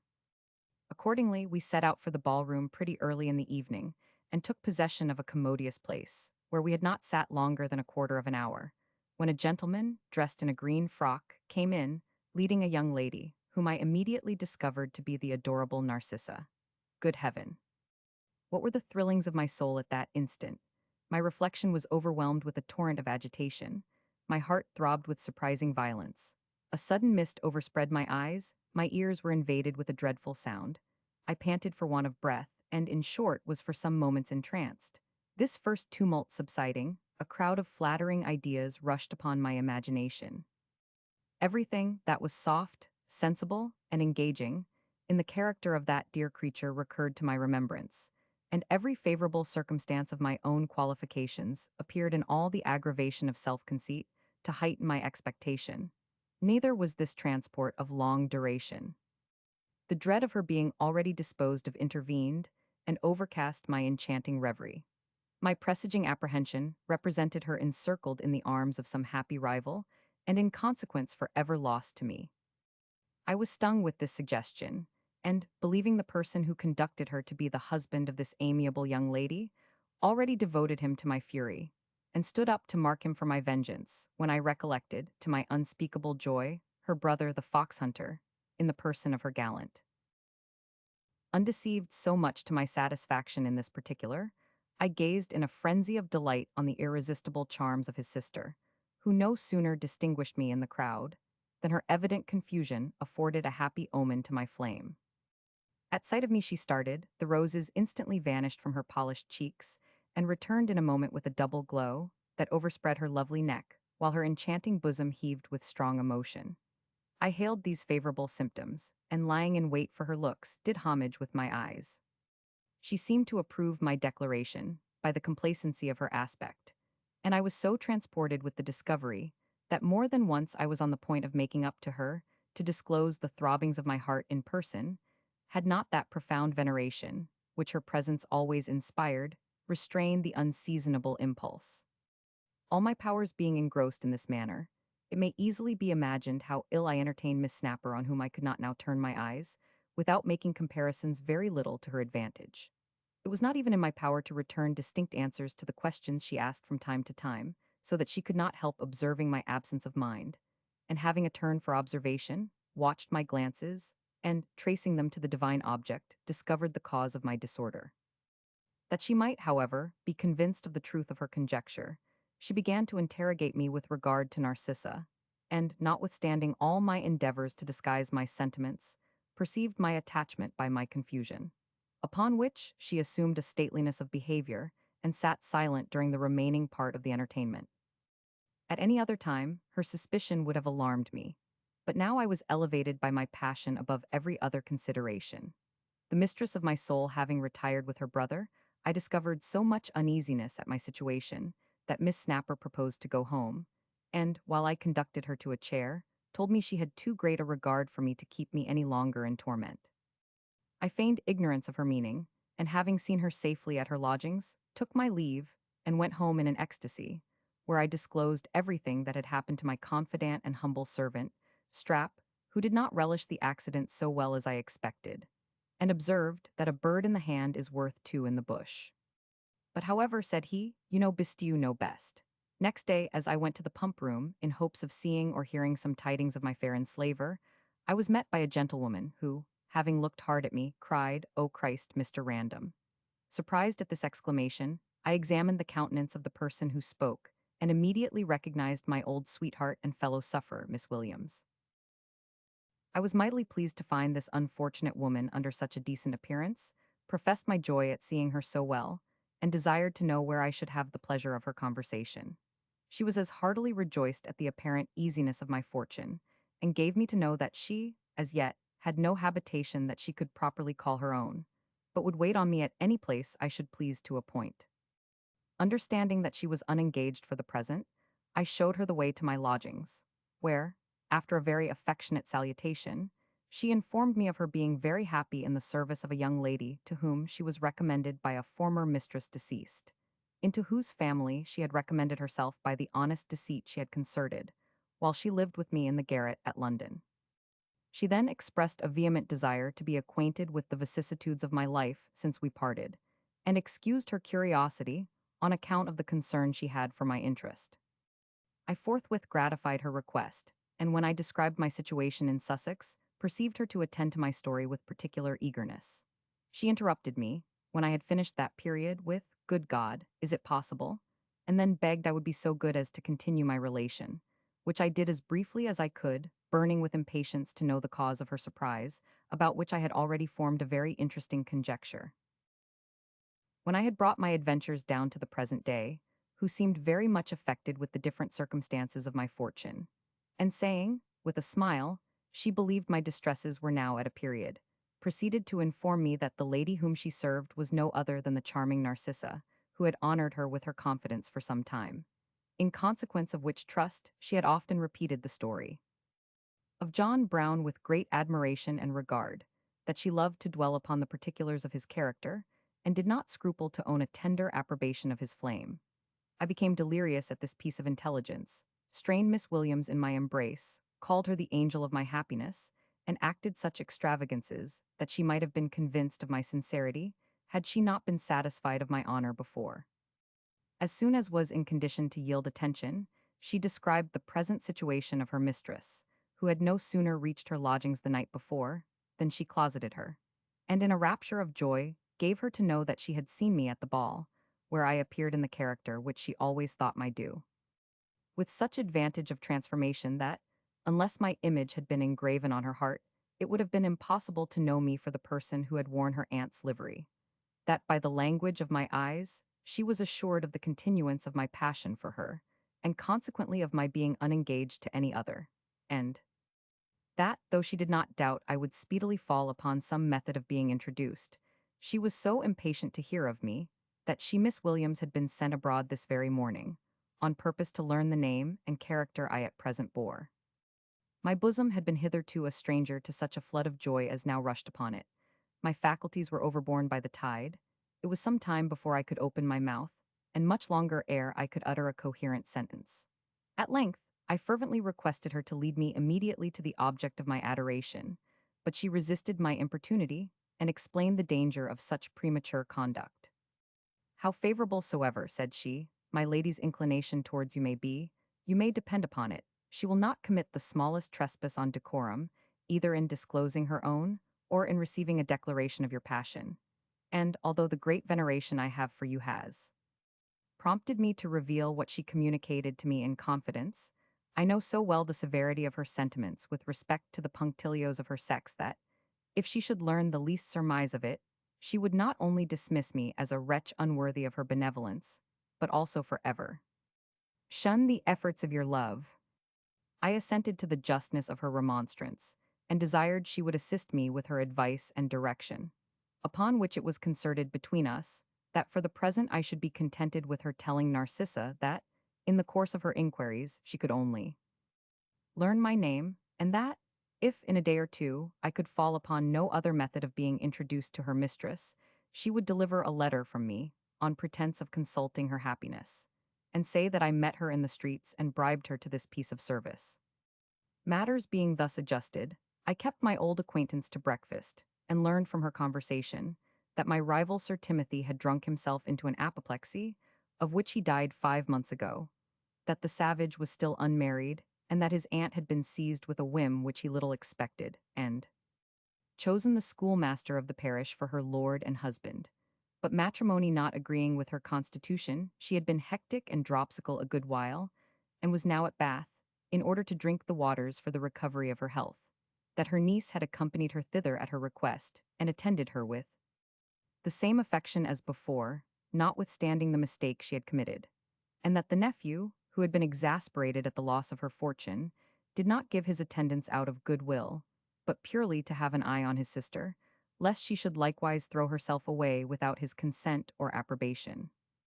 Having enjoyed ourselves in this manner, and made an assignation to meet next day at a certain place, Miss Williams took her leave, and Straps looks being very inquisitive about the nature of the communication subsisting between us, I made him acquainted with the whole affair, to his great astonishment and satisfaction. Chapter 56. I become acquainted with Narcissa's brother, who invites me to his house, where I am introduced to that adorable creature after dinner. The squire retires to take his nap. Freeman, guessing the situation of my thought, withdraws likewise. On pretense of business I declare my passion for Narcissam, well received charmed with her conversation. Squire detains us to supper. I elude his design by a stratagem, and get home sober. In the afternoon, I drank tea at the house of Mr. Freeman, to whom I had been recommended by Banter, where I had not sat 5 minutes till the fox hunter came in, and by his familiar behavior appeared to be intimate with my friend. I was at first under some concern lest he should recollect my features, but when I found myself introduced to him as a gentleman from London, without being discovered, I blessed the opportunity that brought me into his company, hoping that, in the course of my acquaintance, he would invite me to his house. Nor were my hopes frustrated, for, as we spent the evening together, he grew extremely fond of my conversation, asked a great many childish questions about France and foreign parts, and seemed so highly entertained with my answers, that in his cups he shook me often by the hand, pronounced me an honest fellow, and in fine desired our company at dinner next day at his civil house. My imagination was so much employed in anticipating the happiness I was to enjoy next day, that I slept very little that night, but, rising early in the morning, went to the place appointed, where I met my chef-friend, and imparted to her my success with the squire. She was very much pleased at the occasion, which, she said, could not fail of being agreeable to Narcissa, who, in spite of her passion for me, had mentioned some scruples relating to my true situation and character, which the delicacy of her sentiments suggested, and which she believed I would find it necessary to remove, though she did not know how. I was a good deal startled at this insinuation, because I foresaw the difficulty I should find in barely doing myself justice. For, although it never was my intention to impose myself upon any woman, much less on Narcissa, I laid claim to the character of a gentleman by birth, education, and behavior. And yet so unlucky had the circumstances of my life fallen out, I should find it a very hard matter to make good my pretensions even to these, especially to the last, which was the most essential. Miss Williams was as sensible as I of this my disadvantage, but comforted me with observing that, when once a woman has bestowed her affections on a man, she cannot help judging of him in all respects with a partiality easily influenced in his favor. She remarked that, although some situations of my life had been low, yet none of them had been infamous, that my indigence had been the crime not of me, but of fortune, and that the miseries I had undergone, by improving the faculties both of mind and body, qualified me the more for any dignified station, and would of consequence recommend me to the good graces of any sensible woman. She therefore advised me to be always open and unreserved to the inquiries of my mistress, without unnecessarily betraying the meanest occurrences of my fate, and trust to the strength of her love and reflection for the rest. The sentiments of this sensible young woman on this, as well as on almost every other subject, perfectly agreed with mine. I thanked her for the care she took of my interests, and, promising to behave myself according to her directions, we parted, after she had assured me that I depend upon her best offices with her mistress, and that she would from time to time communicate to me such intelligence as she could procure, relating to my flame. Having dressed myself to the best advantage, I waited for the time of dinner with the most fearful impatience, and, as the hour drew near, my heart beat with such increased velocity, and my spirits contracted such disorder, that I began to suspect my resolution, and even to wish myself disengaged. At last Mr. Freeman called at my lodgings in his way, and I accompanied him to the house where all my happiness was deposited. We were very kindly received by the squire, who sat smoking his pipe in a parlor, and asked if we chose to drink anything before dinner. Though I never had more occasion for a cordial, I was ashamed to accept his offer, which was also refused by my friend. We sat down, however, entered into conversation, which lasted half an hour, so that I had time to recollect myself. And so capricious were my thoughts even to hope that Narcissa would not appear when, all of a sudden, a servant coming in, gave us notice that dinner was upon the table, and my perturbation returned with such violence that I could scarcely conceal it from the company, as I ascended the staircase. When I entered the dining-room, the first object that saluted my ravished eyes was the divine Narcissa, blushing like Aurora, adorned with all the graces that meekness, innocence, and beauty can diffuse. I was seized with a giddiness, my knees tottered, and I scarce had strength enough to perform the ceremony of salutation, when her brother, slapping me on the shoulder, cried, "Measure Randon, that there is my sister." I approached her with eagerness and fear, but in the moment of our embrace, my soul was agonized with rapture. It was a lucky circumstance for us both that my entertainer was not endued with an uncommon stock of penetration, for our mutual confusion was so manifest that Mr. Freeman perceived it, and as we went home together, congratulated me on my good fortune. But so far was Bruin from entertaining the least suspicion, that he encouraged me to begin a conversation with my mistress in a language unknown to him, by telling her that he had a gentleman who could jabber with her in French and other foreign lingoes as fast as she pleased. Then, turning to me, said, "Odds bobs, I wish you would hold discourse with her in your French or Italian, and tell me if she understands it as well as she would be thought to do. There's her aunt and she will chatter together whole days in it, and I can't have a mouthful of English for love or money." I consulted the look of my amiable mistress, and found her averse to his proposal, which indeed she declined with a sweetness of denial peculiar to herself, as a piece of disrespect to that part of the company which did not understand the language in question.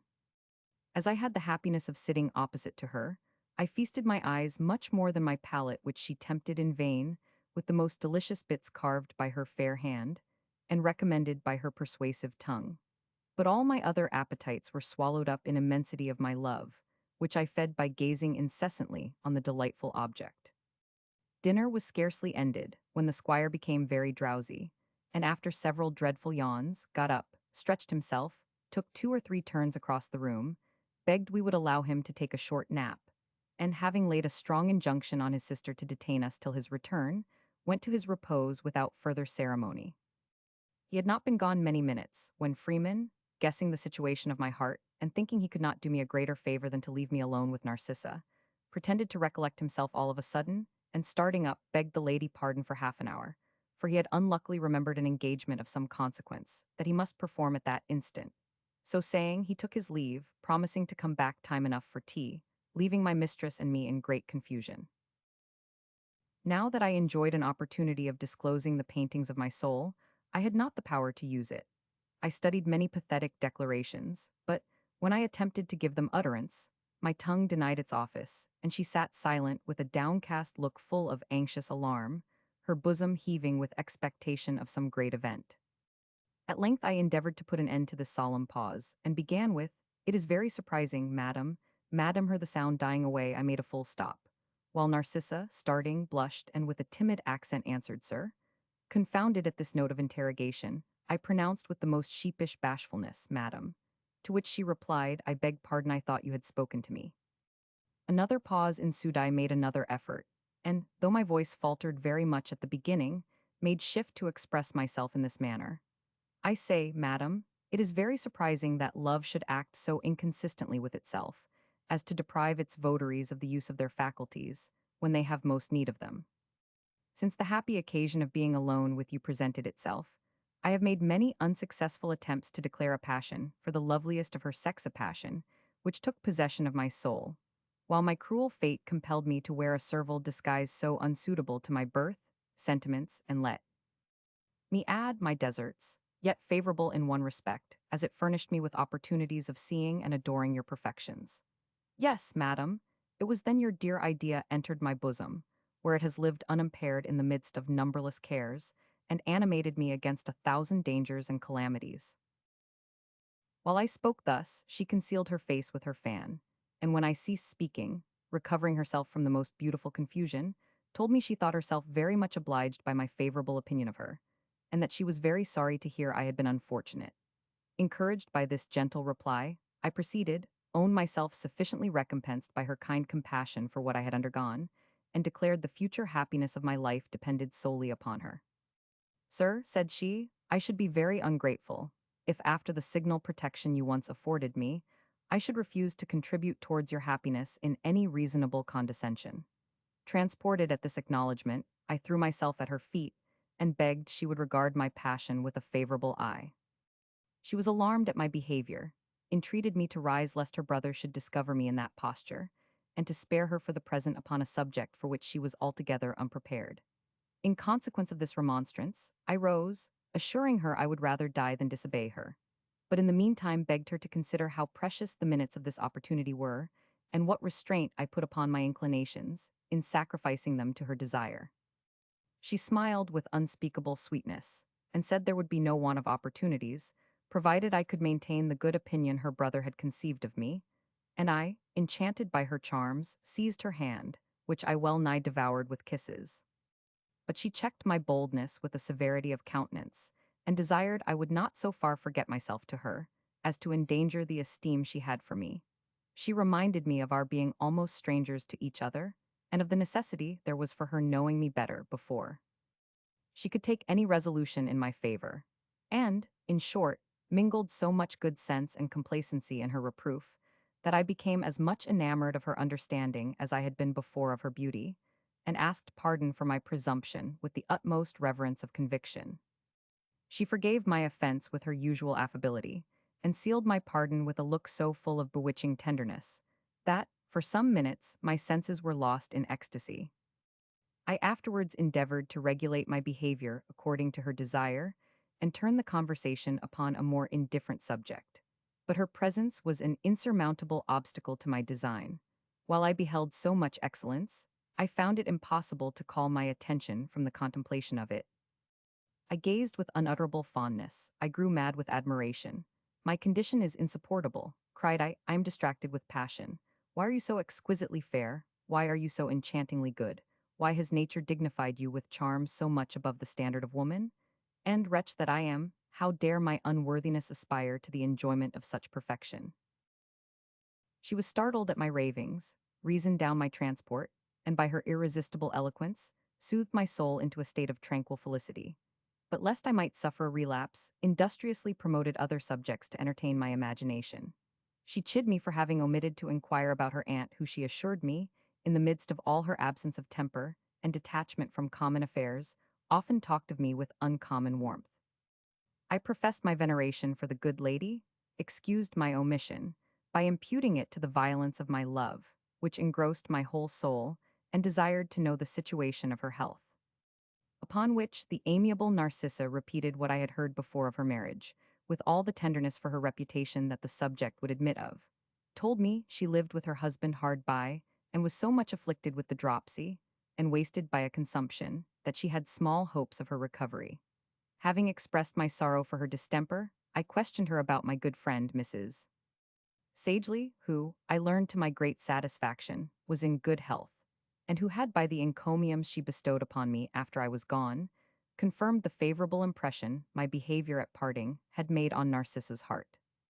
This circumstance introduced an inquiry into the conduct of Sir Timothy Thicket, who she informed me had found means to incense her brother so much against me that she found it impossible to undeceive him, but, on the contrary, suffered very much in her own character by his scandalous insinuations that the whole parish was alarmed and actually in pursuit of me, so that she had been in the utmost consternation on my account, well knowing how little my own innocence and her testimony would have weighed with the ignorance, prejudice, and brutality of those who must have judged me had I been apprehended, that Sir Timothy, having been seized with a fit of apoplexy, from which with great difficulty he was recovered, began to be apprehensive of death, and to prepare himself accordingly for that great event, as a step to which he sent for her brother, owned with great contrition the brutal design he had upon her, and in consequence acquitted me of the assault, robbery, and correspondence with her, which he had laid to my charge. After which confession he lived about a month in a languishing condition, and was carried off by a second assault. Every word that this dear creature spoke riveted the chains with which she held me enslaved. My mischievous fancy began to work, and the tempest of my passion to wake again, when the return of Freeman destroyed the tempting opportunity, and enabled me to quell the rising tumult. A little while after, the squire staggered into the room, rubbing his eyes, and called for his tea, which he drank out of a small bowl, qualified with brandy. While we took it in the usual way, Narcissa left us in order to visit her aunt, and when Freeman and I proposed to take our leave, the fox hunter insisted on our spending the evening at his house with such obstinacy of affection that we were obliged to comply. For my own part, I should have been glad of the invitation, by which, in all likelihood, I should be blessed with more of his sister's company, had I not been afraid of risking her esteem, by entering into a debauch of drinking with him, which, from the knowledge of his character, I foresaw would happen, but there was no remedy. I was forced to rely upon the strength of my constitution, which I hoped would resist intoxication longer than the squire's, and to trust to the good nature and discretion of my mistress for the rest. Our entertainer, resolving to begin by times, ordered the table to be furnished with liquor and glasses immediately after tea, but we absolutely refused to set in for drinking so soon, and prevailed upon him to pass away an hour or two at whist, in which we engaged as soon as Narcissa returned. The savage and I happened to be partners at first, and, as my thoughts were wholly employed in a more interesting game, I played so ill that he lost all patience, swore bitterly, and threatened to call for wine if they would not grant him another associate. This desire was gratified, and Narcissa and I were of a side. He won for the same reason that made him lose before. I was satisfied, my lovely partner did not repine, and the time slipped away very agreeably, until we were told that supper was served in another room. The squire was enraged to find the evening so unprofitably spent, and wreaked his vengeance on the cards, which he tore, and committed to the flames with many execrations, threatening to make us redeem our loss with a large glass and quick circulation. And indeed we had no sooner supped, and my charmer withdrawn, than he began to put his threat in execution.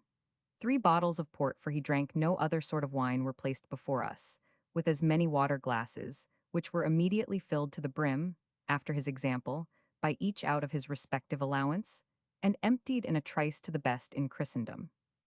Though I swallowed this, and the next, as fast as the glass could be replenished, without hesitation or show of reluctance, I perceived that my brain would not be able to bear many bumpers of this sort, and dreading the perseverance of a champion who began with such vigor, I determined to make up for the deficiency of my strength by a stratagem, which I actually put in practice when the second course of bottles was called for. The wine being strong and heady, I was already a good deal discomposed by the dispatch we had made. Freeman's eyes began to reel, and Bruin himself was elevated into a song, which he uttered with great vociferation. When I therefore saw the second round brought in, I assumed a gay air, entertained him with a French catch on the subject of drinking, which, though he did not understand it, delighted him highly, and, telling him your choice spirits at Paris never troubled themselves with glasses, asked if he had not a bowl or cup in the house that would contain a whole quart of wine. "Odds niggers," cried he, "I have a silver candle cup that holds just the quantity, for all the world. Fetch it hither, numps." The vessel being produced, I bade him decant his bottle into it, which he having done, I nodded in a very deliberate manner and said, "Pledge you." He stared at me for some time, and crying, "What? All at one pull, Meester Randon?" I answered, "At one pull, sir. You are no milksop, we shall do you justice." "Shall you?" said he, shaking me by the hand. "Odds then, ill see it out, ant we're a mile to the bottom. Here's to our better acquaintance, Meester Randon." So saying, he applied it to his lips and emptied it in a breath. I knew the effect of it would be almost instantaneous, therefore taking the cup, began to discharge my bottle into it, telling him he was now qualified to drink with the cam of Tartary. I had no sooner pronounced these words than he took umbrage at them, and after several attempts to spit, made shift to stutter, "A FT for your cams of tea Tartary. I am a FF freeborn Englishman, worth TH 3,000 ire, and V value no man, DME." Then, dropping his jaw and fixing his eyes, he hiccuped aloud, and fell upon the floor as mute as a flounder. Mr. Freeman, heartily glad at his defeat, assisted me in carrying him to bed, where we left him to the care of his servants, and went home to our respective habitations, congratulating each other on our good fortune. Chapter 57. Miss Williams informs me of Narcissa's approbation of my flame-eye, appease the squirite to my mistressum, blessed with an answer-beg leave of her brother, to dance with her at a ball obtain his consent, and hers enjoy a private conversation with Haram perplexed with reflection shaved the honor of appearing her partner at a ball we are complimented by a certain nobleman, discovers some symptoms of a passion for Narcissa, I am stung with jealousy Narcissa. Alarmed, retires I observe Melinda in the companyth squire, is captivated by her beauty.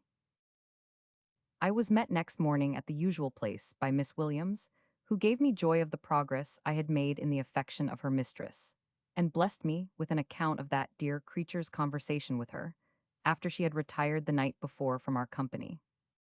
I could scarce believe her information when she recounted her expressions in my favor. So much more warm and passionate were they than my most sanguine hopes had presaged, and was particularly pleased to hear that she approved of my behavior to her brother after she withdrew.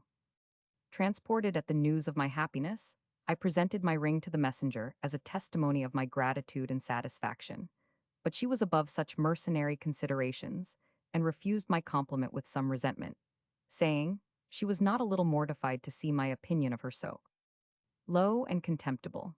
I did myself a piece of justice by explaining my behavior on this head, and to convince her of my esteem, promised to be ruled by her directions in the prosecution of the whole affair, which I had so much at heart, that the repose of my life depended upon the consequence. As I fervently wished for another interview, where I might pour out the effusion of my love without danger of being interrupted, and perhaps reap some endearing return from the queen of my desires, I implored her advice and assistance in promoting this event. But she gave me to understand that Narcissa would make no precipitate compliances of this kind, and I would do well to cultivate her brother's acquaintance, in the course of which I should not want opportunities of removing that reserve which my mistress thought herself obliged to maintain during the infancy of our correspondence.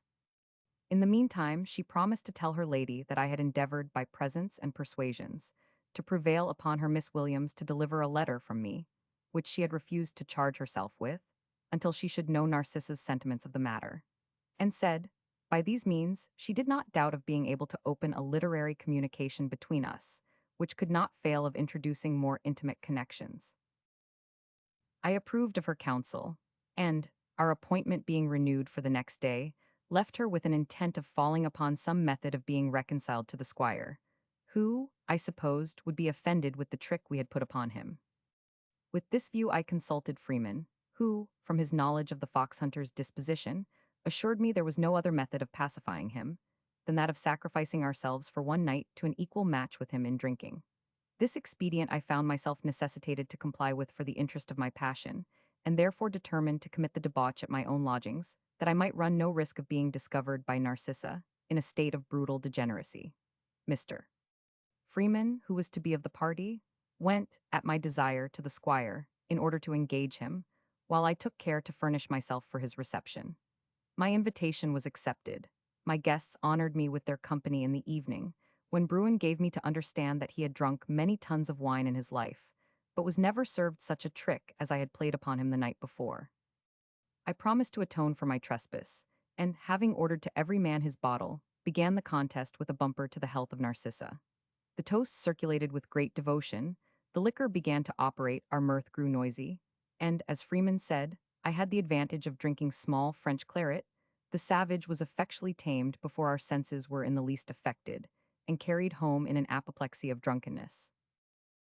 I was next morning, as usual, favored with a visit from my kind and punctual confidante, who, telling me she was permitted to receive my letters for her mistress, I took up the pen immediately, and, following the first dictates of my passion, wrote as follows.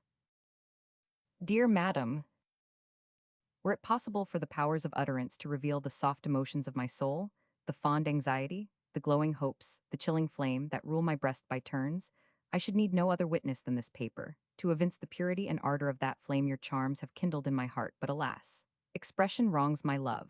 I am inspired with conceptions that no language can convey. Your beauty fills me with wonder, your understanding with ravishment, and your goodness with adoration. I am transported with desire, distracted with doubts, and tortured with impatience. Suffer me then, lovely arbitress of my fate, to approach you in person, to breathe in soft murmurs my passion to your ear, to offer the sacrifice of a heart overflowing with the most genuine and disinterested love, to gaze with ecstasy on the divine object of my wishes, to hear the music of her enchanting tongue, and to rejoice in her smiles of approbation, which will banish the most intolerable suspense from the bosom of your enraptured R.R. Having finished this effusion, I committed it to the care of my faithful friend, with an injunction to second my entreaty with all her eloquence and influence, and in the meantime went to dress, with an intention of visiting Mrs. Snapper and Miss, whom I had utterly neglected, and indeed almost forgotten, since my dear Narcissa had resumed the empire of my soul. The old gentlewoman received me very kindly, and Miss affected a frankness and gaiety which, however, I could easily perceive was forced and dissembled. Among other things, she pretended to joke me upon my passion for Narcissa, which she averred was no secret, and asked if I intended to dance with her at the next assembly. I was a good deal concerned to find myself become the town talk on this subject, lest the squire, having notice of my inclinations, should disapprove of them, and by breaking off all correspondence with me, deprive me of the opportunities I now enjoyed. But I resolved to use the interest I had with him while it lasted, and that very night, meeting him occasionally, asked his permission to solicit her company at the ball, which he very readily granted, to my inexpressible satisfaction. Having been kept awake the greatest part of the night by 1,000 delightful reveries that took possession of my fancy, I got up by times, and, flying to the place of rendezvous, had in a little time the pleasure of seeing Miss Williams approach with a smile on her countenance which I interpreted into a good omen. Neither was I mistaken in my presage. She presented me with a letter from the idol of my soul, which, after having kissed it devoutly, I opened with the utmost eagerness, and was blessed with her approbation in these terms. Sir, to say I look upon you with indifference would be a piece of dissimulation which I think no decorum requires, and no custom can justify. As my heart never felt an impression that my tongue was ashamed to declare, I will not scruple to own myself pleased with your passion, confident of your integrity, and so well convinced of my own discretion, that I should not hesitate in granting you the interview you desire, were I not overawed by the prying curiosity of a malicious world, the censure of which might be fatally prejudicial to the reputation of your Narcissa.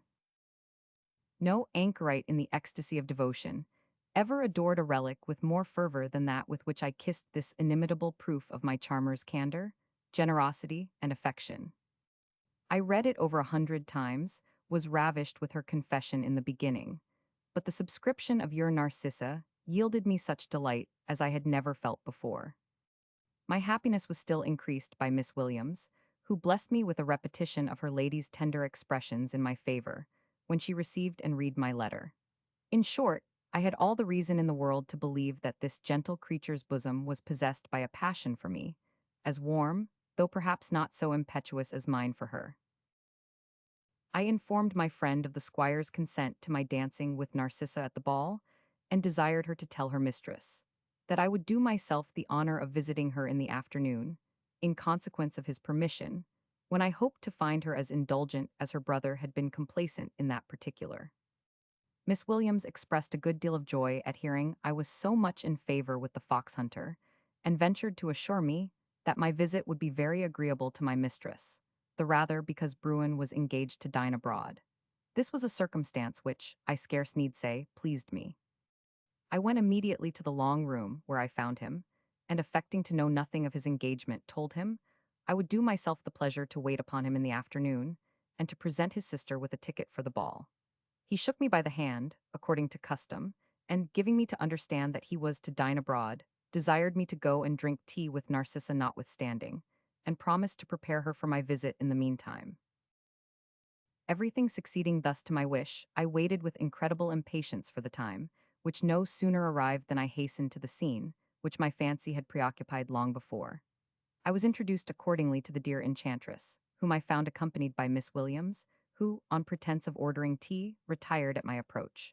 This favorable accident, which alarmed my whole soul, disordered her also. I found myself actuated by an irresistible impulse. I advanced to her with eagerness and awe, and, profiting by the confusion that prevailed over her, clasped the fair angel in my arms, and imprinted a glowing kiss upon her lips, more soft and fragrant than the dewy rosebud just bursting from the stem. Her face was in an instant covered with blushes, her eyes sparkled with resentment. I threw myself at her feet and implored her pardon. Her love became advocate in my cause, her look softened into forgiveness. She raised me up and chid me with so much sweetness of displeasure that I could have been tempted to repeat the offense, had not the coming in of the servant with the tea-board prevented my presumption. While we were subject to be interrupted or overheard, we conversed about the approaching ball, at which she promised to grace me as a partner. But when the equipage was removed and we were left alone, I resumed the more interesting theme, and expressed myself with such transport and agitation that my mistress, fearing I should commit some extravagance, rang the bell for her maid, whom she detained in the room, as a check upon my vivacity. I was not sorry for this precaution, because I could unbosom myself without reserve before Miss Williams, who was the confidant of us both. I therefore gave a loose to the inspirations of my passion, which operated so successfully upon the tender affections of Narcissa, that she laid aside the constraint she had hitherto worn, and blessed me with the most melting declaration of her mutual flame. It was impossible for me to forbear taking the advantage of this endearing condescension. She now gently yielded to my embraces, while I, encircling all that I held dear within my arms, tasted in advance the joys of that paradise I hoped in a little time wholly to possess. We spent the afternoon in all the ecstasy of hope that the most fervent love exchanged by mutual vows could inspire, and Miss Williams was so much affected with our chaste caresses, which recalled the sad remembrance of what she was, that her eyes were filled with tears. The evening being pretty far advanced, I forced myself from the dear object of my flame, who indulged me in a tender embrace at parting, and repairing to my lodgings, communicated to my friend Strap every circumstance of my happiness, which filled him with so much pleasure that it ran over at his eyes, and he prayed heartily that no envious devil might, as formerly, dash the cup of blessing from my lip. When I reflected on what had happened, and especially on the unreserved protestations of Narcissa's love, I could not help being amazed at her omitting to inquire into the particular circumstances of life and fortune of one whom she had favored with her affection, and I began to be a little anxious about the situation of her finances, well knowing that I should do an irreparable injury to the person my soul held most dear, if I should espouse her without being able to support her in the rank which was certainly her due. I had heard, indeed, while I served her aunt, that her father had left her a considerable sum, and that everybody believed she would inherit the greatest part of her kinswoman's dowry, but I did not know how far she might be restricted by the old gentleman's will in the enjoyment of what he left her, and I was too well informed of the virtuoso's late conduct to think my mistress could have any expectation from that quarter. I confided, however, in the good sense and policy of my charmer, who, I was sure, would not consent to unite her fate with mine before she had fully considered and provided for the consequence. The ball night being arrived, I dressed myself in a suit I had reserved for some grand occasion, and, having drunk tea with Narcissa and her brother, conducted my angel to the scene, where she, in a moment, eclipsed all her female competitors for beauty, and attracted the admiration of the whole assembly. My heart dilated with pride on this occasion, and my triumph rejected all bounds, when, after we had danced together, a certain nobleman, remarkable for his figure and influence in the beau monde, came up, and in the hearing of all present, honored us with a very particular compliment upon our accomplishments and appearance. But this transport was soon checked, when I perceived his lordship attach himself with great assiduity to my mistress, and say some warm things which, I thought, savored too much of passion. It was then I began to feel the pangs of jealousy. I dreaded the power and address of my rival. I sickened at his discourse. When she opened her lips to answer, my heart died within me. When she smiled, I felt the pains of the damned. I was enraged at his presumption. I cursed her complacence. At length he quitted her and went to the other side of the room. Narcissa, suspecting nothing of the rage that inflamed me, put some questions to me as soon as he was gone, to which I made no reply, but assumed a grim look, which too well denoted the agitation of my breast, and surprised her not a little. She no sooner observed my emotion than she changed color, and asked what ailed me.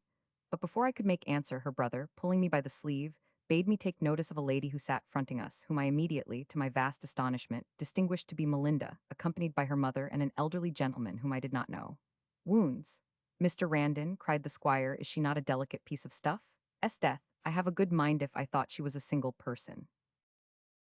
Notwithstanding the perplexity I was in, I had reflection enough to foresee that my passion might suffer greatly by the presence of this lady, who, in all probability, would revenge herself upon me for having formerly disgraced her by spreading reports to my prejudice.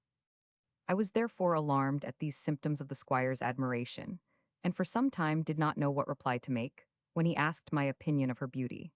At length I came to a determination, and told him that her name was Melinda, that she had a fortune of £10,000, and was said to be under promise of marriage to a certain lord who deferred his nuptials a few months, until he should be of age.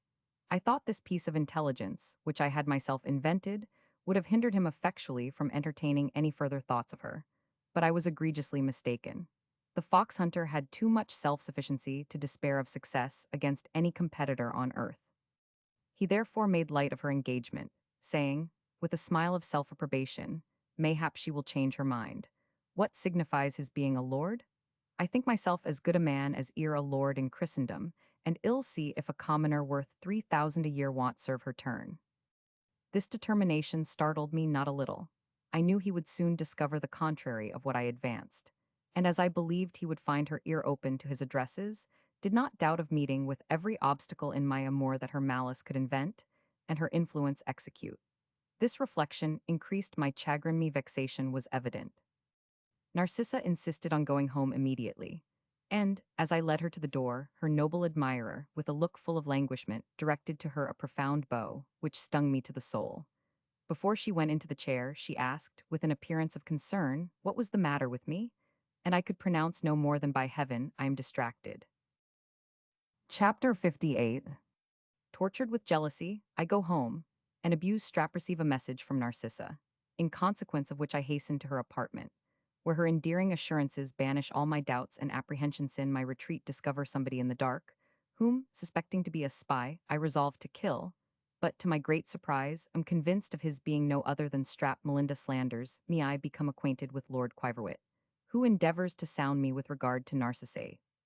Squire is introduced to his lordship, and grows cold towards me. I learn from my confidant that this nobleman professes honorable love to my mistress, who continues faithful to me, notwithstanding the scandalous reports she had heard to my prejudice. I am mortified with an assurance that her whole fortune depends upon the pleasure of her brother Mr. Freeman condoles me on the decline of my character, which I vindicate so much to his satisfaction, that he undertakes to combat fame on my behalf. Having uttered this exclamation, at which she sighed, I went home in the condition of a frantic bedlamite, and finding the fire in my apartment almost extinguished, vented my fury upon poor Strap, whose ear I pinched with such violence that he roared hideously with pain, and when I quitted my hold, looked so foolishly aghast that no unconcerned spectator could have seen him without being seized with an immoderate fit of laughter. It is true, I was soon sensible of the injury I had done, and asked pardon for the outrage I had committed, upon which my faithful valet, shaking his head, said, I forgive you, and may God forgive you.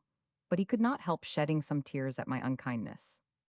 I felt unspeakable remorse for what I had done, cursed my own ingratitude, and considered his tears as a reproach that my soul, in its present disturbance, could not bear. It set all my passions into a ferment. I swore horrible oaths without meaning or application. I foamed at the mouth, kicked the chairs about the room, and played abundance of mad pranks that frightened my friend almost out of his senses. At length my transport subsided, I became melancholy and wept insensibly. During this state of dejection, I was surprised with the appearance of Miss Williams, whom Strap, blubbering all the while, had conducted into the chamber without giving me previous notice of her approach. She was extremely affected with my condition, which she had learned from him, begged me to moderate my passion, suspend my conjectures, and follow her to Narcissa, who desired to see me forthwith. That dear name operated upon me like a charm. I started up, and without opening my lips was conducted into her apartment through the garden, which we entered by a private door. I found the adorable creature in tears. I was melted at the sight. We continued silent for some time. My heart was too full to speak. Her snowy bosom heaved with fond resentment. At last she sobbing cried, What have I done to disoblige you? My heart was pierced with the tender question. I drew near with the utmost reverence of affection. I fell upon my knees before her, and, kissing her hand, exclaimed, Oh, thou art all goodness and perfection! I am undone by want of merit. I am unworthy to possess thy charms, which heaven hath destined for the arms of some more favorite being. She guessed the cause of my disquiet, upbraided me gently for my suspicion, and gave me such flattering assurances of her eternal fidelity, that all my doubts and fears forsook me, and peace and satisfaction reigned within my breast. At midnight I left the fair nymph to her repose, and, being let out by Miss Williams at the garden gate by which I entered, began to explore my way homeward in the dark, when I heard at my back a noise like that of a baboon when he mews and chatters. I turned instantly, and, perceiving something black, concluded I was discovered by some spy, employed to watch for that purpose. Aroused at this conjecture, by which the reputation of the virtuous Narcissa appeared in jeopardy, I drew my sword and would have sacrificed him to her fame, had not the voice of Strap restrained my arm. It was with great difficulty he could pronounce, "DDDDO." Murmur me if you please. Such an effect had the cold upon his jaws that his teeth rattled like a pair of castanets. Pleased to be thus undeceived, I laughed at his consternation and asked what brought him thither. Upon which he gave me to understand that his concern for me had induced him to follow me to that place, where the same reason had detained him till now, and he frankly owned that, in spite of the esteem he had for Miss Williams, he began to be very uneasy about me, considering the disposition in which I went abroad, and, if I had stayed much longer, would certainly have alarmed the neighborhood in my behalf. The knowledge of this his intention confounded me. I represented to him the mischievous consequences that would have attended such a rash action, and, cautioning him severely against any such design for the future, concluded my admonition with an assurance that, in case he should ever act so madly, I would, without hesitation, put him to death. Have a little patience, cried he in a lamentable tone. Your displeasure will do the business without your committing murder. I was touched with this reproach, and as soon as we got home, made it my business to appease him by explaining the cause of that transport during which I had used him so unworthily. Next day, when I went into the long room, I observed several whispers circulate all of a sudden, and did not doubt that Melinda had been busy with my character. But I consoled myself with the love of Narcissa, upon which I rested with the most perfect confidence. And going up to the roll-a-pally table, won a few pieces from my suspected rival, who, with an easy politeness, entered into conversation with me, and desiring my company to the coffee house, treated me with tea and chocolate. I remembered Strutwell and guarded against his insinuating behavior, nor was my suspicion wrong placed. He artfully turned the discourse upon Narcissa, and endeavored by hinting at an intrigue he pretended to be engaged in elsewhere, to learn what connection there was between her and me. But all his finesse was ineffectual. I was convinced of his dissimulation, and gave such general answers to his inquiries, that he was forced to drop the subject and talk of something else. While we conversed in this manner, the savage came in with another gentleman, who introduced him to his lordship, and he was received with such peculiar marks of distinction that I was persuaded the courtier intended to use him in some shape or other, and from thence I drew an unlucky omen. But I had more cause to be dismayed the following day, when I saw the squire in company with Melinda and her mother, who honored me with several disdainful glances, and when I afterwards threw myself in his way, instead of the cordial shake of the hand, he returned my salute with a cold repetition of servant, servant, which he pronounced with such indifference or rather contempt, that if he had not been Narcissa's brother, I should have affronted him in public. These occurrences disturbed me not a little. I foresaw the brooding storm, and armed myself with resolution for the occasion.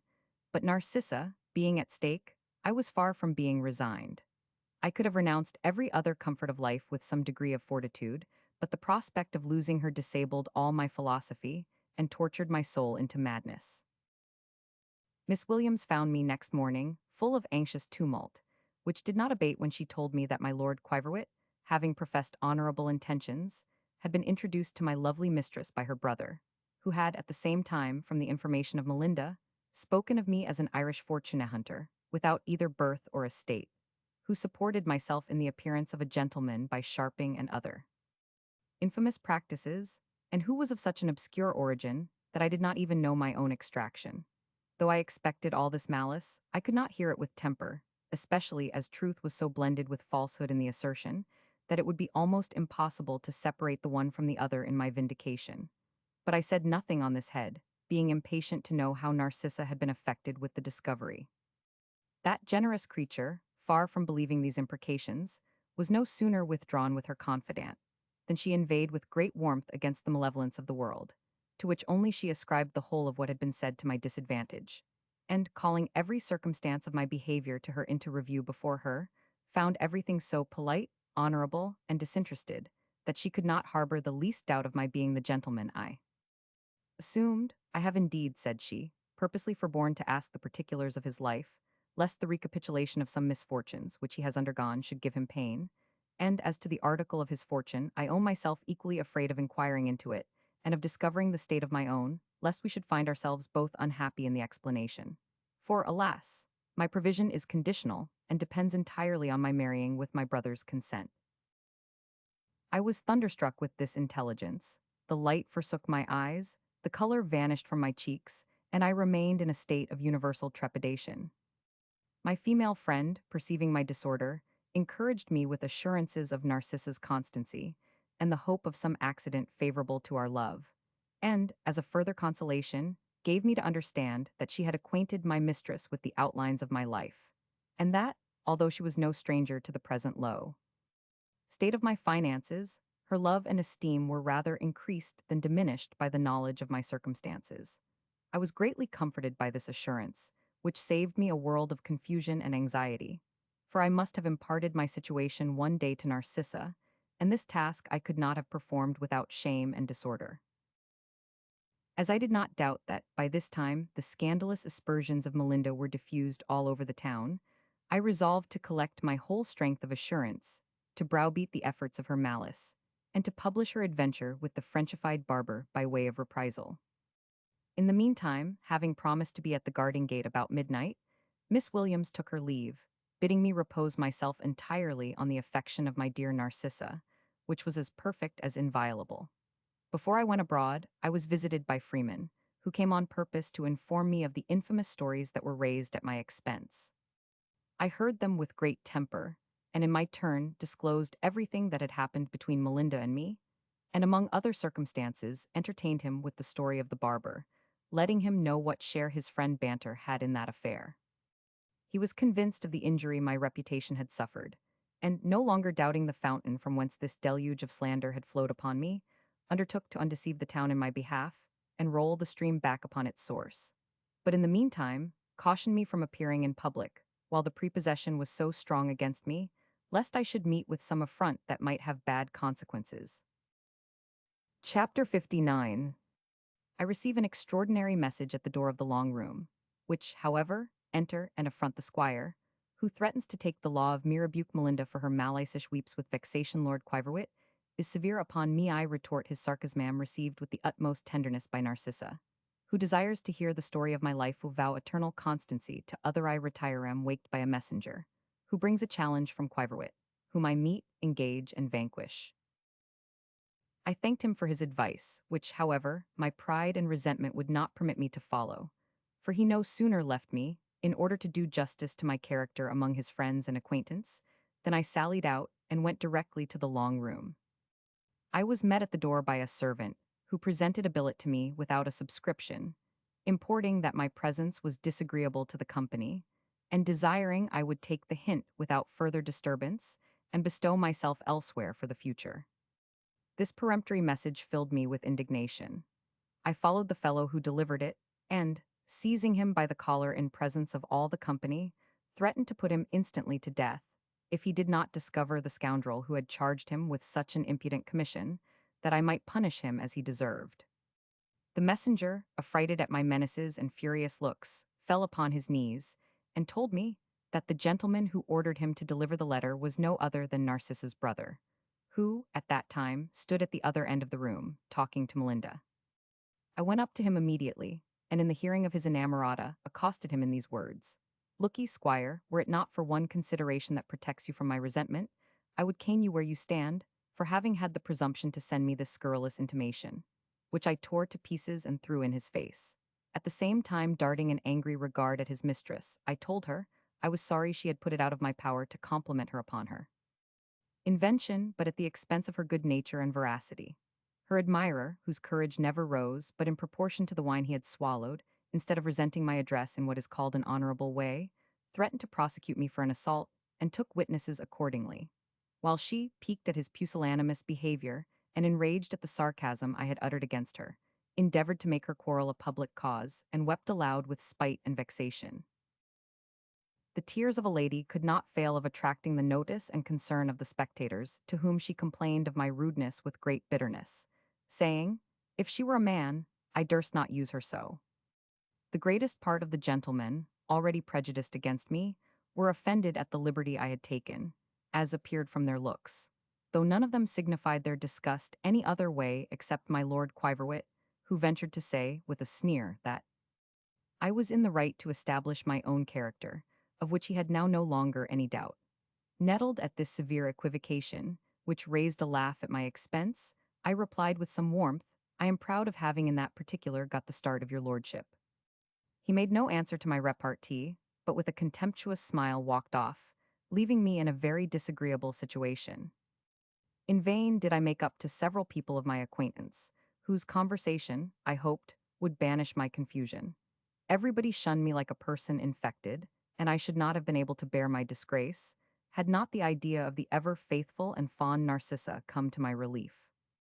I quitted the scene of my mortification, and, sauntering about the town, happened to wake from my contemplation, when I found myself just opposite to a toy shop, which I entered, and purchased a ring set with a ruby in the form of a heart, surrounded by diamond sparks, for which I paid 10 guineas, intending it for a present to the charmer of my soul.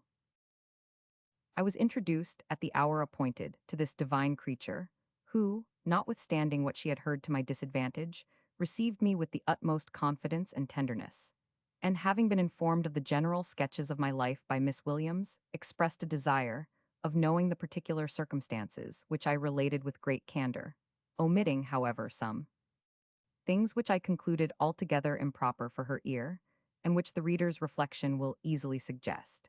As my story was little else than a recital of misfortunes, the tear of sympathy ceased not to trickle from her enchanting eyes during the whole of the narration, which, when I had finished, she recompensed me for my trouble with the most endearing protestations of eternal love. She bewailed her restricted condition, as it was the means of retarding my happiness, told me that Lord Quiverwit, by her brother's permission, had been to drink tea with her that very afternoon, and actually proposed marriage, and, seeing me extremely affected with this piece of information, offered to give me a convincing proof of her affection, by espousing me in private and leaving the rest to fate. I was penetrated with this instance of her regard, but, that I might not be outdone in generosity, resisted the bewitching temptation in consideration of her honor and interest. At the same time, I presented my ring as a pledge of my inviolable attachment, and, on my knees, implored heaven to shower its curses on my head, if ever my heart should entertain one thought unworthy of the passion I then avowed. She received my token, gave me in return her picture in miniature, exquisitely drawn and set in gold, and in the same posture called heaven to witness and to judge her flame. Our vows being thus reciprocally breathed, a confidence of hope ensued, and our mutual fondness becoming as intimate as innocence would allow, I grew insensible of the progress of time, and it was morning before I could tear myself from this darling of my soul. My good angel foresaw what would happen, and permitted me to indulge myself on this occasion, in consideration of the fatal absence I was doomed to suffer. I went to bed immediately on my return to my lodging, and having slept about 2 hours was waked by Strap, who in great confusion told me there was a footman below with a letter, which he would deliver to nobody but myself. Alarmed at this piece of news, I desired my friend to show him into my chamber, and received the following letter, which, he said, required an immediate answer. Sir, when any man injures my honor, let the difference of rank between us be ever so great, I am contented to waive the privilege of my quality, and to seek reparation from him on equal terms. The insolence of your reply to me yesterday, in the long room, I might have overlooked, had not your presumptive emulation in a much more interesting affair, and which I made this morning, concurred in persuading me to chastise your audacity with my sword. If you therefore have spirit enough to support the character you assume, you will not fail to follow the bearer immediately to a convenient place, where you shall be met by Quiverwit. Whether I was enervated by the love and favor of Narcissa, or awed by the superior station of my antagonist, I know not, but I never had less inclination to fight than at this time. However, finding there was a necessity for vindicating the reputation of my mistress, as well as for asserting my own honor, I forthwith rose, and, dressing in a hurry, put on my sword, bade Strap attend me, and set out with my conductor, cursing my bad fortune all the way, for having been observed in my return from my angel. For so I interpreted his lordship's discovery. When I came within sight of my rival, his lackey told me he had orders to stop, upon which I commanded Strap to halt also, while I walked forward, resolving, if possible, to come to an explanation with my challenger before we should come to battle. Nor was an opportunity wanting, for I no sooner approached than he asked, with a stern countenance, what business I had in Mr. Topal's garden so early in the morning? I don't know, my lord, said I, how to answer a question put to me with such magisterial haughtiness. If your lordship will please to expostulate calmly, you will have no cause to repent of your condescension. Otherwise I am not to be intimated into any confession. There is no room for denial, answered he. I saw you come out with my own eyes. Did any other see me? Said one. I neither know nor care, said he. I want no other evidence than that of my own senses. Pleased to hear that the suspicion was confined to him alone, I endeavored to appease his jealousy by owning an intrigue with the waiting maid. But he had too much discernment to be so easily imposed upon, and told me there was only one way to convince him of the truth of what I alleged, which was no other than renouncing all claim to Narcissa upon oath and promising upon honor never to speak to her for the future. Exasperated at this proposal, I unsheathed my sword, saying, Heavens, what title have you, or any man on earth, to impose such terms on me? He did the same, and making towards me with a contracted brow, said I was a villain and had dishonored Narcissa.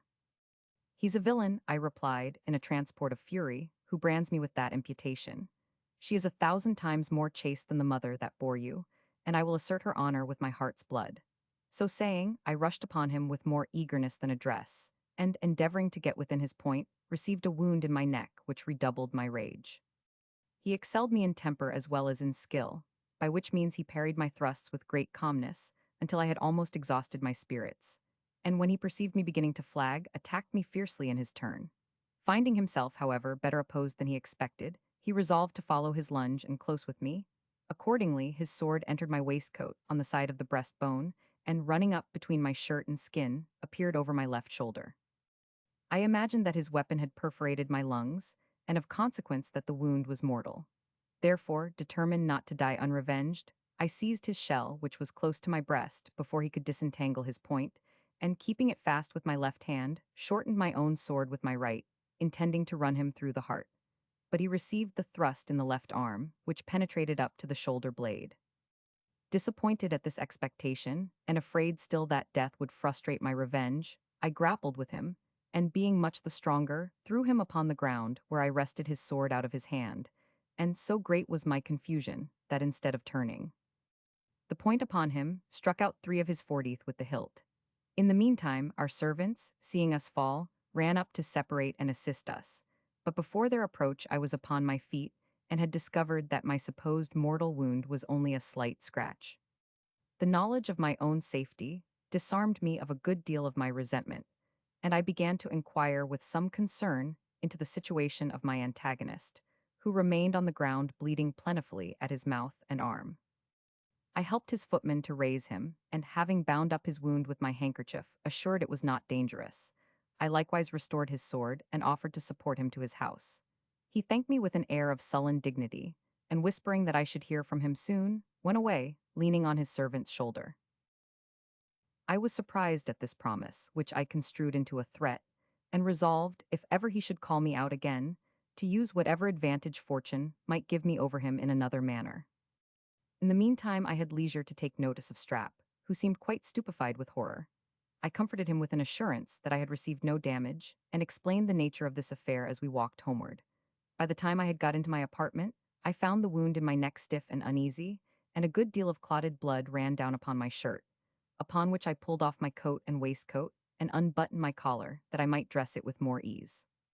My friend no sooner perceived my shirt quite dyed with blood, than, imagining I had got at least 20,000 wounds, he cried, "Oh Jesus!" and fell flat on the floor. I stopped the bleeding with a little dry lint, and, applying a plaster over it, cleaned myself from the gore, shifted, and dressed, while he lay senseless at my feet, so that when he recovered and saw me perfectly well, he could scarce believe his own eyes. Now that the danger was past, I was very well pleased with what had happened, hoping that it would soon become known, and consequently dignify my character, not a little in this place. I was also proud of having shown myself, in some shape, worthy of the love of Narcissa, who, I was persuaded, would not think the worse of me for what I had done. Chapter 60. I am visited by freemen, with whom I appear in public, and am caresetum sent for by Lord Quiverwit, whose presence I quit flung Narcissa is carried off by her brother. I intend to pursue him, and am dissuaded by my friend engage in play, and lose all my money set out for Londonry my fortune at the gaming table, without success receive a letter from Narcissabook my tailor. While I entertained myself with these reflections, the news of the duel, being communicated by some unknown channel, spread all over the town. I was visited by Freeman, who testified his surprise at finding me, for it was told that Lord Quiverwit being dead of his wounds, I had absconded in order to avoid the cognizance of the law. I asked if people guessed the occasion of the quarrel, and understanding it was attributed to his lordship's resentment of my reply in the long room, confirmed that conjecture, glad to find Narcissa unsuspected. My friend, after I had assured him that my antagonist was in no danger, wished me joy of the event, than which, he said, nothing could happen more opportunely to support the idea he had given of my character to his friends, among whom he had been very assiduous in my behalf. On the strength of this assurance, I went with him to the coffee house, where I was saluted by a great many of those very persons who had shunned me the preceding day, and I found everybody making merry with the story of Melinda's French gallant. While I remained in this place, I received a message from Lord Quiverwit, desiring, if I were not engaged, to see me at his house. Thither I immediately repaired, and was conducted to an apartment where I was received by his lordship in bed. When we were left by ourselves, he thanked me in very polite terms for having used the advantage fortune had given me over him with such moderation, and asked pardon for any offense his resentment might have prompted him to commit. I would willingly, said he, make you my friend, but as it is impossible for me to divest myself of my passion for Narcissa, I am too well convinced of your sentiments to think we shall ever agree on that subject. I took the liberty, therefore, of sending for you, in order to own candidly that I cannot help opposing your success with that young lady, though, at the same time, I promise to regulate my opposition by the dictates of justice and honor. This, however, I think proper to advertise you of, that she has no independent fortune. And, if you should even succeed in your addresses, you will have the mortification to see her reduced to indigence. Unless you have wherewithal to support her, and I am credibly informed of your incapacity that Wayne, I will confess that, urged by this consideration, I have actually sent notice to her brother of the progress I suspect you have made in her affection, and desired him to take his precautions accordingly. Alarmed and provoked at this information, I told his lordship that I did not see how he could reconcile that piece of conduct with his profession of open dealing, and flung away from him in a passion. As I walked homeward, in hope of hearing from my mistress as usual by means of Miss Williams, I was surprised with the waving of a handkerchief from the window of a coach and six that passed by me at full speed, and upon further observation, I saw a servant on horseback riding after it, who, I knew by his livery, belonged to the squire. Thunderstruck with this discovery, the knowledge of my misfortune rushed all at once upon my reflection. I guessed immediately that the signal was made by the dear hand of Narcissa, who, being hurried away in consequence of Lord Quiverwit's message to her brother, had no other method of relating her distress and imploring my assistance. Frantic with this conjecture, I ran to my lodgings, snatched my pistols, and ordered Strap to get post-horses, with such incoherence of speech and disorder, that the poor valet, terrified with the suspicion of another duel, instead of providing what I desired, went forthwith to Freeman, who, being informed of my behavior, came straight to my apartment and conjured me so pathetically to make him acquainted with the cause of my uneasiness, that I could not refuse telling him my happiness was fled with Narcissa, and that I must retrieve her or perish. He represented the madness of such an undertaking, and endeavored to divert me from it with great strength of friendship and reason. But all his arguments would have been ineffectual, had he not put me in mind of the dependence I ought to have on the love of Narcissa, and the attachment of her maid, who could not fail of finding opportunities to advertise me of their situation, and at the same time demonstrated the injury my charmer's reputation must suffer from my precipitate retreat. I was convinced and composed by these considerations. I appeared in public with an air of tranquillity, was well received by the best company in town, and, my misfortune taking air, condoled accordingly. While I had the satisfaction of seeing Melinda so universally discountenanced that she was fain to return to London, in order to avoid the scoffs and censure of the ladies at Bath. But though the hope of hearing from the darling of my soul supported my spirits a little while, I began to be very uneasy, when, at the end of several weeks, I found that expectation disappointed.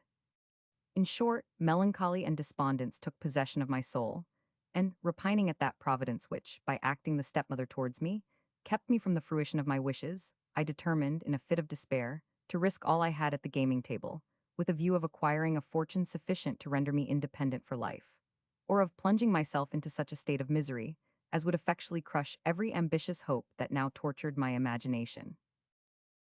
Actuated by this fatal resolution, I engaged in play, and after some turns of fortune found myself at the end of 3 days worth £1,000.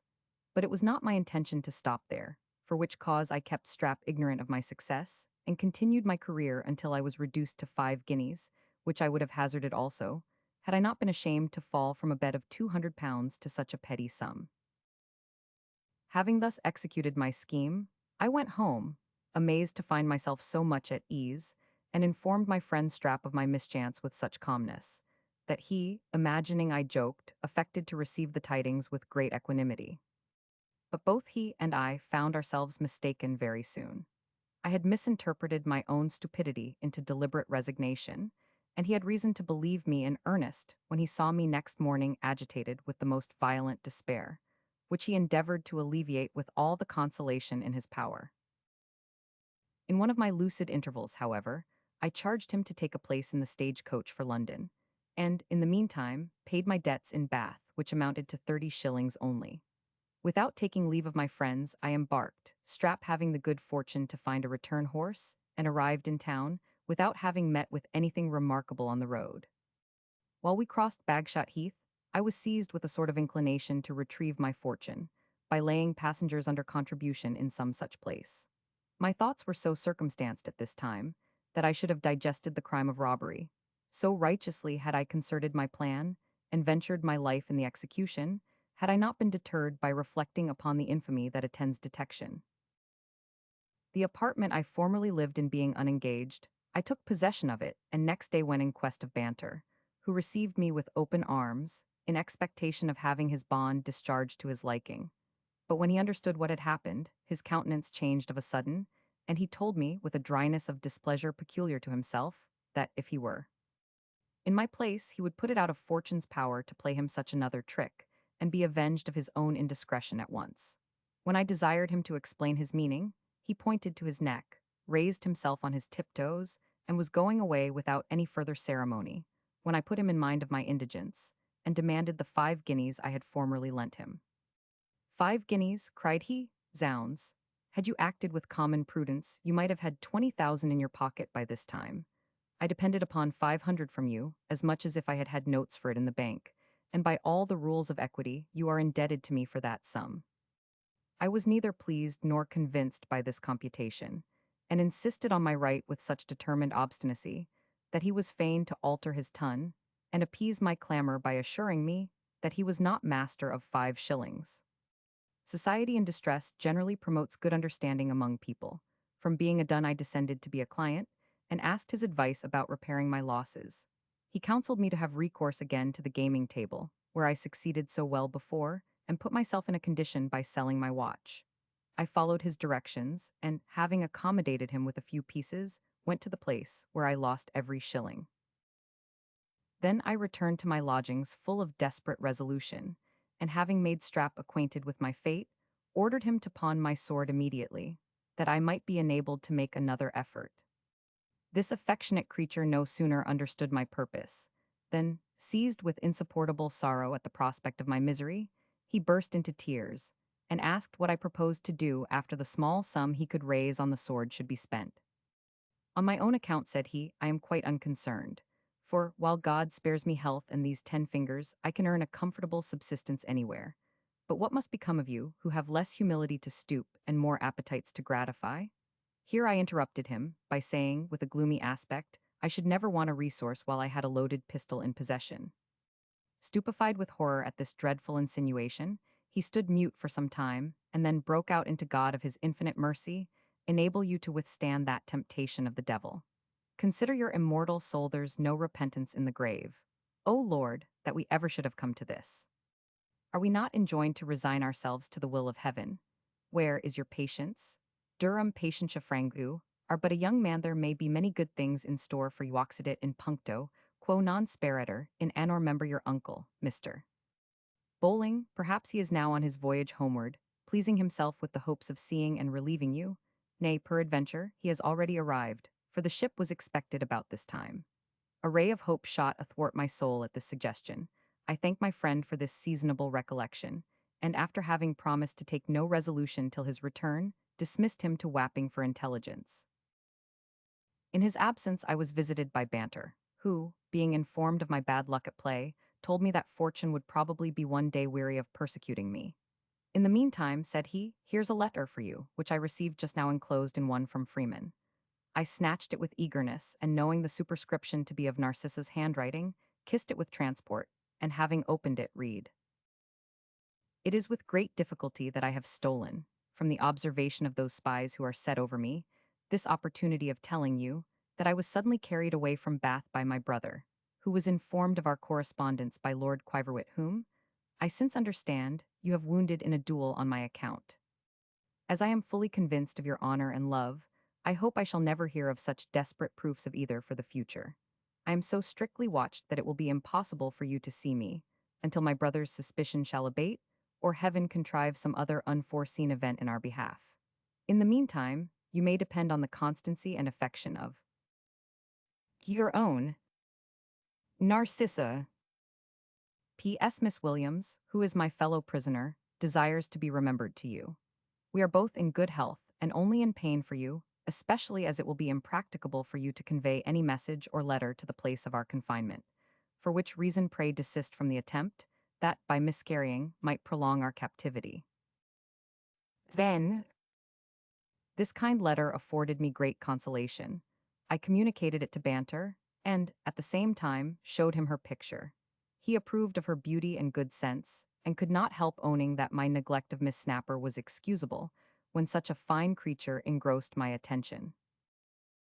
I began to be reconciled to my fate, and imagined that, if I could contrive means of subsisting until my uncle should arrive, in case he were not already at home, he would enable me to do something effectual in behalf of my love and fortune.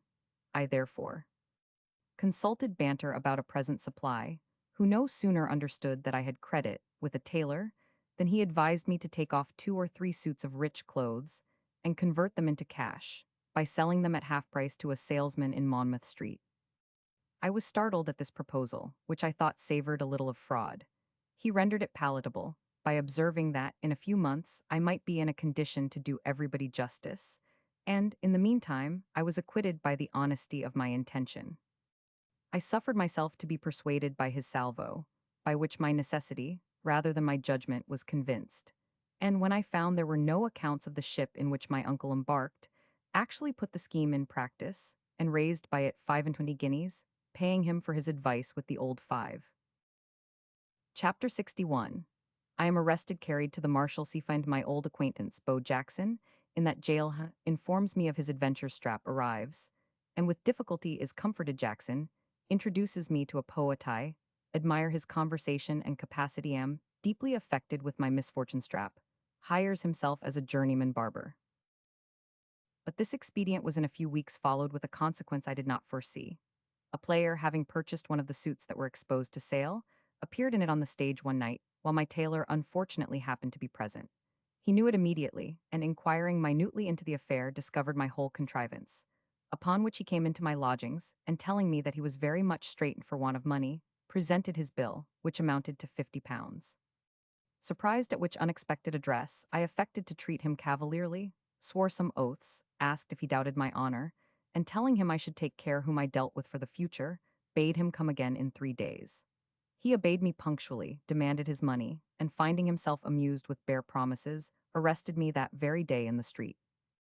I was not much shocked at this adventure, which, indeed, put an end to a state of horrible expectation, but I refused to go to a sponging house, where I heard there was nothing but the most flagrant imposition, and, a coach being called, was carried to the Marshalsea, attended by a bailiff and his follower, who were very much disappointed and chagrined at my resolution.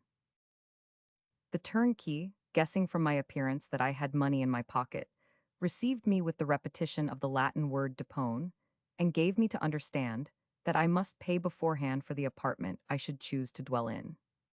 I desired to see his conveniences, and hired a small paltry bedchamber for £1 a week, which in any other place would not have let for half the money. Having taken possession of this dismal habitation, I sent for Strap, and my thoughts were busied in collecting matter of consolation to that faithful squire, when somebody knocked at my door, which I no sooner opened than a young fellow entered in very shabby clothes and marvelous foul linen.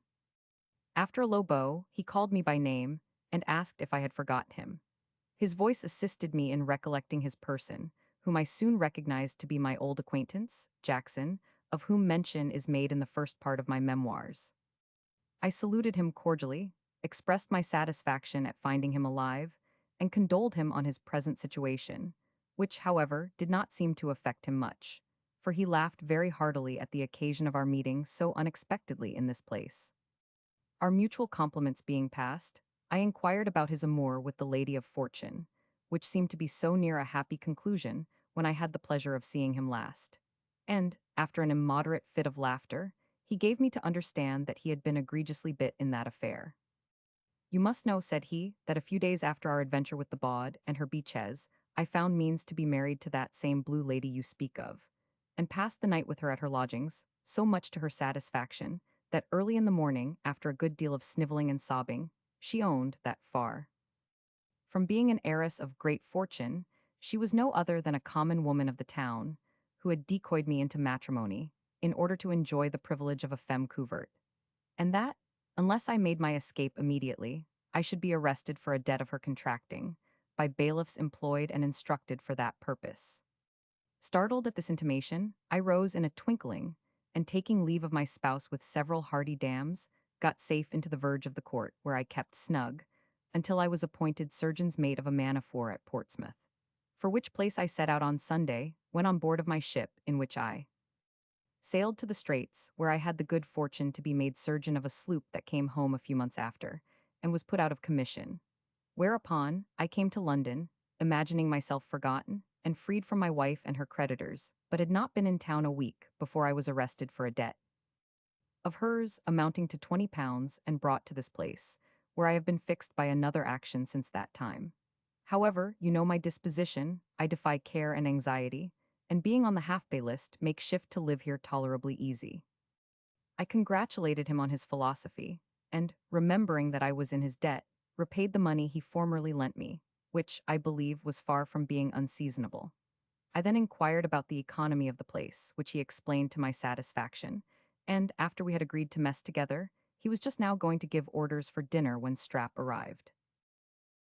I never in my life saw sorrow so extravagantly expressed in any countenance as in that of my honest friend, which was, indeed, particularly adapted by nature for such impressions.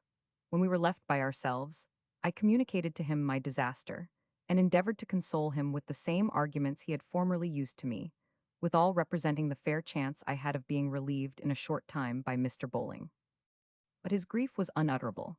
He seemed to give attention without listening, and wrung his hands in silence, so that I was in a fair way of being infected by his behavior when Jackson returned, and perceiving the deference I paid to Strap, although in a footman's habit, distributed his crumbs of comfort with such mirth, jollity, and unconcern, that the features of the distressed squire relaxed by degrees. He recovered the use of speech, and began to be a little more reconciled to this lamentable event. We dined together on boiled beef and greens, brought from a cook's shop in the neighborhood, and although this meal was served up in a manner little corresponding with the sphere of life in which I had lately lived, I made a virtue of necessity, ate with good appetite, and treated my friends with a bottle of wine, which had the desired effect of increasing the good humor of my fellow prisoner, and exhilarating the spirits of Strap, who now talked cavalierly of my misfortune. After dinner, Jackson left us to our private affairs, when I desired my friend to pack up all our things and carry them to some cheap lodgings he should choose for himself in the neighborhood of the Marshalsea, after he had discharged my lodgings, for which purpose I gave him money. I likewise recommended to him the keeping my misfortune secret, and saying to my landlord, or any other who should inquire for me, that I was gone into the country for a few weeks. At the same time, I laid strong injunctions upon him to call every second day upon Banter, in case he should receive any letter for me from Narcissa, by the channel of Freeman, and by all means to leave a direction for himself at my uncle's lodgings in Wapping, by which I might be found when my kinsman should arrive. When he departed to execute these orders, which by the by were punctually performed that very night, I found myself so little seasoned to my situation, that I dreaded reflection, and sought shelter from it in the company of the beau, who, promising to regale me with a lecture upon taste, conducted me to the common side, where I saw a number of naked, miserable wretches assembled together. We had not been here many minutes when a figure appeared, wrapped in a dirty rug, tied about his loins with two pieces of list, of different colors, knotted together, having a black bushy beard, and his head covered with a huge mass of brown periwig, which seems to have been ravished from the crown of some scarecrow. This apparition, stalking in with great solemnity, made a profound bow to the audience, who signified their approbation by a general response of "How d'ye do, doctor?" He then turned towards us and honored Jackson with a particular salutation, upon which my friend, in a formal manner, introduced him to me by the name of Mr. Melopoyn. This ceremony being over, he advanced into the middle of the congregation, which crowded around him, and hemming 3 times, to my utter astonishment, pronounced with great significance of voice and gesture, a very elegant and ingenious discourse upon the difference between genius and taste, illustrating his assertions with apt quotations from the best authors, ancient as well as modern. When he had finished his harangue, which lasted a full hour, he bowed again to the spectators, not one of whom I was informed understood so much as a sentence of what he had uttered. They manifested, however, their admiration and esteem by voluntary contributions, which Jackson told me, one week with another, amounted to 18 pence. This moderate stipend, together with some small presents that he received for making up differences and deciding causes amongst the prisoners, just enabled him to breathe and walk about in the grotesque figure I have described. I understood also that he was an excellent poet and had composed a tragedy, which was allowed by everybody who had seen it to be a performance of great merit, that his learning was infinite, his morals unexceptionable, and his modesty invincible. Such a character could not fail of attracting my regard. I longed impatiently to be acquainted with him, and desired Jackson would engage him to spend the evening in my apartment. My request was granted. He favored us with his company, and, in the course of our conversation perceiving that I had a strong passion for the Bell's letters, acquitted himself so well on that subject, that I expressed a fervent desire of seeing his productions. In this point, too, he gratified my inclination. He promised to bring his tragedy to my room next day, and in the meantime, entertained me with some detached pieces, which gave me a very advantageous idea of his poetical talent. Among other things, I was particularly pleased with some elegies, in imitation of Tibullus, one of which I beg leave to submit to the reader as a specimen of his complexion and capacity. Where now are all my flattering dreams of joy. Monimia, give my soul her wonted rest. Since first thy beauty fixed my roving eye, heart-gnawing cares corrode my pensive breast. Let happy lovers fly where pleasures call. With festive songs beguile the fleeting hour. Lead beauty through the mazes of the ball. Or press her wanton in love's roseate bower. For me, no more ill range the empurpled mead, where shepherds pipe and virgins dance around, nor wander through the woodbine's fragrant shade, to hear the music of the grove resound. Ill seek some lonely church or dreary hall, where fancy paints the glimmering taper blue, where damps hang mouldering on the ivied wall, and sheeted ghosts drink up the midnight dew. There, lagged with hopeless anguish and despair, a while in silence o'er my fate repair.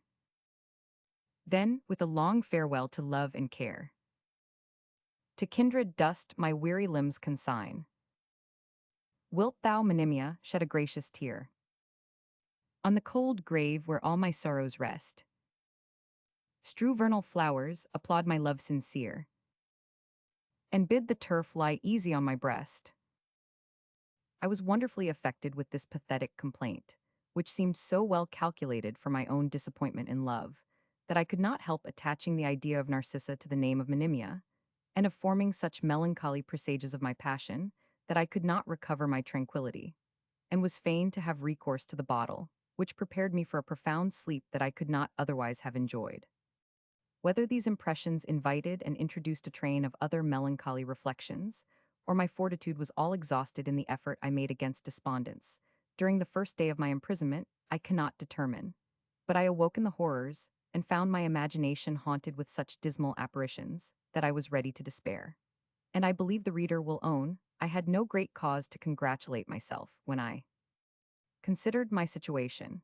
I was interrupted in the midst of these gloomy apprehensions by the arrival of Strap, who contributed not a little to the re-establishment of my peace, by letting me know that he had hired himself as a journeyman barber.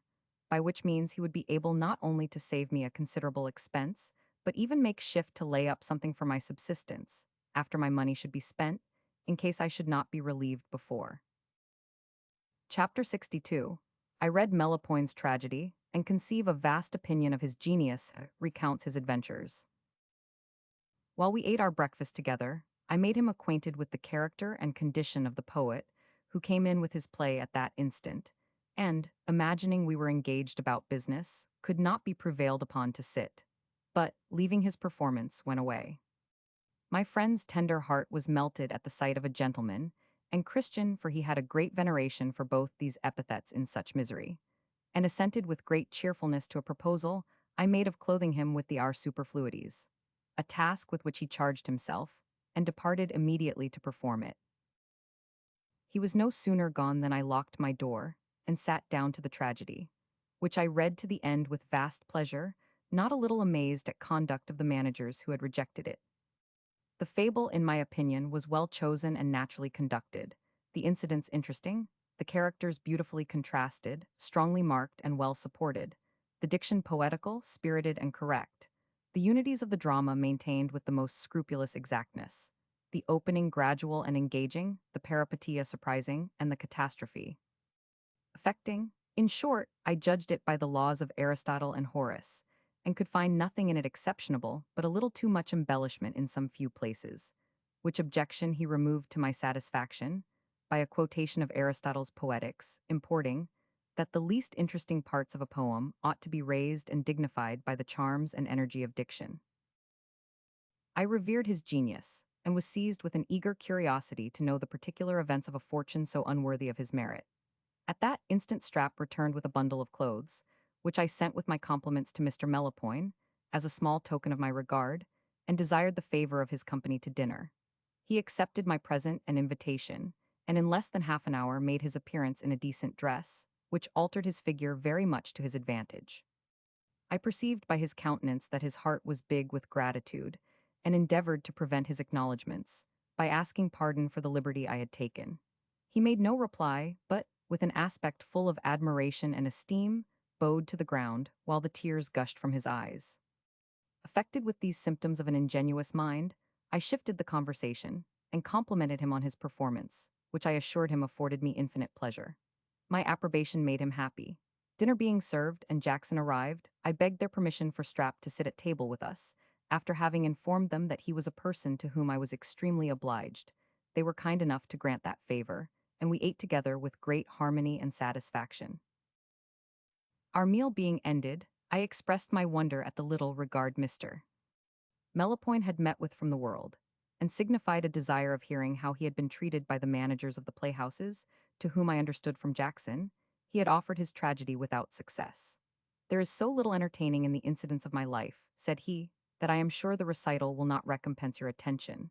But, since you discover an inclination to know them, I understand my duty too well to disappoint your desire.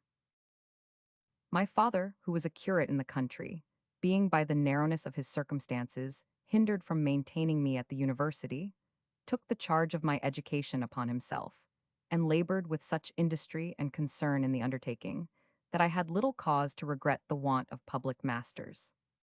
Being at great pains to consult my natural bias, he discovered in me betimes an inclination for poetry, upon which he recommended to me an intimate acquaintance with the classics, in the cultivation of which he assisted me with a paternal zeal and uncommon erudition. When he thought me sufficiently acquainted with the ancients, he directed my studies to the best modern authors, French and Italian as well as English, and laid a particular injunction upon me make myself master of my mother tongue. About the age of 18, I grew ambitious of undertaking a work of some consequence, and with my father's approbation, actually planned the tragedy you have read. But before I had finished 4 acts, that indulgent parent died, and left my mother and me in very indigent circumstances. A near relation, compassionating our distress, took us into his family, where I brought my fable to a conclusion, and soon after that period my mother quitted this life. When my sorrow for this melancholy event had subsided, I told my kinsman, who was a farmer, that, having paid my last duty to my parent, I had now no attachment to detain me in the country, and therefore was resolved to set out for London, and offer my play to the stage, where I did not doubt of acquiring a large share of fame as well as fortune, in which case I should not be unmindful of my friends and benefactors. My cousin was ravished with the prospect of my felicity, and willingly contributed towards the expense of fitting me out for my expedition. Accordingly, I took a place in the wagon, and arrived in town, where I hired an apartment in a garret, willing to live as frugally as possible, until I should know what I had to expect from the manager, to whom I intended to offer my play. For, though I looked upon myself as perfectly secure of a good reception, imagining that a patentee would be as eager to receive as I to present my production, I did not know whether or not he might be engaged in favor of another author, a circumstance that would certainly retard my success.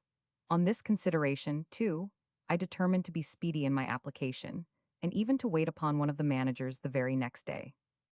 For this purpose, I inquired my landlord if he knew where either or both of them lived. And he, being curious to know my business, and at the same time appearing to be a very honest, friendly man, a tallow chandler, I made him acquainted with my design, upon which he told me that I went the wrong way to work, that I would not find such easy access to a manager as I imagined, and that if I delivered my performance without proper recommendation, it would be as 1 to 1,000 if ever it would be minded.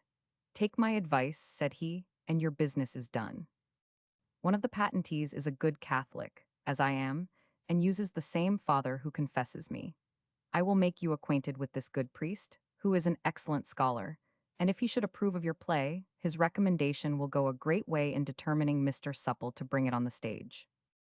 I applauded his expedient, and was introduced to the friar, who, having perused the tragedy, was pleased to signify his approbation, and commended me in particular for having avoided all reflections upon religion. He promised to use all his influence with his son Supple in my behalf, and to inform himself that very day at what time it was proper for me to wait upon him with the piece. He was punctual in performing his engagement, and next morning gave me to understand that he had mentioned my affair to the manager, and that I had nothing more to do than to go to his house any time in the forenoon, and make use of his name, upon which I should find immediate admittance. I took his advice, put my performance in my bosom, and, having received directions, went immediately to the house of Mr. Supple, and knocked at the door, which had a wicket in the middle, faced with a network of iron. Through this, a servant, having viewed me for some time, demanded to know my business. I told him my business was with Mr. Supple, and that I came from Mr. O'Varnish. He examined my appearance once more, then went away, returned in a few minutes, and said his master was busy, and could not be seen. Although I was a little mortified at my disappointment, I was persuaded that my reception was owing to Mr. Supple's ignorance of my errand, and that I might meet with no more obstructions of the same kind, I desired Mr. O'Varnish to be my introductor the next time. He complied with my request, and obtained immediate admittance to the manager, who received me with the utmost civility, and promised to read my play with the first convenience. By his own appointment I called again in a fortnight, but he was gone out. I returned in a week after, and the poor gentleman was extremely ill. I renewed my visit in a fortnight after that, and he assured me he had been so much fatigued with business, that he had not been able as yet to read it to an end, but he would take the first opportunity, and in the meantime observed that what he had yet seen of it was very entertaining. I comforted myself with this declaration a few weeks longer, at the end of which I appeared again before his wicket, was let in, and found him laid up with the gout. I no sooner entered his chamber than, looking at me with a languishing eye, he said, Mr. Melopoyn, I am heartily sorry for an accident that has happened during my illness. You must know that my eldest boy, finding your manuscript upon the table in the dining room, where I used to read it, carried it into the kitchen, and leaving it there, a negligent wench of a cookmaid, mistaking it for waste paper, has expended it but a few leaves in singing fowls upon the spit. But I hope the misfortune is not irreparable, since, no doubt, you have several copies. I protest to you, my good friend Mr. Random, I was extremely shocked at this information, but the good-natured gentleman seemed to be so much affected with my misfortune that I suppressed my concern, and told him that, although I had not another copy, I should be able to retrieve the loss by writing another from my memory, which was very tenacious. You cannot imagine how well pleased Mr. Supple was at this assurance. He begged I would set about it immediately, and carefully revolve and recollect every circumstance before I pretended to commit it to paper, that it might be the same individual play that he had perused. Encouraged by this injunction, which plainly demonstrated how much he interested himself in the affair, I tasked my remembrance and industry, and in 3 weeks produced the exact image of the former, which was conveyed to him by my good friend Father O'Varnish, who told me next day that Mr. Supple would revise it superficially in order to judge of its sameness with the other, and then give his final answer. For this examination I allotted a week, and in full confidence of seeing it acted in a little while, demanded an audience of the manager when that term was expired. But alas, the season had slipped away insensibly. He convinced me that if my play had been put into rehearsal at the time, it could not have been ready for performing until the end of March, when the benefit nights came on. Consequently, it would have interfered with the interest of the players, whom it was not my business to disoblige. I was fain to acquiesce in these reasons, which, to be sure, were extremely just, and to reserve my performance for the next season, when he hoped I would not be so unlucky. Although it was a grievous disappointment to me, who, by this time, began to want both money and necessaries, having on the strength of my expectation from the theatre, launched out into some extravagances, by which the sum I brought to town was already almost consumed. Indeed, I ought to be ashamed at this circumstance of my conduct, for my finances were sufficient, with good economy, to have maintained me comfortably a whole year. You will perhaps be amazed when I tell you that, in 6 months, I expended not a farthing less than 10 guineas. But when one considers the temptations to which a young man is exposed in this great city, especially if he be addicted to pleasure, as I am, the wonder will vanish or at least abate. Nor was the cause of my concern limited to my own situation entirely. I had written an account of my good reception to my kinsman the farmer, and desired him to depend upon me for the money he had kindly accommodated me with about the end of February, which promise I now found myself unable to perform. However, there was no remedy but patience. I applied to my landlord, who was a very good-natured man, candidly owned my distress, and begged his advice in laying down some plan for my subsistence. He readily promised to consult his confessor on this subject, and in the meantime told me I was welcome to lodge and board with him until fortune should put it in my power to make restitution. Mr. O'Varnish, being informed of my necessity, offered to introduce me to the author of a weekly paper, who, he did not doubt, would employ me in that way, provided he should find me duly qualified. But upon inquiry, I understood that this journal was calculated to foment divisions in the Commonwealth, and therefore I desired to be excused from engaging in it. He then proposed that I should write something in the poetical way, which I might dispose of to a bookseller for a pretty sum of ready money, and perhaps establish my own character into the bargain. This event would infallibly procure friends, and my tragedy would appear next season to the best advantage, by being supported both by interest and reputation. I was charmed with this prospect, and having heard what friends Mr. Pope acquired by his pastorals, set about a work of that kind, and in less than 6 weeks composed as many eclogues, which I forthwith offered to an eminent bookseller, who desired me to leave them for his perusal, and he would give an answer in 2 days. At the end of that time, I went to him, when he returned the poems, telling me they would not answer his purpose, and sweetened his refusal by saying there were some good clever lines in them. Not a little dejected at this rebuff, which, I learned from Mr. O'Varnish, was owing to the opinion of another author whom this bookseller always consulted on these occasions, I applied to another person of the same profession, who told me the town was cloyed with pastorals, and advised me, if I intended to profit by my talents, to write something satirical or luscious, such as the buttonhole, shocky and towner, the leaky vessel, etc. And yet this was a man in years, who wore a reverend periwig, looked like a senator, and went regularly to church.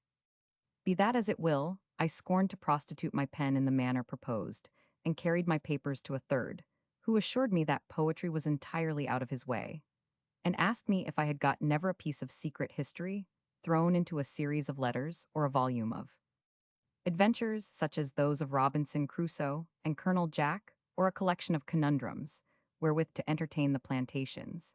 Being quite unfurnished for this dealer, I had recourse to another with as little success, and I verily believe was rejected by the whole trade. I was afterwards persuaded to offer myself as a translator, and accordingly repaired to a person who was said to entertain numbers of that class in his pay. He assured me he had already a great deal of that work on his hands, which he did not know what to do with, observed that translations were a mere drug, that branch of literature being overstocked with an inundation of authors from North Britain, and asked what I would expect per sheet for rendering the Latin classics into English, that I might not make myself too cheap, I determined to set a high price upon my qualifications and demanded half a guinea for every translated sheet.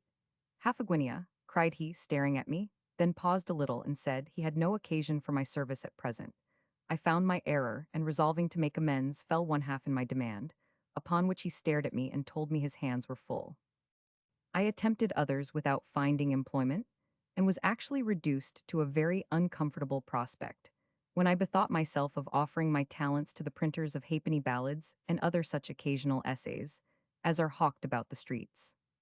With this in view, I applied to one of the most noted and vociferous of this tribe, who directed me to a person whom I found entertaining a whole crowd of them with gin, bread, and cheese. He carried me into a little back parlor, very neatly furnished, where I signified my desire of being enrolled among his writers, and was asked what kind of composition I professed. Understanding that my inclination leaned towards poetry, he expressed his satisfaction, telling me one of his poets had lost his senses and was confined in Bedlam, and the other was become dozed with drinking drams, so that he had not done anything tolerable these many weeks. When I proposed that we should enter into terms of agreement, he gave me to understand that his bargains were always conditional, and his authors paid in proportion to the sale of their works. Having therefore settled these conditions, which I do assure you were not very advantageous to me, he assigned me a subject for a ballad, which was to be finished in 2 hours, and I retired to my garret in order to perform his injunction. As the theme happened to suit my fancy, I completed a pretty sort of an ode within the time prescribed, and brought it to him, big with hope of profit and applause. He read it in a twinkling, and, to my utter astonishment, told me it would not do. Though indeed he owned I wrote a good hand, and spelled very well, but my language was too high flown, and of consequence not at all adapted to the capacity and taste of his customers. I promised to rectify that mistake, and in half an hour humbled my style to the comprehension of vulgar readers. He approved of the alteration, and gave me some hopes of succeeding in time, though he observed that my performance was very deficient in the quaintness of expression that pleases the multitude. However, to encourage me, he ventured the expense of printing and paper, and, if I remember aright, my share of the sale amounted to fourpence halfpenny. From that day I studied the Grub Street manner with great diligence, and at length became such a proficient that my works were in great request among the most polite of the chairmen, draymen, hackney coachmen, footmen, and servant maids. Nay, I have enjoyed the pleasure of seeing my productions adorned with cuts, pasted upon the walls as ornaments in beer cellars and cobblers' stalls, and have actually heard them sung in clubs of substantial tradesmen. But empty praise, my dear friend, will not supply the cravings of nature. I found myself in danger of starving in the midst of all my fame, for of 10 songs I composed, it was well if 2 had the good fortune to please. For this reason I turned my thoughts to prose, and, during a tract of gloomy weather, published an apparition, on the substance of which I subsisted very comfortably a whole month. I have made many a good meal upon a monster. A rape has often afforded me great satisfaction, but a murder, well timed, was my never-failing resource. What then? I was almost a slave to my employers, who expected to be furnished at a minute's warning with prose and verse, just as they thought the circumstances of the times required, whether the inclination was absent or present. Upon my sincerity, Mr. Random, I have been so much pestered and besieged by those children of clamor, that life became a burden to me. Chapter 63. The continuation and conclusion of Mr. Melopoyn's story. I made shift, notwithstanding, to maintain myself till the beginning of next winter, when I renewed my addresses to my friend Mr. Supple, and was most graciously received. I have been thinking of your affair, Mr. Melopoyn, said he, and am determined to show how far I have your interest at heart, by introducing you to a young nobleman of my acquaintance, who is remarkable for his fine taste in dramatic writings, and is besides a man of such influence that, if once he should approve of your play, his patronage will support it against all the efforts of envy and ignorance. For, I do assure you, that merit alone will not bring success. I have already spoken of your performance to Lord Rattle, and if you will call at my house in a day or 2, you shall have a letter of introduction to his lordship. I was sensibly touched with this mark of Mr. Supple's friendship, and looking upon my affair as already done, went home and imparted my good fortune to my landlord, who, to render my appearance more acceptable to my patron, procured a suit of new clothes for me on his own credit. Not to trouble you with idle particulars, I carried my tragedy to his lordship's lodgings, and sent it up along with Mr. Supple's letter by one of his servants, who desired me, by his lord's order, to return in a week. I did so and was admitted to his lordship, who received me very courteously, told me he had perused my play, which he thought, on the whole, was the best coup d'essai he had ever seen, but that he had marked some places in the margin, which he imagined might be altered for the better. I was transported with this reception, and promised with many acknowledgments of his lordship's generosity to be governed solely by his advice and direction. Well then, said he, write another fair copy with the alterations I have proposed, and bring it to me as soon as possible, for I am resolved to have it brought on the stage this winter. You may be sure I set about this task with alacrity, and although I found his lordship's remarks much more numerous and of less importance than I expected, I thought it was not my interest to dispute upon trifles with my patron, therefore new modeled it according to his desire in less than a month. When I waited upon him with the manuscript, I found one of the actors at breakfast with his lordship, who immediately introduced him to my acquaintance and desired him to read a scene of my play. This task he performed very much to my satisfaction, with regard to emphasis and pronunciation, but he signified his disgust at several words in every page, which I presuming to defend, Lord Rattle told me, with a peremptory look, I must not pretend to dispute with him, who had been a player these 20 years and understood the economy of the stage better than any man living. I was forced to submit, and his lordship proposed the same actor should read the whole play in the evening, before some gentleman of his acquaintance, whom he would convene to his lodgings for that purpose. I was present at the reading, and I protest to you, my dear friend, I never underwent such a severe trial in the whole course of my life at that juncture. For although the player might be a very honest man and a good performer, he was excessively illiterate and assuming, and made 1,000 frivolous objections, which I was not permitted to answer. However, the piece was very much applauded on the whole. The gentlemen present, who, I understood, were men of fortune, promised to countenance and support it as much as they could, and Lord Rattle, assuring me that he would act the part of a careful nurse to it, desired me to carry it home, and alter it immediately according to their remarks. I was fain to acquiesce in his determination, and fulfilled his injunctions with all the expedition in my power. But before I could present the new copy, my good friend Mr. Supple had disposed of his property and patent to one Mr. Brayer, so that fresh interest was to be made with the new manager. This task Lord Rattle undertook, having some acquaintance with him, and recommended my performance so strongly that it was received. I looked upon myself now as upon the eve of reaping the fruits of all my labor. I waited a few days in expectation of its being put in rehearsal, and wondering at the delay, applied to my worthy patron, who excused Mr. Brayer on account of the multiplicity of business in which he was involved, and bade me beware of teasing the patentee. I treasured up this caution, and exerted my particular 3 weeks longer, at the end of which his lordship gave me to understand that Mr. Brayer had read my play, and owned it had indubitable merit, but as he had long been pre-engaged to another author, he could not possibly represent it that season, though if I would reserve it for the next, and in the interim make such alterations as he had proposed by observations on the margin, I might depend upon his compliance. Thunderstruck at this disappointment, I could not, for some minutes, utter one syllable. At length, however, I complained bitterly of the manager's insincerity in amusing me so long, when he knew from the beginning that he could not gratify my desire. But his lordship reprimanded me for my freedom, said Mr. Brayer was a man of honor, and imputed his behavior with respect to me nothing else but forgetfulness. And indeed I have had some reason, since that time, to be convinced of his bad memory. For, in spite of appearances, I will not allow myself to interpret his conduct in any other way. Lord Rattle, observing me very much affected with my disappointment, offered his interest to bring on my play at the other house, which I eagerly accepting, he forthwith wrote a letter of recommendation to Mr. Bellower, actor and prime minister to Mr. Vandal, proprietor of that theatre, and desired me to deliver it with my tragedy, without loss of time. Accordingly, I hastened to his house, where after having waited a whole hour in the lobby, I was admitted to his presence, and my performance received with great state. He told me he was extremely busy at present, but he would peruse it as soon as possible, and bade me to call again in a week. I took my leave, not a little astonished at the pert and supercilious behavior of this stage player, who had not treated me with good manners, and began to think the dignity of a poet greatly impaired since the days of Euripides and Sophocles. But all this was nothing in comparison of what I have since observed. Mr. Random, I went back at the appointed time and was told that Mr. Belwer was engaged and could not see me. I repeated my visit a few days after, and having waited a considerable time was favored with an audience, during which he said he had not as yet read my play.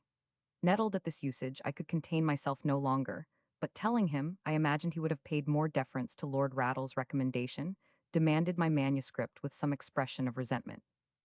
I, said he in a theatrical tone, with all my heart. Then pulling out the drawer of the bureau at which he sat, he took out a bundle and threw it upon a table that was near him, pronouncing the word there with great disdain. I took it up and perceiving with some surprise that it was a comedy, told him it did not belong to me, upon which he offered another which I also disclaimed. A third was produced and rejected for the same reason. At length he pulled out a whole bundle and spread them before me, saying, "There are 7, take which you please or take them all." I singled out my own, and went away, struck dumb with admiration at what I had seen not so much on account of his insolence, as of the number of new plays which from this circumstance I concluded were yearly offered to the stage. You may be sure I did not fail to carry my complaint to my patron, who did not receive it with all the indignation I expected, but taxed me with precipitation, and told me I must lay my account with bearing with the humors of the players, if I intended to write for the stage. There is now no other remedy, he said, but to keep it till the next season for Mr. Brayer, and alter it at your leisure, in the summer, according to his directions. I was now reduced to a terrible alternative, either to quit all hopes of my tragedy, from which I had all along promised myself a large share of fortune and reputation, or to encounter 8 long months of adversity in preparing for and expecting its appearance. This last penance, painful as it was, seemed most eligible to my reflection at that time, and therefore I resolved to undergo it. Why should I tire you with particulars of my consequence? I wrestled with extreme poverty until the time of my probation was expired, and went to my Lord Rattle in order to remind him of my affair, when I understood, to my great concern, that his lordship was just on the point of going abroad, and which was still more unfortunate. For me, Mr. Brayer had gone into the country, so that my generous patron had it not in his power to introduce me personally, as he intended. However, he wrote a very strong letter to the manager in my favor, and put him in mind of the promise he had made in behalf of my play. As soon as I was certified of Brayer's return, I went to his house with this letter, but was told he was gone out. I called again next day early in the morning, received the same answer, and was desired to leave my name and business. I did so, and returned the day after, when the servant still affirmed that his master was gone abroad, though I perceived him, as I retired, observing me through a window. Incensed at this discovery, I went to a coffee-house hard by, and, enclosing his lordship's letter and one from myself, demanded a categorical answer. I sent it to his house by a porter, who returned in a few minutes, and told me Mr. Brayer would be glad to see me at that instant. I obeyed the summons, and was received with such profusion of compliments and apologies that my resentment immediately subsided, and I was even in pain for the concern which this holiest man showed at the mistake of his servant, who, it seems, had been ordered to deny him to everybody but me. He expressed the utmost veneration for his good and noble friend Lord Rattle, whom he should always be proud to serve, promised to peruse the play with all dispatch and give me a meeting upon it, and, as a testimony of his esteem, made me a present of a general order for the season, by which I should be admitted to any part of the theatre. This was a very agreeable compliment to me, whose greatest pleasure consisted in seeing dramatic performances, and you need not doubt that I often availed myself of my privilege. As I had an opportunity of being behind the scenes when I pleased, I frequently conversed with Mr. Brayer about my play and asked when he meant to put it into rehearsal, but he had always so much business upon his hands that it remained with him unopened a considerable while, and I became very uneasy about the season that wasted apace when I saw in the papers another new play advertised, which had been written, offered, accepted, and rehearsed in the compass of 3 months. You may easily guess how much I was confounded at this event. I own to you that, in the first transports of my anger, I suspected Mr. Brayer of having acted towards me in the most pitiful perfidious manner, and was actually glad at his disappointment in the success of his favorite piece, which, by the strength of art, lingered till the 3rd night, and then died in a deplorable manner. But now that passion has no share in my reflection, I am willing to ascribe his behavior to his want of memory or want of judgment, which, are natural defects that are more worthy of compassion than reproach. About this time, I happened to be in company with a gentlewoman who, having heard of my tragedy, told me she was well acquainted with the wife of a gentleman who was very well known to a lady, who had great interest with a person who was intimate with Earl Sheerwit, and that, if I pleased, she would use her influence in my behalf.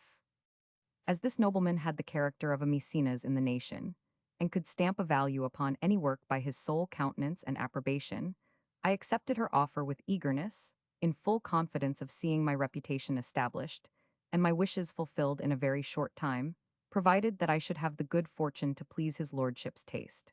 I withdrew the manuscript from the hands of Mr. Brayer and committed it to the care of this gentlewoman, who labored so effectually in my interest, that in less than a month it was conveyed to the Earl, and in a few weeks after, I had the satisfaction to hear that he had read and approved it very much. Transported with this piece of intelligence, I flattered myself with the hopes of his interesting himself in its favor. But, hearing no more of this matter in 3 whole months, I began, God forgive me, to suspect the veracity of the person who brought me the good tidings, for I thought it impossible that a man of his rank and character, who knew the difficulty of writing a good tragedy, and understood the dignity of the work, should read and applaud an essay of this kind, without feeling an inclination to befriend the author, whom his countenance alone could raise above dependence. But it was not long before I found my friend very much wronged by my opinion. You must know that the civilities I had received from Lord Rattle, and the desire he manifested to promote the success of my play, encouraged me to write an account of my bad fortune to his lordship, who condescended so far as to desire, by letter, a young squire of a great estate, with whom he was intimate, to espouse my cause, and, in particular, make me acquainted with one Mr. Marmozet, a celebrated player, who had lately appeared on the stage with astonishing eclat, and bore such sway in the house where he acted, that the managers durst not refuse anything he recommended. The young gentleman, whom Lord Rattle had employed for this purpose, being diffident of his own interest with Mr. Marmozet, had recourse to a nobleman of his acquaintance, who, at his solicitation, was so good as to introduce me to him, and the conversation turning upon my performance, I was not a little surprised, as well as pleased, to hear that Earl Sheerwit had spoken very much in its praise, and even sent Mr. Marmozet the copy, with a message, expressing a desire that he would act in it next season. Nor was this favorite actor backward in commending the piece, which he mentioned with such expressions of regard that I do not choose to repeat, assuring me that he would appear in it, provided he should be engaged to play at all during the ensuing season.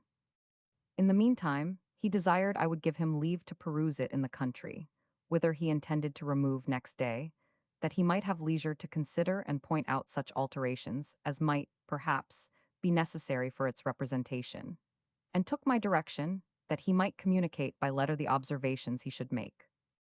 Trusting to these assurances, and the interest which had been made in my behalf, I hugged myself in the expectation of seeing it not only acted, but acted to the greatest advantage, and this I thought could not fail of recompensing me in ample manner for the anxiety and affliction I had undergone.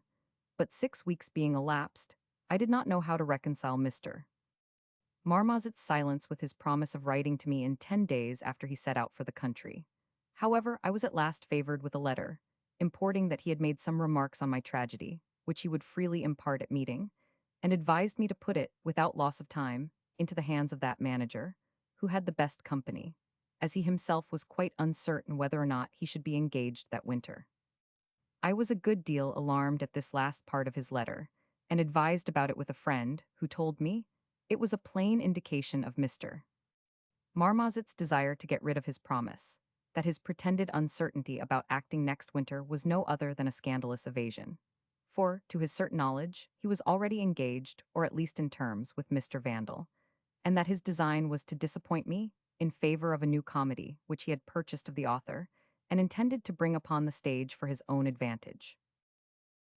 In short, my dear sir, this person, who, I must own, is if a sanguine complexion, handled the moral character of Mr. Marmozet with such severity, that I began to suspect him of some particular prejudice, and put myself upon my guard against his insinuations. I ought to crave pardon for this tedious narration of trivial circumstances, which, however interesting they may be to me, must certainly be very dry and insipid to the ear of one unconcerned in the affair. But I understand the meaning of your looks and will proceed. Well, sir, Mr. Marmozet, upon his return to town, treated me with uncommon complaisance and invited me to his lodgings, where he proposed to communicate his remarks, which, I confess, were more unfavorable than I expected. But I answered his objections, and, as I thought, brought him over to my opinion. For, on the whole, he signified the highest approbation of the performance. In the course of our dispute, I was not a little surprised to find this poor gentleman's memory so treacherous, as to let him forget what he had said to me, before he went out of town, in regard to Earl Sheerwit's opinion of my play, which he now professed himself ignorant of, and I was extremely mortified at hearing from his own mouth that his interest with Mr. Vandal was so very low as to be insufficient of itself to bring a new piece upon the stage. I then begged his advice, and he counseled me to apply to Earl Sheerwit for a message in my favor to the manager, who would not presume to refuse anything recommended by so great man, and he was so kind as to promise to second this message with all his power. I had immediate recourse to the worthy gentlewoman my friend, already mentioned, who opened the channels of her conveyance with such expedition, that in a few days I had a promise of the message, provided I could assure myself of Mr. Vandal's being unengaged to any other writer, for his lordship did not choose to condescend so far, until he should understand that there was a probability at least of succeeding.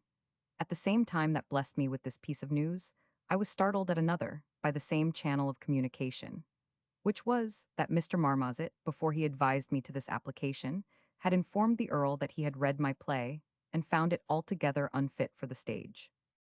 Though I could not doubt the certainty of this intelligence, I believed there was some inapprehension in the case, and, without taking any notice of it, told Mr. Marmozet the answer I had been favored with, and he promised to ask Mr. Vandal the question proposed. I waited upon him in a day or two, when he gave me to understand that Mr. Vandal having professed himself free of all engagements, he had put my play into his hands, and represented it as a piece strongly recommended by Earl Sheerwit, who he assured him would honor him with a message in its favor, and he desired me to call for an answer at Mr. Vandal's house in 3 days. I followed his directions, and found the manager, who, being made acquainted with my business, owned that Mr. Marmozet had given him a manuscript play, but denied that he had mentioned Earl Sheerwit's name. When I informed him of the circumstances of the affair, he said he had no engagement with any author, that he would read my tragedy forthwith, and did not believe he should venture to reject it in contradiction to his lordship's opinion, for which he had the utmost veneration, but put it into rehearsal without loss of time. I was so much intoxicated with this encouragement that I overlooked the mysterious conduct of Mr. Marmozet and attended the manager at the time appointed, when, to my infinite confusion, he pronounced my play improper for the stage, and rejected it accordingly. As soon as I could recollect myself from the disorder into which this unexpected refusal had thrown me, I expressed a desire of hearing his objections, which were so groundless, indistinct, and unintelligible, that I persuaded myself he had not at all perused the piece, but had been prompted by somebody whose lessons he had not rightly retained. However, I have been since informed that the poor man's head, which was not naturally very clear, had been disordered with superstition, and that he labored under the tyranny of a wife and the terrors of hellfire at the same time. Precipitated in this manner from the highest pinnacle of hope to the abyss of despondence, I was ready to sink under the burden of my affliction, and, in the bitterness of my anguish, could not help entertaining some doubts of Mr. Marmozet's integrity, when I recollected and compared the circumstances of his conduct towards me. I was encouraged in this suspicion by being told that my Lord Sheerwit had spoken of his character with great contempt, and, in particular, resented his insolence in opposing his own taste to that of his lordship, concerning my tragedy. While I hesitated between different opinions of the matter, that friend, who, as I told you before, was a little hot-headed, favored me with a visit, and, having heard a circumstantial account of the whole affair, could not contain his indignation, but affirmed without ceremony that Mr. Marmozet was the sole occasion of my disappointment, that he acted from first to last with the most perfidious dissimulation, cajoling me with insinuating civilities, while he underhand employed all his art and influence to prejudice the ignorant manager against my performance, that nothing could equal his hypocrisy but his avarice, which engrossed the faculties of his soul so much that he scrupled not to be guilty of the meanest practices to gratify that sordid appetite, that, in consequence of this disposition, he had prostituted his honor in betraying my inexperience, and in undermining the interest of another author of established reputation, who had also offered a tragedy to the stage, which he thought would interfere with the success of the comedy he had bought, and determined to bring on at all events.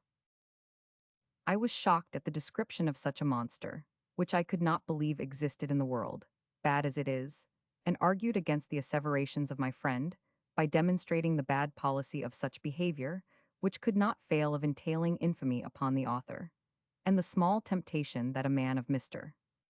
Marmozet's figure and success could have to consult his interest in such a groveling manner, which must create contempt and abhorrence of him in his patrons, and effectually deprive him of the countenance and protection he now enjoys in such an eminent degree.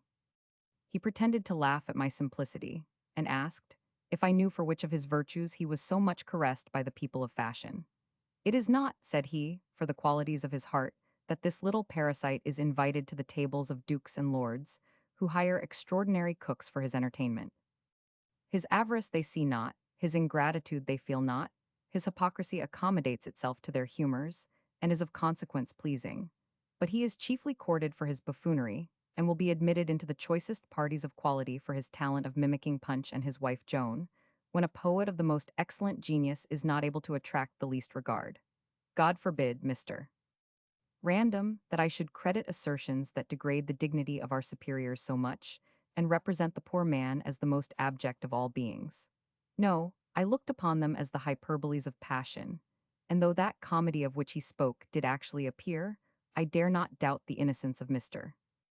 Marmozet, who, I am told, is as much as ever in favor with the Earl, a circumstance that surely could not be, unless he had vindicated his character to the satisfaction of his lordship. Pray forgive this long digression, and give me the hearing a little longer, for, thank heaven, I am now near the goal. Baffled in all my attempts, I despaired of seeing my play acted, and bethought myself of choosing some employment that might afford a sure, though mean subsistence. But my landlord, to whom I was by this time considerably indebted, and who had laid his account with having his money paid all in a heap from the profits of my third night, could not brook his disappointment, therefore made another effort in my behalf, and, by dint of interest, procured a message from a lady of fashion to Mr. Brayer, who had always professed a great veneration for her, desiring that he would set up my play forthwith, and assuring him that she and all her friends would support it in the performance. To strengthen my interest, she engaged his best actors in my cause, and, in short, exerted herself so much that it was again received, and my hopes began to revive. But Mr. Brayer, honest man, was so much engrossed by business of vast consequence, though to appearance he had nothing at all to do, that he could not find time to read it until the season was pretty far advanced. And read it he must, for notwithstanding his having perused it before, his memory did not retain one circumstance of the matter. At length he favored it with his attention, and having proposed certain alterations, sent his duty to the lady who patronized it, and promised, on his honor, to bring it on next winter, provided these alterations should be made, and the copy delivered to him before the end of April. With an aching heart, I submitted to these conditions, and performed them accordingly. But fortune owed me another unforeseen mortification.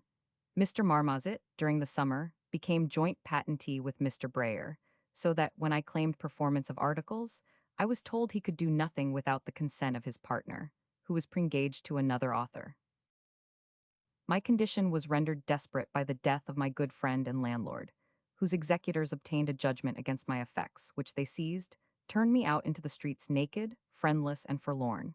There I was arrested at the suit of my tailor, and thrown into the prison, where I have made shift to live these 5 weeks on the bounty of my fellow prisoners, who, I hope, are not the worse for the instruction and good offices by which I manifest my gratitude. But in spite of all their charitable endeavors, my life was scarce tolerable, until your uncommon benevolence enabled me to enjoy it with comfort.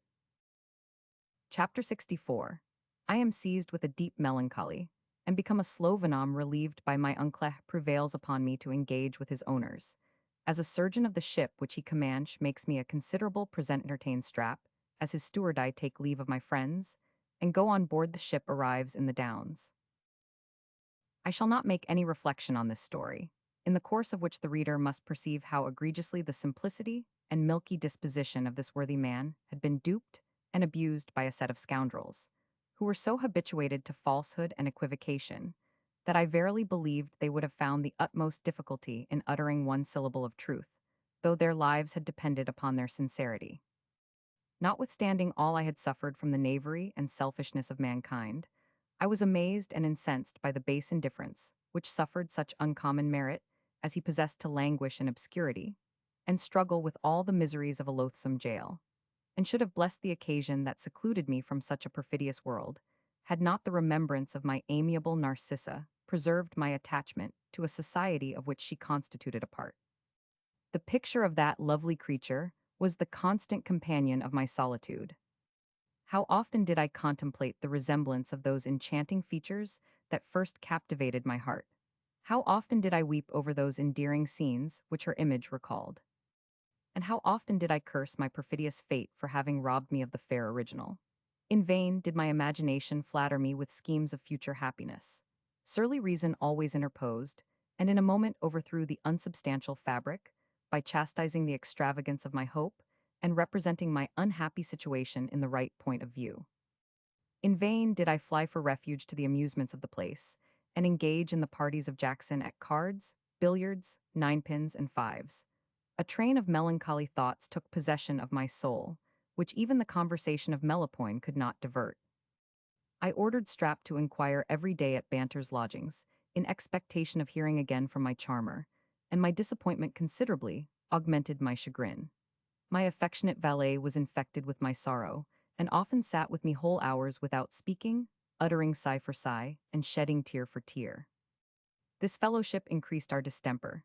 He became incapable of business and was discarded by his master, while I, seeing my money melt away without any certainty of deliverance, and, in short, all my hopes frustrated, grew negligent of life, lost all appetite, and degenerated into such a sloven that during the space of 3 months I was neither washed, shifted, nor shaved, so that my face, rendered meagre with abstinence, was obscured with dirt and overshadowed with hair, and my whole appearance squalid and even frightful. When, one day, Strap brought me notice that there was a man below who wanted to speak with me.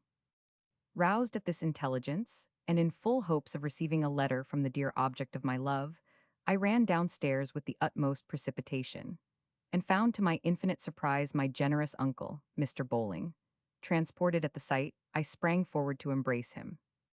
Upon which he started aside with great agility, drew his hanger, and put himself upon his guard, crying, "Avast, brother, avast, sheer off.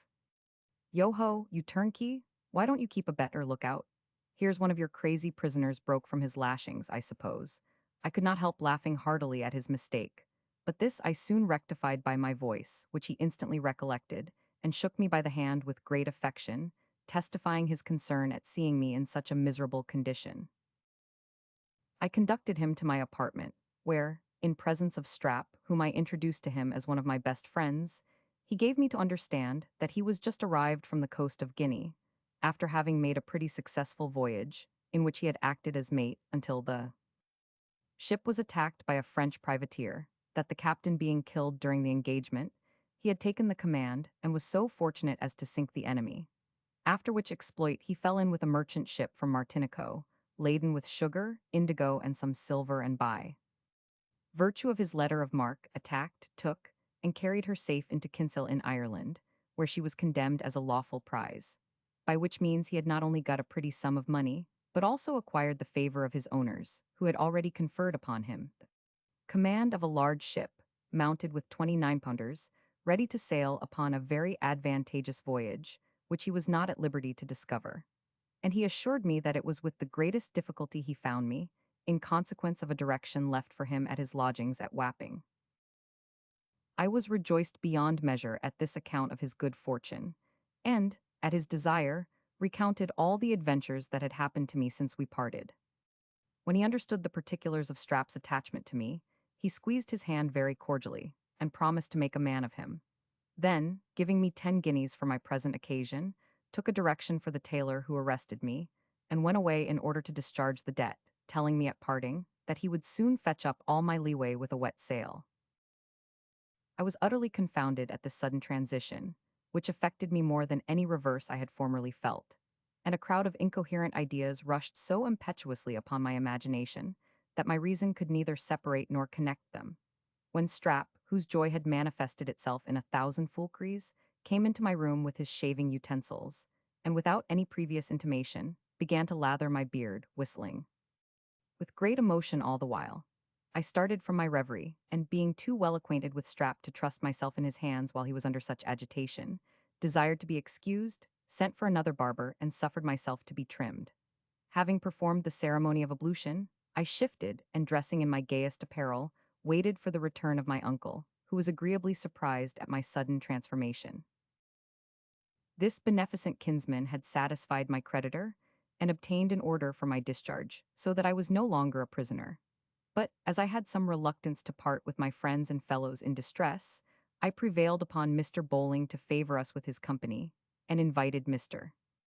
Melopoyn and Jackson to spend the evening at my apartment, where I regaled them with a supper, good wine, and the news of my release, on which they heartily congratulated me, notwithstanding the loss of my company, which, they were pleased to say, they should severely feel. As for Jackson, his misfortune made so little impression on himself, and he was altogether so loose, indifferent, and indiscreet, that I could scarce pity his situation. But I had conceived a veneration and friendship for the poet, who was, in all respects, an object much more worthy of compassion and regard. When our guests withdrew, and my uncle had retired, with an intention of visiting me next morning, I made up a bundle of some linen and other necessaries, and bidding Strap carry them to Mr. Melopoyn's lodgings, went thither myself, and pressed it upon his acceptance, with 5 guineas, which, with much difficulty, he received, assuring me at the same time that he should never have it in his power to make satisfaction. I then asked if I could serve him in any other way, to which he answered, "You have already done too much," and, unable to contain the emotions of his soul any longer, burst into tears and wept aloud. Moved at this spectacle, I left him to his repose, and when my uncle returned in the morning, represented his character in such a favorable light that the honest seaman was affected with his distress, and determined to follow my example, in presenting him with 5 pieces more. Upon which, that I might save him some confusion, I advised Mr. Bowling to enclose it in a letter to be delivered by Strap, after we should be gone. This was accordingly done. I took a formal leave of all my acquaintance in the jail, and just as I was about to step into a hackney coach at the gate, Jackson calling me, I returned, and he asked me in a whisper if I could lend him a shilling. His demand being so moderate, and in all likelihood the last he would make upon me, I slipped a guinea into his hand, which he no sooner perceived than he cried, "Oh Jesus, a guinea!" Then laying hold of a button of my coat, broke out into laughter, and when his immoderate fit of convulsion was ended, told me I was an honest fellow and let me go. The coachman was ordered to drive to Mr. Bowling's lodgings, where, when we arrived, he entered into a serious discourse with me on the subject of my situation, and proposed that I should sail with him in quality of his surgeon, in which case he would put me in a method of getting a fortune in a few years by my own industry, and assured me that I might expect to inherit all that he should die possessed of, provided I should survive him. Though I was penetrated with a sense of his generosity, L was startled at a proposal that offered violence to my love, and signified my sentiments on that head, which he did not seem to relish, but observed that love was the fruit of idleness, that when once I should be employed in business, and my mind engaged in making money, I should be no more troubled with these silly notions, which none but your fair-weathered jacks, who have nothing but their pleasure to mind, ought to entertain. I was piqued at this insinuation, which I looked upon as a reproach, and, without giving myself time to deliberate, accepted his offer. He was overjoyed at my compliance, carried me immediately to his chief owner, with whom a bargain was struck, so that then I could not retract with honor, had I been ever so much averse to the agreement. That I might not have time to cool, he bade me draw out a list of medicines for a complement of 500 men, adapted to the distempers of hot climates, and sufficient for a voyage of 18 months, and carry it to a certain wholesale apothecary, who would also provide me in 2 well-qualified mates. While I was thus employed, Strap came in, and looked very blank when he understood my resolution. However, after a pause of some minutes, he insisted upon going along with me, and at my desire was made ship's steward by Captain Bowling, who promised to be at the expense of fitting him out, and to lend him £200 to purchase an adventure. When I had delivered my list of medicines, chosen a couple of my own countrymen for mates, and bespoke a set of chirurgical instruments, my uncle told me that by his last voyage he had cleared almost £3,000, one-third of which he would immediately make over and put into my hands, that he would procure for me credit to the value of so much, more in such goods as would turn to best account in the country to which we were bound, and that, although he looked upon my interest as his own, he would keep the remaining part of his fortune in his own disposal, with a view of preserving his independence and the power of punishing me, in case I should not make a good use of what he had already bestowed. Without troubling the reader with an account of the effect which this surprising generosity had upon my mind, I shall only say that his promises were instantly performed, and an invoice of merchandise proper for the voyage presented to me, that I might purchase the goods and ship them with all expedition. In the midst of this hurry, the remembrance of my charming Narcissa often interposed, and made me the most miserable of all mortals. I was distracted with the thought of being torn from her, perhaps forever, and though the hope of seeing her again might have supported me under the torments of separation, I could not reflect upon the anguish she must feel at parting with me, and the incessant sorrows to which her tender bosom would be exposed during my absence, without being pierced with the deepest affliction, as my imagination was daily and nightly upon the rack to invent some method of mitigating this cruel stroke, or at least of acquitting my love and honor in the opinion of this gentle creature, I at length stumbled upon an expedient, with which the reader will be made acquainted in due time, and, in consequence of my determination, became less uneasy and disturbed. My business being finished, and the ship ready to sail, I resolved to make my last appearance among my acquaintance at the other end of the town, where I had not been since my imprisonment.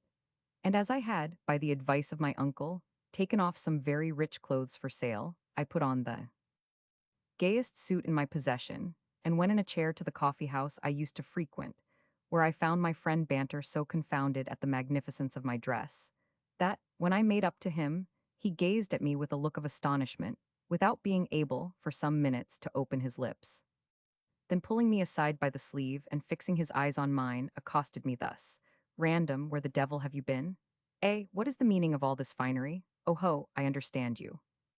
You are just arrived from the country. What, the roads are good, eh? Well, Random, you are a bold fellow and a lucky fellow. But take care, the pitcher goes off into the well, but is broke at last." So saying, he pointed to his collar, by which gesture and the broken hints he had ejaculated, I found he suspected me of having robbed on the highway, and I laughed very heartily at his supposition. Without explaining myself any further, I told him he was mistaken in his conjecture, that I had been for some time past with the relation of whom he had frequently heard me speak, and that, as I should set out next day upon my travels, I had come to take my leave of my friends, and to receive of him the money he had borrowed from me, which, now that I was going abroad, I should certainly have occasion for.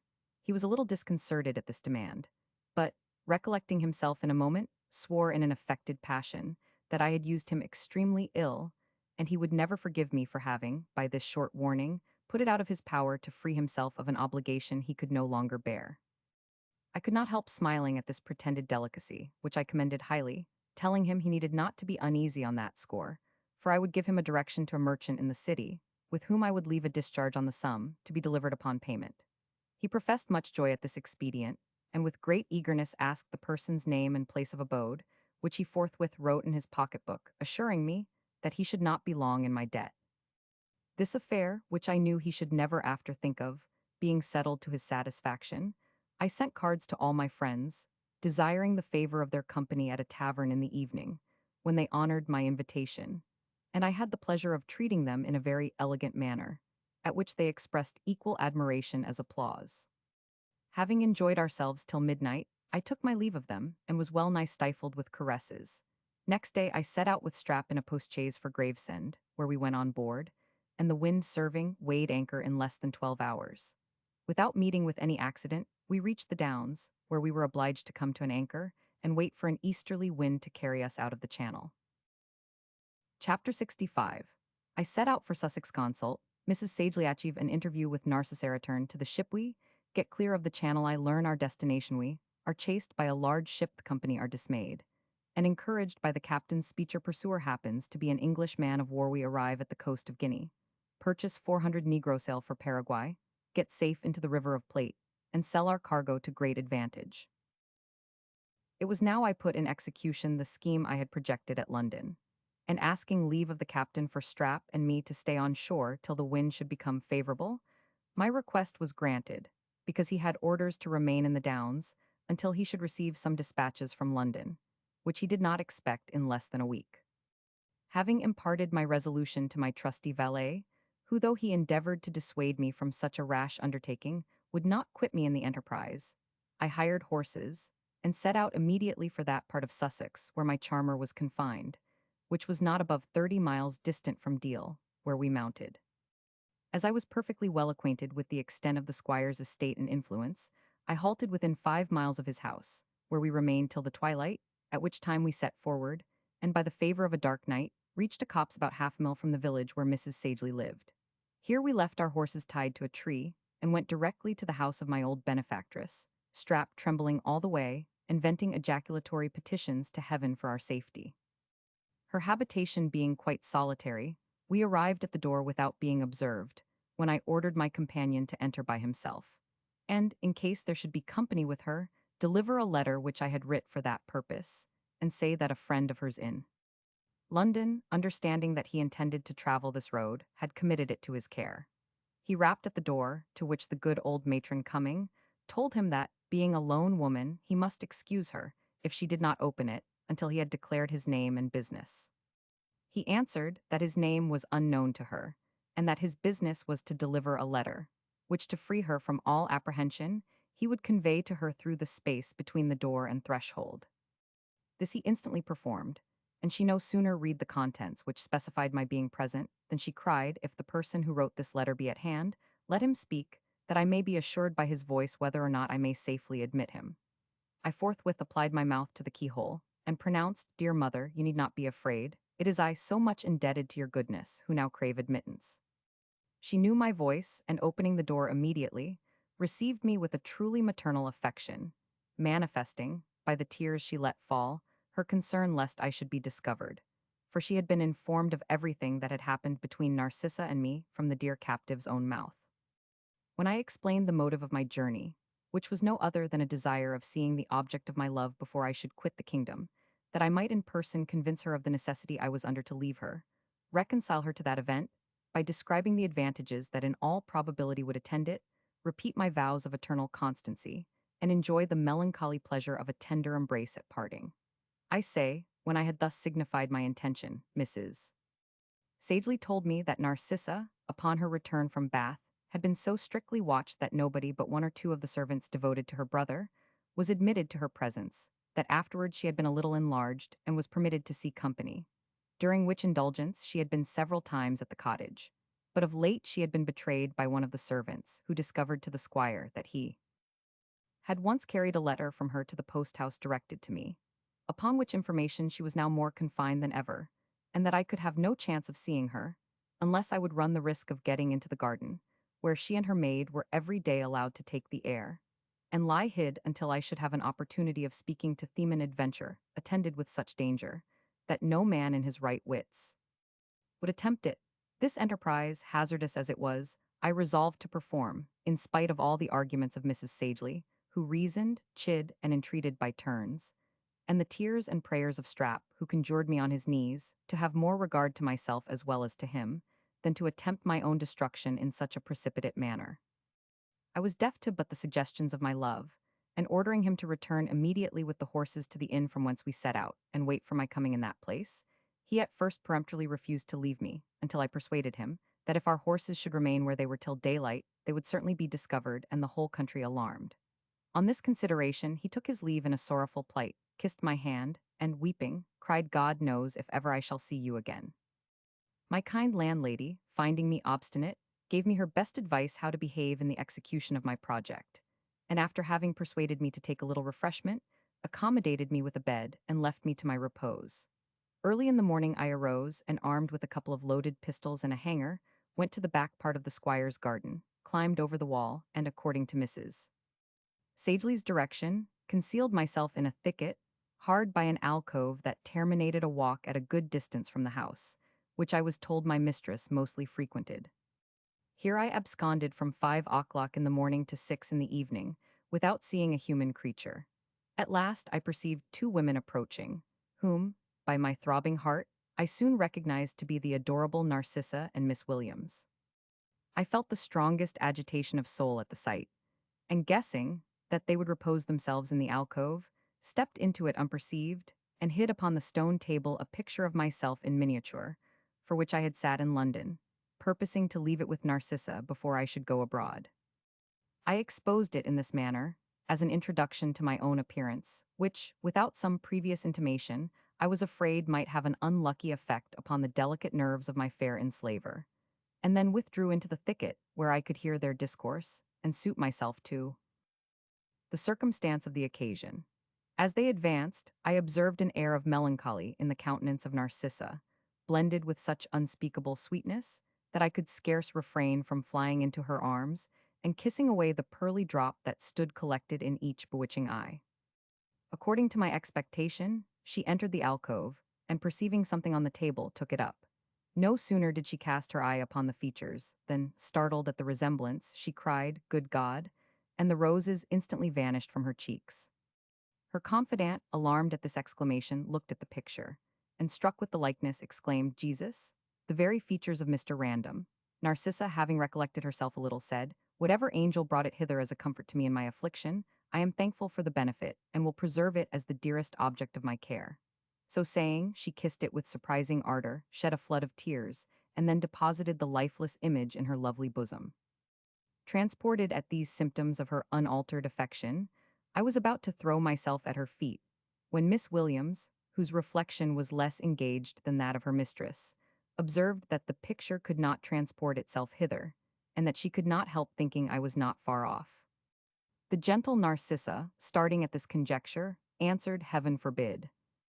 For although nothing in the universe could yield me satisfaction equal to that of his presence for one poor moment, in a proper place, I would rather forfeit his company almost forever than see him here, where his life would be exposed to so much danger. I could no longer restrain the impulse of my passion, but, breaking from my concealment, stood before her, when she uttered a fearful shriek and fainted in the arms of her companion. I flew towards the treasure of my soul, clasped her in my embrace, and with the warmth of my kisses, brought her again to life. Oh, that I were endowed with the expression of a Raphael, the graces of a Guido, the magic touches of a Titian, that I might represent the fond concern, the chastened rapture and ingenuous blush that mingled on her beauteous face when she opened her eyes upon me, and pronounced, "O heavens! Is it you?" I am afraid I have already encroached upon the reader's patience with the particulars of this amour, of which I own I cannot help being impertinently circumstantial. I shall therefore omit the less material passages of this interview, during which I convinced her reason, though I could not appease the sad presages of her love, with regard to the long voyage and dangers I must undergo. When we had spent an hour, which was all she could spare from the barbarity of her brother's vigilance, in lamenting over our hard fate, and in repeating our reciprocal vows, Miss Williams reminded us of the necessity there was for our immediate parting. And, sure, lovers never parted with such sorrow and reluctance as we. But because my words are incapable of doing justice to this affecting circumstance, I am obliged to draw a veil over it, and observe that I returned in the dark to the house of Mrs. Sagely, who was overjoyed to hear of my success, and opposed the tumults of my grief with such strength of reason, that my mind regained, in some measure, its tranquillity. And that very night, after having forced upon the good gentlewoman a purse of 20 guineas, as a token of my gratitude and esteem, I took my leave of her, and set out on foot for the inn, where my arrival freed honest Strap from the horrors of unutterable dread. We took horse immediately, and alighted early next morning at Deal, where I found my uncle in great concern on account of my absence, because he had received his dispatches, and must have weighed with the first fair wind, whether I had been on board or not. Next day, a brisk easterly gale springing up, we set sail, and in 8 and 40 hours got clear of the channel. When we were about 200 leagues to westward of the Land's End, the captain, taking me apart into the cabin, told me that, now he was permitted by his instructions, he would disclose the intent and destination of our voyage. "The ship," said he, "which has been fitted out at a great expense, is bound for the coast of Guinea, where we shall exchange part of our cargo for slaves and gold dust, from whence we will transport our negroes to Buenos Aires in New Spain, where by virtue of passports, obtained from our own court, and that of Madrid, we will dispose of them and the goods that remain on board for silver, by means of our supercargo, who is perfectly well acquainted with the coast, the lingo, and inhabitants. Being thus led into the secret of our expedition, I borrowed of the supercargo a Spanish grammar, dictionary, and some other books of the same language, which I studied with such application that, before we arrived in New Spain, I could maintain a conversation with him in that tongue. Being arrived in the warm latitudes, I ordered with the captain's consent the whole ship's company to be blooded and purged, myself undergoing the same evacuation, in order to prevent those dangerous fevers to which northern constitutions are subject in hot climates. And I have reason to believe that this precaution was not unserviceable, for we lost but one sailor during our whole passage to the coast. One day, when we had been about 5 weeks at sea, we descried to windward a large ship bearing down upon us with all the sail she could carry. Upon which my uncle ordered the stunsails to be hoisted, and the ship to be cleared for engaging. But finding that, to use the seaman's phrase, we were very much wronged by the ship which had us in chase, and by this time had hoisted French colors, he commanded the stunsails to be taken in, the courses to be clowed up, the main topsail to be backed, the tompions to be taken out of the guns, and every man to repair to his quarters. While everybody was busied in the performance of these orders, Strap came upon the quarterdeck, trembling and looking aghast, and, with a voice half suppressed by fear, asked if I thought we were a match for the vessel in pursuit of us. Observing his consternation, I said, "What? Are you afraid, Strap?" "Afraid," he replied. "No, what should I be afraid of? I thank God I have a clear conscience, but I believe it will be a bloody battle, and I wish you may not have occasion for another hand to assist you in the cockpit." I immediately perceived his drift, and making the captain acquainted with his situation, desired he might be stationed below with me and my mates. My uncle, incensed at his pusillanimity, bade me send him down instantly, that his fear might not infect the ship's company. Whereupon I told the poor steward that I had begged him for my assistant, and desired him to go down and help my mates to get ready the instruments and dressings. Notwithstanding the satisfaction he must have felt at those tidings, he affected a shyness of quitting the upper deck, and said, he hoped I did not imagine he was afraid to do his duty above board, for he believed himself as well prepared for death as any man in the ship, no disparagement to me or the captain. I was disgusted at this affectation, and in order to punish his hypocrisy, assured him he might take his choice, either of going down to the cockpit with me, or staying upon deck during the engagement. Alarmed at this indifference, he replied, "Well, to oblige you, I'll go down, but remember it is more for your sake than my own." So saying, he disappeared in a twinkling, without waiting for an answer. By this time, we could observe 2 tier of guns in the ship which pursued us, and which was now but 2 short miles astern. This discovery had an evident effect upon the sailors, who did not scruple to say that we should be torn to pieces and blown out of the water, and that, if in case any of them should lose their precious limbs, they must go a-begging for life, for there was no provision made by the merchants for those poor souls who are maimed in their service. The captain, understanding this, ordered the crew abaft and spoke to them thus: "My lads, I am told you hang an ass. I have gone to sea 30 years, a man and a boy, and never saw English sailors afraid before. Mayhap you may think I want to expose you for the lucre of gain.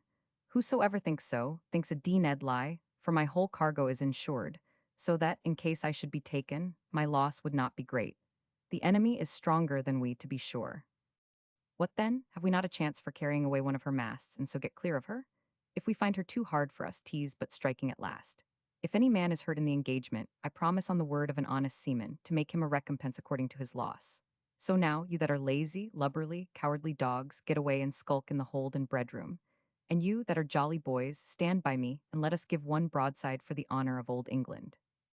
This eloquent harangue was so well adapted to the disposition of his hearers, that one and all of them, pulling off their hats, waved them over their heads, and saluted him with 3 cheers. Upon which he sent his boy for 2 large case bottles of brandy. Having treated every man with a dram, they repaired to their quarters, and waited impatiently for the word of command. I must do my uncle the justice to say that in the whole of his disposition, he behaved with the utmost intrepidity, conduct, and deliberation. The enemy being very near, he ordered me to my station, and was just going to give the word for hoisting the colors and firing, when the supposed Frenchman hauled down his white pennant, jack, and ensign, hoisted English ones, and fired a gun ahead of us. This was a joyful event to Captain Bowling, who immediately showed his colors and fired a gun to leeward, upon which the other ship ran alongside of us, hailed him, and giving him to know that she was an English man-of-war of 40 guns, ordered him to hoist out his boat and come on board. This command he obeyed with the more alacrity, because, upon inquiry, he found that she was commanded by an old messmate of his, who was overjoyed to see him, detained him to dinner, and sent his barge for the supercargo and me, who were very much caressed on his account. As this commander was destined to cruise upon the French in the latitude of Martinico, his stem and quarters were adorned with white fleur-de-lis, and the whole shell of the ship so much disguised for a decoy to the enemy, that it was no wonder my uncle did not know her, although he had sailed on board of her many years. We kept company with her 4 days, during which time the captains were never asunder, and then parted, our course lying different from hers. In less than fortnight after our separation, we made the land of Guinea, near the mouth of the river Gambia, and trading along the coast as far to the southward of the line as Angola and Benguela, in less than 6 months disposed of the greatest part of our cargo, and purchased 400 negroes, my adventure having been laid out in gold dust. Our complement being made up, we took our departure from Cape Negro, and arrived in the Rio de la Plata in 6 weeks, having met with nothing remarkable in our voyage, except an epidemic fever, not unlike the jail distemper, which broke out among our slaves and carried off a good many of the ship's company, among whom I lost one of my mates, and poor Strap had well nigh given up the ghost. Having produced our passport to the Spanish governor, we were received with great courtesy, sold our slaves in a very few days, and could have put off 5 times the number at our own price, though we were obliged to smuggle the rest of our merchandise, consisting of European bale goods, which however we made shift to dispose of at a great advantage. Chapter 66. I am invited to the villa of a Spanish don, where we went with an English gentleman, and make a very interesting discovery. Leave Buenos Aires and arrive at Jamaica. Our ship being freed from the disagreeable lading of Negroes, to whom, indeed, I had been a miserable slave since our leaving the coast of Guinea, I began to enjoy myself, and breathe with pleasure the pure air of Paraguay, this part of which is reckoned the Montpelier of South America, and has obtained, on account of its climate, the name of Buenos Aires. It was in this delicious place that I gave myself entirely up to the thoughts of my dear Narcissa, whose image still kept possession of my breast, and whose charms, enhanced by absence, appeared to my imagination, if possible, more engaging than ever. I calculated the profits of my voyage, which even exceeded my expectation, resolved to purchase sinecure upon my arrival in England, and if I should find the squire as averse to me as ever, marry his sister by stealth, and in case our family should increase, rely on the generosity of my uncle, who was by this time worth a considerable sum. While I amused myself with these agreeable projects, and the transporting thoughts of enjoying Narcissa, we were very much caressed by the Spanish gentlemen, who frequently formed parties of pleasure for our entertainment, in which we made excursions a good way into the country. Among those who signalized themselves by their civility to us was one Don Antonio de Ribra, a very polite young gentleman, with whom I had contracted an intimate friendship, who invited us one day to his country house, and, as a further inducement to our compliance, promised to procure for us the company of an English signor, who had been settled in those parts many years and acquired the love and esteem of the whole province by his affability, good sense, and honorable behavior. We accepted his invitation, and set out for his villa, where we had not been longer than an hour, when the person arrived in whose favor I had been so much prepossessed. He was a tall man, remarkably well shaped, of a fine mien and appearance, commanding respect, and seemed to be turned of 40. The features of his face were saddened with a reserve and gravity, which in other countries would have been thought the effect of melancholy, but here appeared to have been contracted by his commerce with the Spaniards, who are remarkable for that severity of countenance. Understanding from Don Antonio that we were his countrymen, he saluted us all round very complacently, and fixing his eyes attentively on me, uttered a deep sigh. I had been struck with a profound veneration for him at his first coming into the room, and no sooner observed this expression of his sorrow, directed, as it were, in a particular manner to me, that my heart took part in his grief. I sympathized involuntarily and sighed in my turn. Having asked leave of our entertainer, he accosted us in English, professed his satisfaction at seeing so many of his countrymen in such a remote place, and asked the captain, who went by the name of Signor Toma, from what part of Britain he had sailed and whither he was bound. My uncle told him that we had sailed from the River Thames and were bound for the same place by the way of Jamaica, where we intended to take in a lading of sugar. Having satisfied himself in these and other particulars about the state of the war, he gave us to understand that he had a longing desire to revisit his native country, in consequence of which he had already transmitted to Europe the greatest part of his fortune in neutral bottoms, and would willingly embark the rest of it with himself in our ship, provided the captain had no objection to such a passenger. My uncle very prudently replied that for his part he should be glad of his company, if he could procure the consent of the governor, without which he durst not take him on board, whatever inclination he had to oblige him. The gentleman approved of his discretion, and telling him that there would be no difficulty in obtaining the connivance of the governor, who was his good friend, shifted the conversation to another subject. I was overjoyed to hear his intention, and already interested myself so much in his favor that, had he been disappointed, I should have been very unhappy. In the course of our entertainment, he eyed me with uncommon attachment. I felt a surprising attraction towards him. When he spoke, I listened with attention and reverence. The dignity of his deportment filled me with affection and awe, and in short, the emotions of my soul, in presence of this stranger, were strong and unaccountable. Having spent the best part of the day with us, he took his leave, telling Captain Toma that he should hear from him in a short time. He was no sooner gone than I asked 1,000 questions about him of Don Antonio, who could give me no other satisfaction than that his name was Don Rodrigo, that he had lived 15 or 16 years in these parts, was reputed rich, and supposed to have been unfortunate in his younger years because he was observed to nourish a pensive melancholy, even from the time of his first settlement among them, but that nobody had ventured to inquire into the cause of his sorrow, in consideration of his peace, which might suffer in the recapitulation of his misfortunes. I was seized with an irresistible desire of knowing the particulars of his fate, and enjoyed not an hour of repose during the whole night, by reason of the eager conceptions that inspired me with regard to his story, which I resolved, if possible, to learn. Next morning, while we were at breakfast, 3 mules, richly caparisoned, arrived with a message from Don Rodrigo, desiring our company, and that of Don Antonio at his house, which was situated about 10 miles further up in the country. I was pleased with this invitation, in consequence of which we mounted the mules which he had provided for us, and alighted at his house before noon. Here we were splendidly entertained by the generous stranger, who still seemed to show a particular regard for me, and after dinner made me a present of a ring, set with a beautiful amethyst, the production of that country, saying, at the same time, that he was once blessed with a son, who, had he lived, would have been nearly of my age. This observation, delivered with a profound sigh, made my heart throb with violence. A crowd of confused ideas rushed upon my imagination, which, while I endeavored to unravel, my uncle perceived my absence of thought, and tapping me on the shoulder, said, "Oons, are you asleep, Rory?" Before I had time to reply, Don Rodrigo, with uncommon eagerness of voice and look, pronounced, "Pray, Captain, what is the young gentleman's name?" "His name," said my uncle, "is Roderick Random." "Gracious powers!" cried the stranger, starting up, "and his mother's?" "His mother," answered the captain, amazed, "was called Charlotte Bowling." "O bounteous heaven!" exclaimed Don Rodrigo, springing across the table and clasping me in his arms. "My son, my son, have I found thee again? Do I hold thee in my embrace, after having lost and despaired of seeing thee so long?" So saying, he fell upon my neck and wept aloud with joy, while the power of nature operating strongly in my breast. I was lost in rapture, and while he pressed me to his heart, let fall a shower of tears in his bosom. His utterance was choked up a good while by the agitation of his soul. At length he broke out into mysterious providence.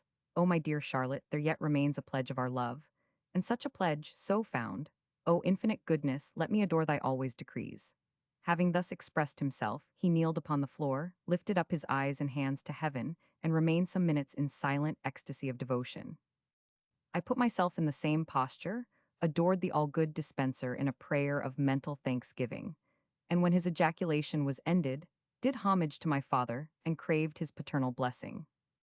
He hugged me again with unutterable fondness, and having implored the protection of heaven upon my head, raised me from the ground, and presented me as his son to the company, who wept in concert over this affecting scene. Among the rest, my uncle did not fail to discover the goodness and joy of his heart.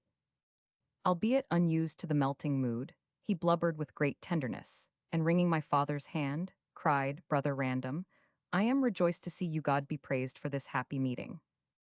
Don Rodrigo, understanding that he was his brother-in-law, embraced him affectionately, saying, "Are you my Charlotte's brother?" "Alas, unhappy Charlotte, but why should I repine? We shall meet again, never more to part. Brother, you are truly welcome. Dear son, I am transported with unspeakable joy. This day is a jubilee, me friends and servants shall share my satisfaction." While he dispatched messengers to the gentlemen in the neighborhood to announce this event and gave orders for a grand entertainment, I was so much affected with the tumults of passion, which assailed me on this great, sudden, and unexpected occasion, that I fell sick, fevered, and in less than 3 hours became quite delirious, so that the preparations were countermanded, and the joy of the family converted into grief and despair. Physicians were instantly called. I was plentifully blooded in the foot. My lower extremities were bathed in a decoction of salutiferous herbs. In 10 hours after I was taken ill, I enjoyed a critical sweat, and next day felt the remains of the distemper, but an agreeable lassitude, which did not hinder me from getting up. During the progress of this fever, which, from the term or its duration, is called ephemera, my father never once quitted my bedside, but administered the prescriptions of the physicians with the most pious care, while Captain Bowling manifested his concern by the like attendance. I no sooner found myself delivered from this disease than I bethought myself of my honest friend Strap, and resolving to make him happy forthwith in the knowledge of my good fortune, told my father in general that I had been infinitely obliged to this faithful adherent, and begged he would indulge me so far as to send for him, without letting him know my happiness, until he could receive an account of it from my own mouth. My request was instantly complied with, and a messenger with a spare mule dispatched to the ship, carrying orders from the captain to the mate, to send the steward by the bearer.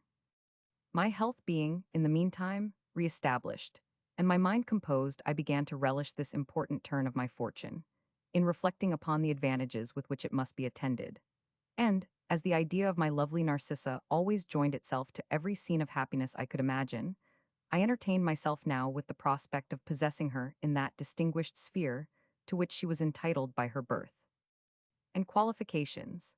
Having often mentioned her name while I was deprived of my senses, my father guessed that there was an intimate connection between us, and discovering the picture which hung in my bosom by ribbon, did not doubt that it was the resemblance of my amiable mistress. In this belief he was confirmed by my uncle, who told him that it was the picture of a young woman to whom I was under promise of marriage. Alarmed at this piece of information, Don Rodrigo took the first opportunity of questioning me about the particulars of this affair, which, when I had candidly recounted, he approved of my passion, and promised to contribute all in his power towards its success. Though I never doubted his generosity, I was transported on this occasion, and throwing myself at his feet, told him he had now completed my happiness, for, without the possession of Narcissa, I should be miserable among all the pleasures of life. He raised me with a smile of paternal fondness, said he knew what it was to be in love, and observed that if he had been as tenderly beloved by his father as I was by mine, he should not now perhaps have caused her. He was interrupted by a sigh. The tear rushed into his eye, suppressed the dictates of his grief, and the time being opportune, desired me to relate the passages of my life, which my uncle had told him were manifold and surprising.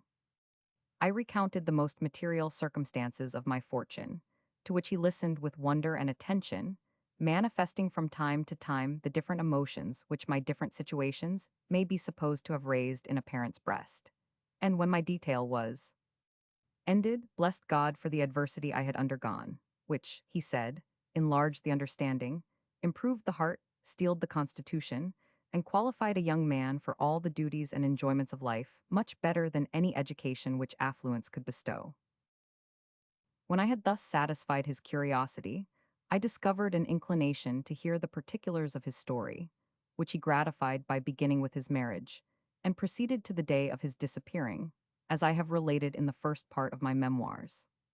Careless of life, continued he, and unable to live in a place where every object recalled the memory of my dear Charlotte, whom I had lost through the barbarity of an unnatural parent, I took my leave of you, my child, then an infant, with a heart full of unutterable woe, but little suspecting that my father's unkindness would have descended to my innocent orphan, and setting out alone at midnight for the nearest seaport, early next morning got on board a ship, bound, as I had heard, for France, and, bargaining with the master for my passage, bade a long adieu to my native country, and put to sea with the first fair wind. The place of our destination was Granville, but we had the misfortune to run upon a ridge of rocks near the island of Alderney, called the Casquets, where the sea running high, the ship went to pieces, the boat sunk alongside, and every soul on board perished except myself, who, by the assistance of a grating, got ashore on the coast of Normandy. I went directly to Caen, where I was so lucky as to meet with a count, whom I had formerly known in my travels.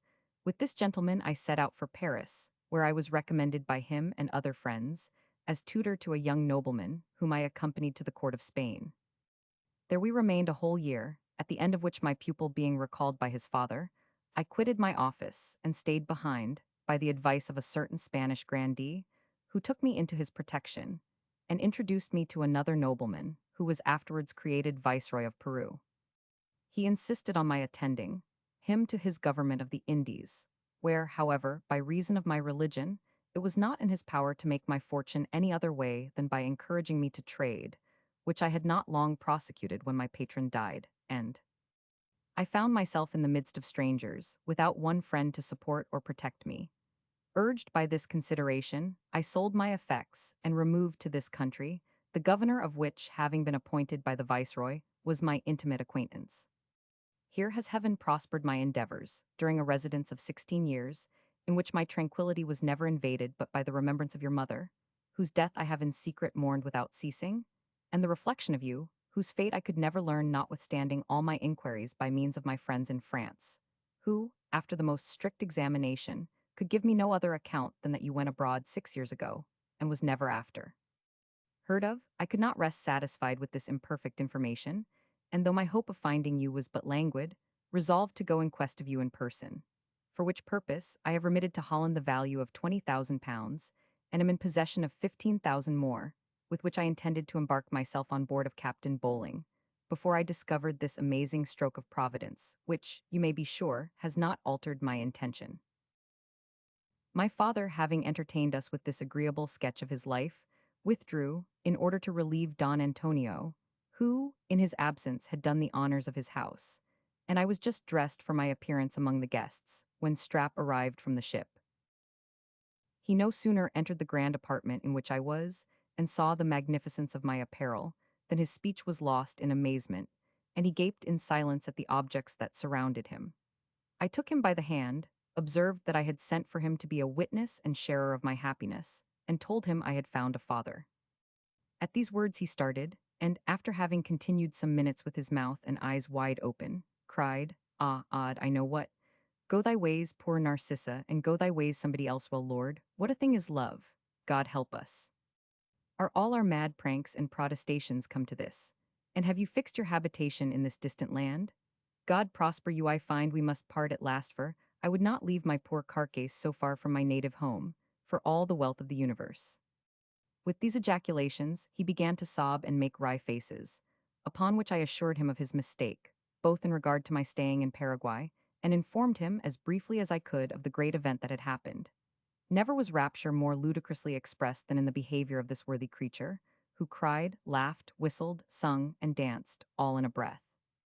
His transport was scarce over, when my father entered, who no sooner understood that this was Strap, than he took him by the hand, saying, "Is this the honest man who befriended you so much in your distress? You are welcome to my house, and I will soon put it in the power of my son to reward you for your good offices in his behalf.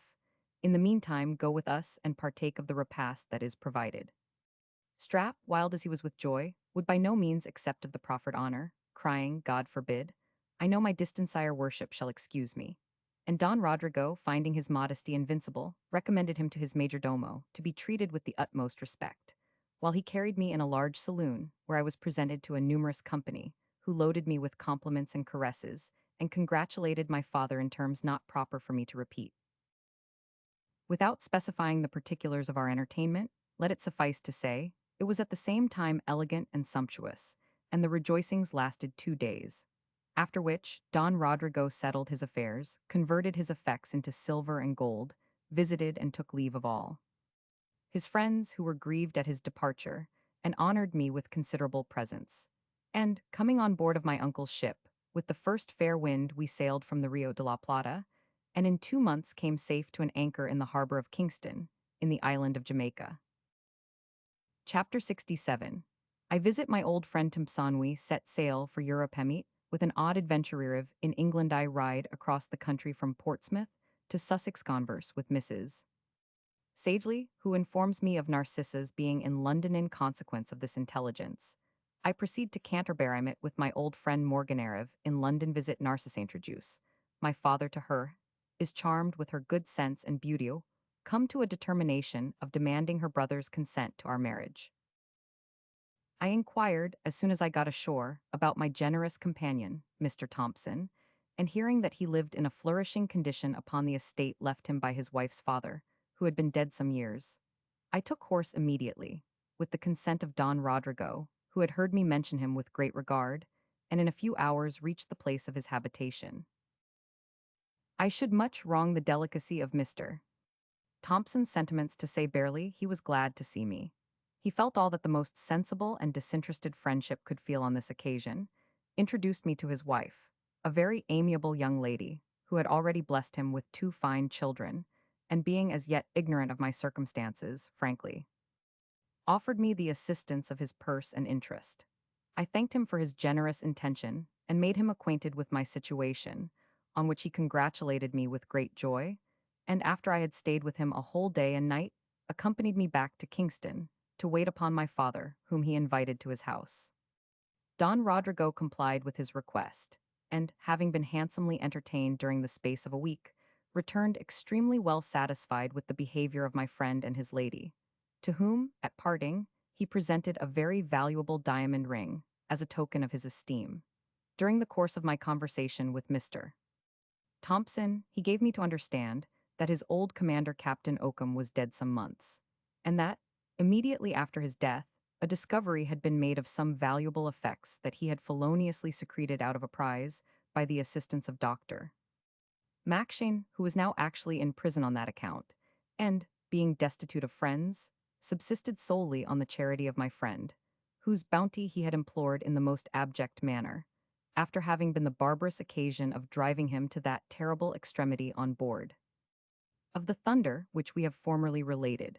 Whatsoever this wretch had been guilty of, I applauded Mr. Thompson's generosity towards him in his distress, which wrought so much upon me also, that I sent him 10 pistoles, in such a private manner that he could never know his benefactor. While my father and I were caressed among the gentlemen on shore, Captain Bowling had written to his owners, by the packet, which sailed a few days after our arrival, signifying his prosperous voyage hitherto, and desiring them to insure his ship and cargo homeward bound. After which precaution he applied himself so heartily to the task of loading his ship that, with the assistance of Mr. Thompson, she was full in less than 6 weeks.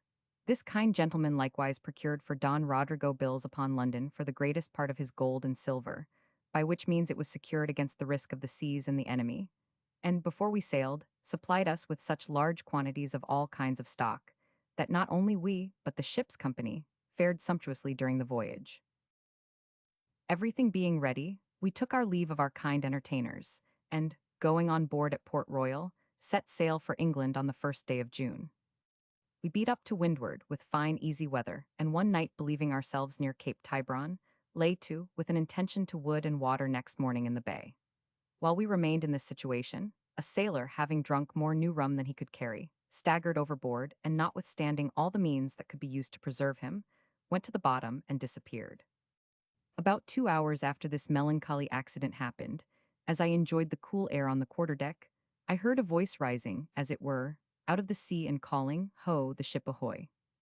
Upon which one of the men upon the forecastle cried, "Ill be D&D if that ain't Jack Marlinspike," who went overboard. Not a little surprised at this event, I jumped into the boat that lay alongside, with the second mate and 4 men, and rowing towards the place from whence the voice which repeated the hail seemed to proceed, we perceived something floating upon the water. When we had rowed a little further, we discerned it to be a man riding upon a hencoop, who, seeing us approach, pronounced with a hoarse voice, "D.N. your bloods, why did you not answer when I hailed?" Our mate, who was a veritable seaman, hearing his salute, said, "By G, my lads, this is none of our man. This is the devil pull away for the ship." The fellows obeyed his command without question, and were already some fathoms on our return, when I insisted on their taking up the poor creature, and prevailed upon them to go back to the wreck, which when we came near the second time, and signified our intention, we received an answer of a vast, avast what ship, brother. Being satisfied in this particular, he cried, "D'en the ship, I was in hopes it had been my own, where are you bound?" We satisfied his curiosity in this particular too, upon which he suffered himself to be taken on board, and after having been comforted with a dram, told us he belonged to the Vesuvio Manifor upon a cruise off the island of Hispaniola, that he had fallen overboard 24 hours ago, and the ship being under sail, they did not choose to bring to, but tossed a hencoop overboard for his convenience, upon which he was in good hopes of reaching the Cape next morning. Howsomever, he was as well content to be aboard of us because he did not doubt that we should meet his ship, and if he had gone ashore in the bay, he might have been taken prisoner by the French. My uncle and father were very much diverted with the account of this fellow's unconcerned behavior, and in 2 days, meeting with the Vesuvio as he expected, sent him on board of her, according to his desire. Having beat up successfully the windward passage, we stretched to the northward, and falling in with a westerly wind, in 8 weeks arrived in the soundings, and in 2 days after made for the Lizard. It is impossible to express the joy I felt at the sight of English ground. Don Rodrigo was not unmoved, and Strap shed tears of gladness. The sailors profited by our satisfaction, the shoe that was nailed to the mast being quite filled with our liberality. My uncle resolved to run up into the Downs at once, but the wind shifting when we were abreast of the Isle of Wight, he was obliged to turn into St. Helens and come to Spithead, to the great mortification of the crew, 30 of whom were immediately pressed on board a man of war. My father and I went ashore immediately at Portsmouth, leaving Strap with the captain to go round with the ship and take care of our effects. And I discovered so much impatience to see my charming Narcissa, that my father permitted me to ride across the country to her brother's house, while he should hire a post-chaise for London, where he would wait for me at a place to which I directed him. Fired with all the eagerness of passion, I took post that very night, and in the morning reached an inn about 3 miles from the squire's habitation. Here I remained till next morning, allaying the torture of my impatience with the rapturous hope of seeing that divine creature after an absence of 18 months, which, far from impairing, had raised my love to the most exalted pitch. Neither were my reflections free from apprehensions. That something intervened in spite of all my hope, and represented her as having yielded to the importunity of her brother, and blessed the arms of a happy rival. My thoughts were even maddened with the fear of her death, and, when I arrived in the dark at the house of Mrs. Sagely, I had not for some time courage to desire admittance, lest my soul should be shocked with dismal tidings. At length, however, I knocked, and no sooner certified the good gentlewoman of my voice than she opened the door, and received me with the most affectionate embrace that brought tears into her aged eyes. "For heaven's sake, dear mother," cried I, "tell me, how is Narcissa? Is she the same that I left her?" She blessed my ears with saying, "She is as beautiful, in as good health, and as much yours as ever."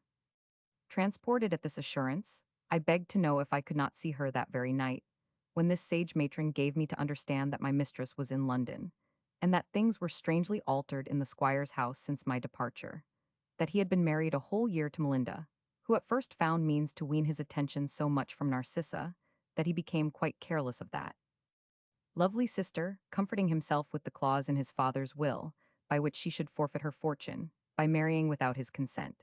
That my mistress, being but indifferently treated by her sister-in-law, had made use of her freedom some months ago, and gone to town, where she was lodged with Miss Williams, in expectation of my arrival, and had been pestered with the addresses of Lord Quiverwit, who, finding her heart engaged, had fallen upon a great many shifts to persuade her that I was dead.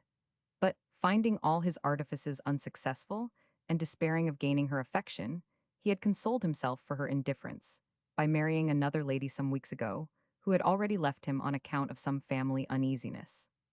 Besides this interesting information, she told me there was not a great deal of harmony between Melinda and the squire, who was so much disgusted at the number of gallants who continued to hover about her even after her marriage, that he had hurried her down into the country, much against her own inclination, where their mutual animosities had risen to such a height, that they preserved no decency before company or servants, but abused one another in the grossest terms.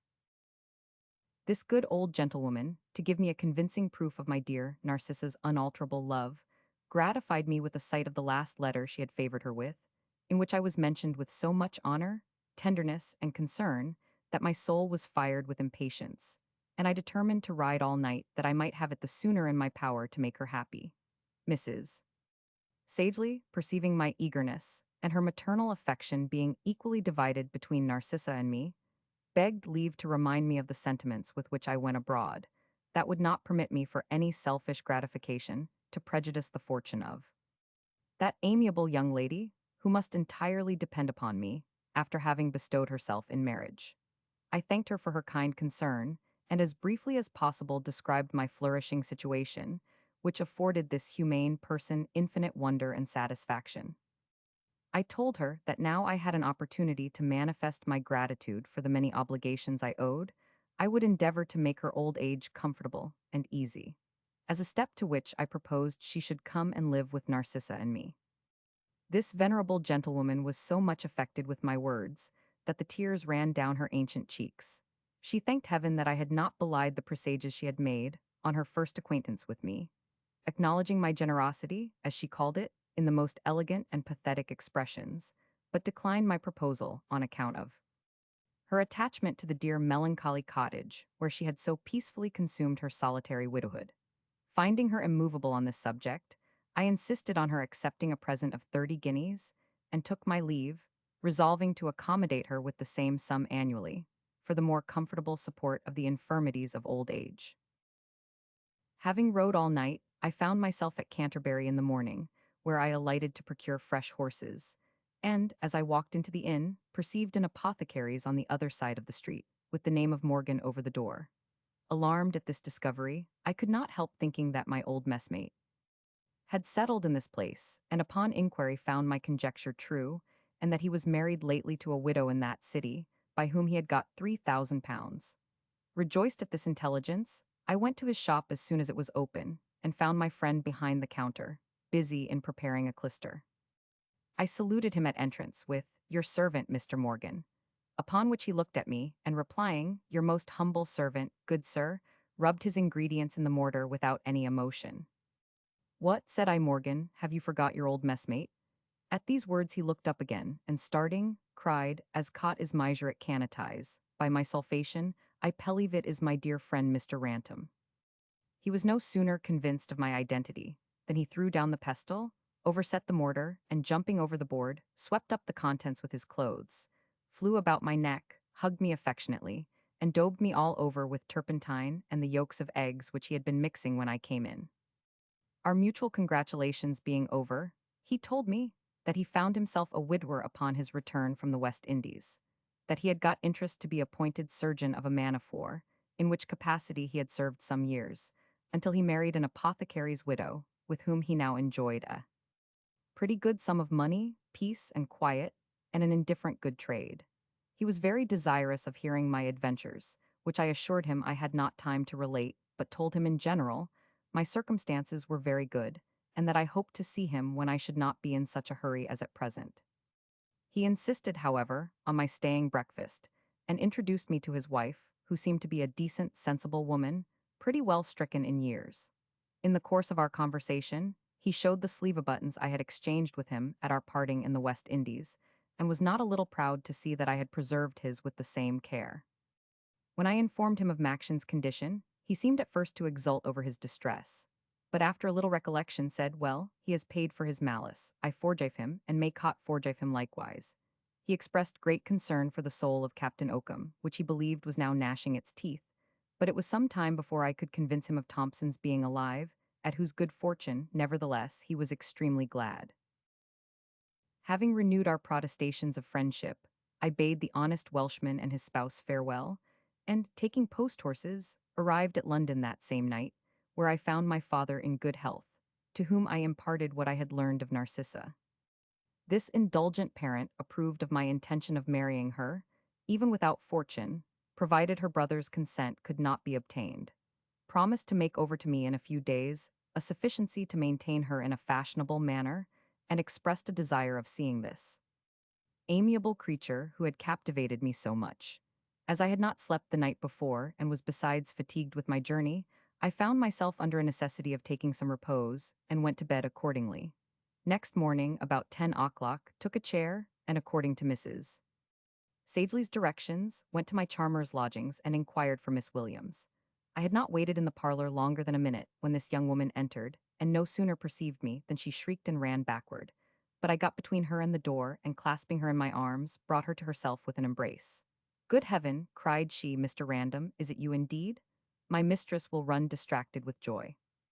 I told her it was from an apprehension that my sudden appearance might have had some bad effect on my dear Narcissa, that I had desired to see her first, in order to concert some method of acquainting her mistress gradually with my arrival. She approved of my conduct, and, after having yielded to the suggestions of her own friendship, in asking if my voyage had been successful, charged herself with that office, and left me glowing with desire of seeing and embracing the object of my love. In a very little time I heard some body coming down the stairs in haste, and the voice of my angel pronounce, with an eager tone, "O heaven, is it possible? Where is he?" How were my faculties aroused at this well-known sound? And how was my soul transported when she broke in upon my view in all the bloom of ripened beauty? Grace was in all her steps, heaven in her eye, in every gesture dignity and love. You, whose souls are susceptible of the most delicate impressions, whose tender bosoms have felt the affecting vicissitudes of love, who have suffered an absence of 18 long months from the dear object of your hope, and found at your return the melting, fair as kind, and constant as your heart can wish, do me justice on this occasion, and conceive what unutterable rapture possessed us both, while we flew into each other's arms. This was no time for speech. Locked in a mutual embrace, we continued some minutes in a silent trance of joy. When I thus encircled all my soul held Dearwell, I hung over her beauties, beheld her eyes sparkle, and every feature flush with virtuous fondness when I saw her enchanting bosom heave with undissembled rapture, and knew myself the happy cosy heavens. What was my situation? I am tempted to commit my paper to the flames, and to renounce my pen forever, because its most ardent and lucky expression so poorly describes the emotions of my soul. O adorable Narcissa, cried I, O miracle of beauty, love, and truth, I at last fold thee in my arms. I at last can call thee mine. No jealous brother shall thwart our happiness again. Fortune hath at length recompensed me for all my sufferings, and enabled me to do justice to my love. The dear creature smiled ineffably charmingly, and with a look of bewitching tenderness said, "And shall we never part again?" "Never," I replied, "thou wondrous pattern of all earthly perfection. Never until death shall divide us. By this ambrosial kiss, 1,000 times more fragrant than the breeze that sweeps the orange grove, I never more will leave thee." As my first transport abated, my passion grew turbulent and unruly. I was giddy with standing on the brink of bliss, and all my virtue and philosophy were scarce sufficient to restrain the inordinate sallies of desire. Narcissa perceived the conflict within me, and with her usual dignity of prudence, called off my imagination from the object in view, and with eager expressions of interested curiosity, desired to know the particulars of my voyage. In this I gratified her inclination, bringing my story down to the present hour. She was infinitely surprised at the circumstance of finding my father, which brought tears into her lovely eyes. She was transported at hearing that approved of my flame, discovered a longing desire of being introduced to him, congratulated herself and me upon my good fortune, and observed that this great and unexpected stroke of fate seemed to have been brought about by the immediate direction of Providence. Having entertained ourselves some hours with the genuine effusions of our souls, I obtained her consent to complete my happiness as soon as my father should judge it proper, and, applying with my own hands a valuable necklace, composed of diamonds and amethysts set alternately, which an old Spanish lady at Paraguay had presented me with, I took my leave, promising to return in the afternoon with Don Rodrigo. When I went home, this generous parent inquired very affectionately about the health of my dear Narcissa, to whom, that I might be the more agreeable, he put into my hand a deed, by which I found myself in possession of £15,000, exclusive of the profits of my own merchandise, which amounted to 3,000 more. After dinner I accompanied him to the lodgings of my mistress, who, being dressed for the occasion, made a most dazzling appearance. I could perceive him struck with her figure, which I really think was the most beautiful that ever was created under the sun. He embraced her tenderly, and told her he was proud of having a son who had spirit to attempt, and qualifications to engage the affections of such a fine lady. She blushed at this compliment, and with eyes full of the softest languishment turned upon me, said she should have been unworthy of Mr. Random's attention had she been blind to his extraordinary merit. I made no other answer than a low bow. My father, sighing, pronounced, "Such was once my Charlotte," while the tear rushed into his eye, and the tender heart of Narcissa manifested itself in two precious drops of sympathy, which, but for his presence, I would have kissed away. Without repeating the particulars of our conversation, I shall only observe that Don Rodrigo was as much charmed with her good sense as with her appearance, and she was no less pleased with his understanding and polite address. It was determined that he should write to the squire, signifying his approbation of my passion for his sister, and offering a settlement which he should have no reason to reject, and that, if he should refuse the proposal, we would crown our mutual wishes without any further regard to his will. Chapter 68. My father makes a present to Narcissa's letter, is dispatched to her brother I, appear among my acquaintance banters, behavior the squire, refuses his consent me uncle, comes to town approves of my choice I am Meridwi, meet the squire and his lady at the player acquaintance is courted. After having spent the evening to the satisfaction of all present, my father addressed himself thus to Narcissa.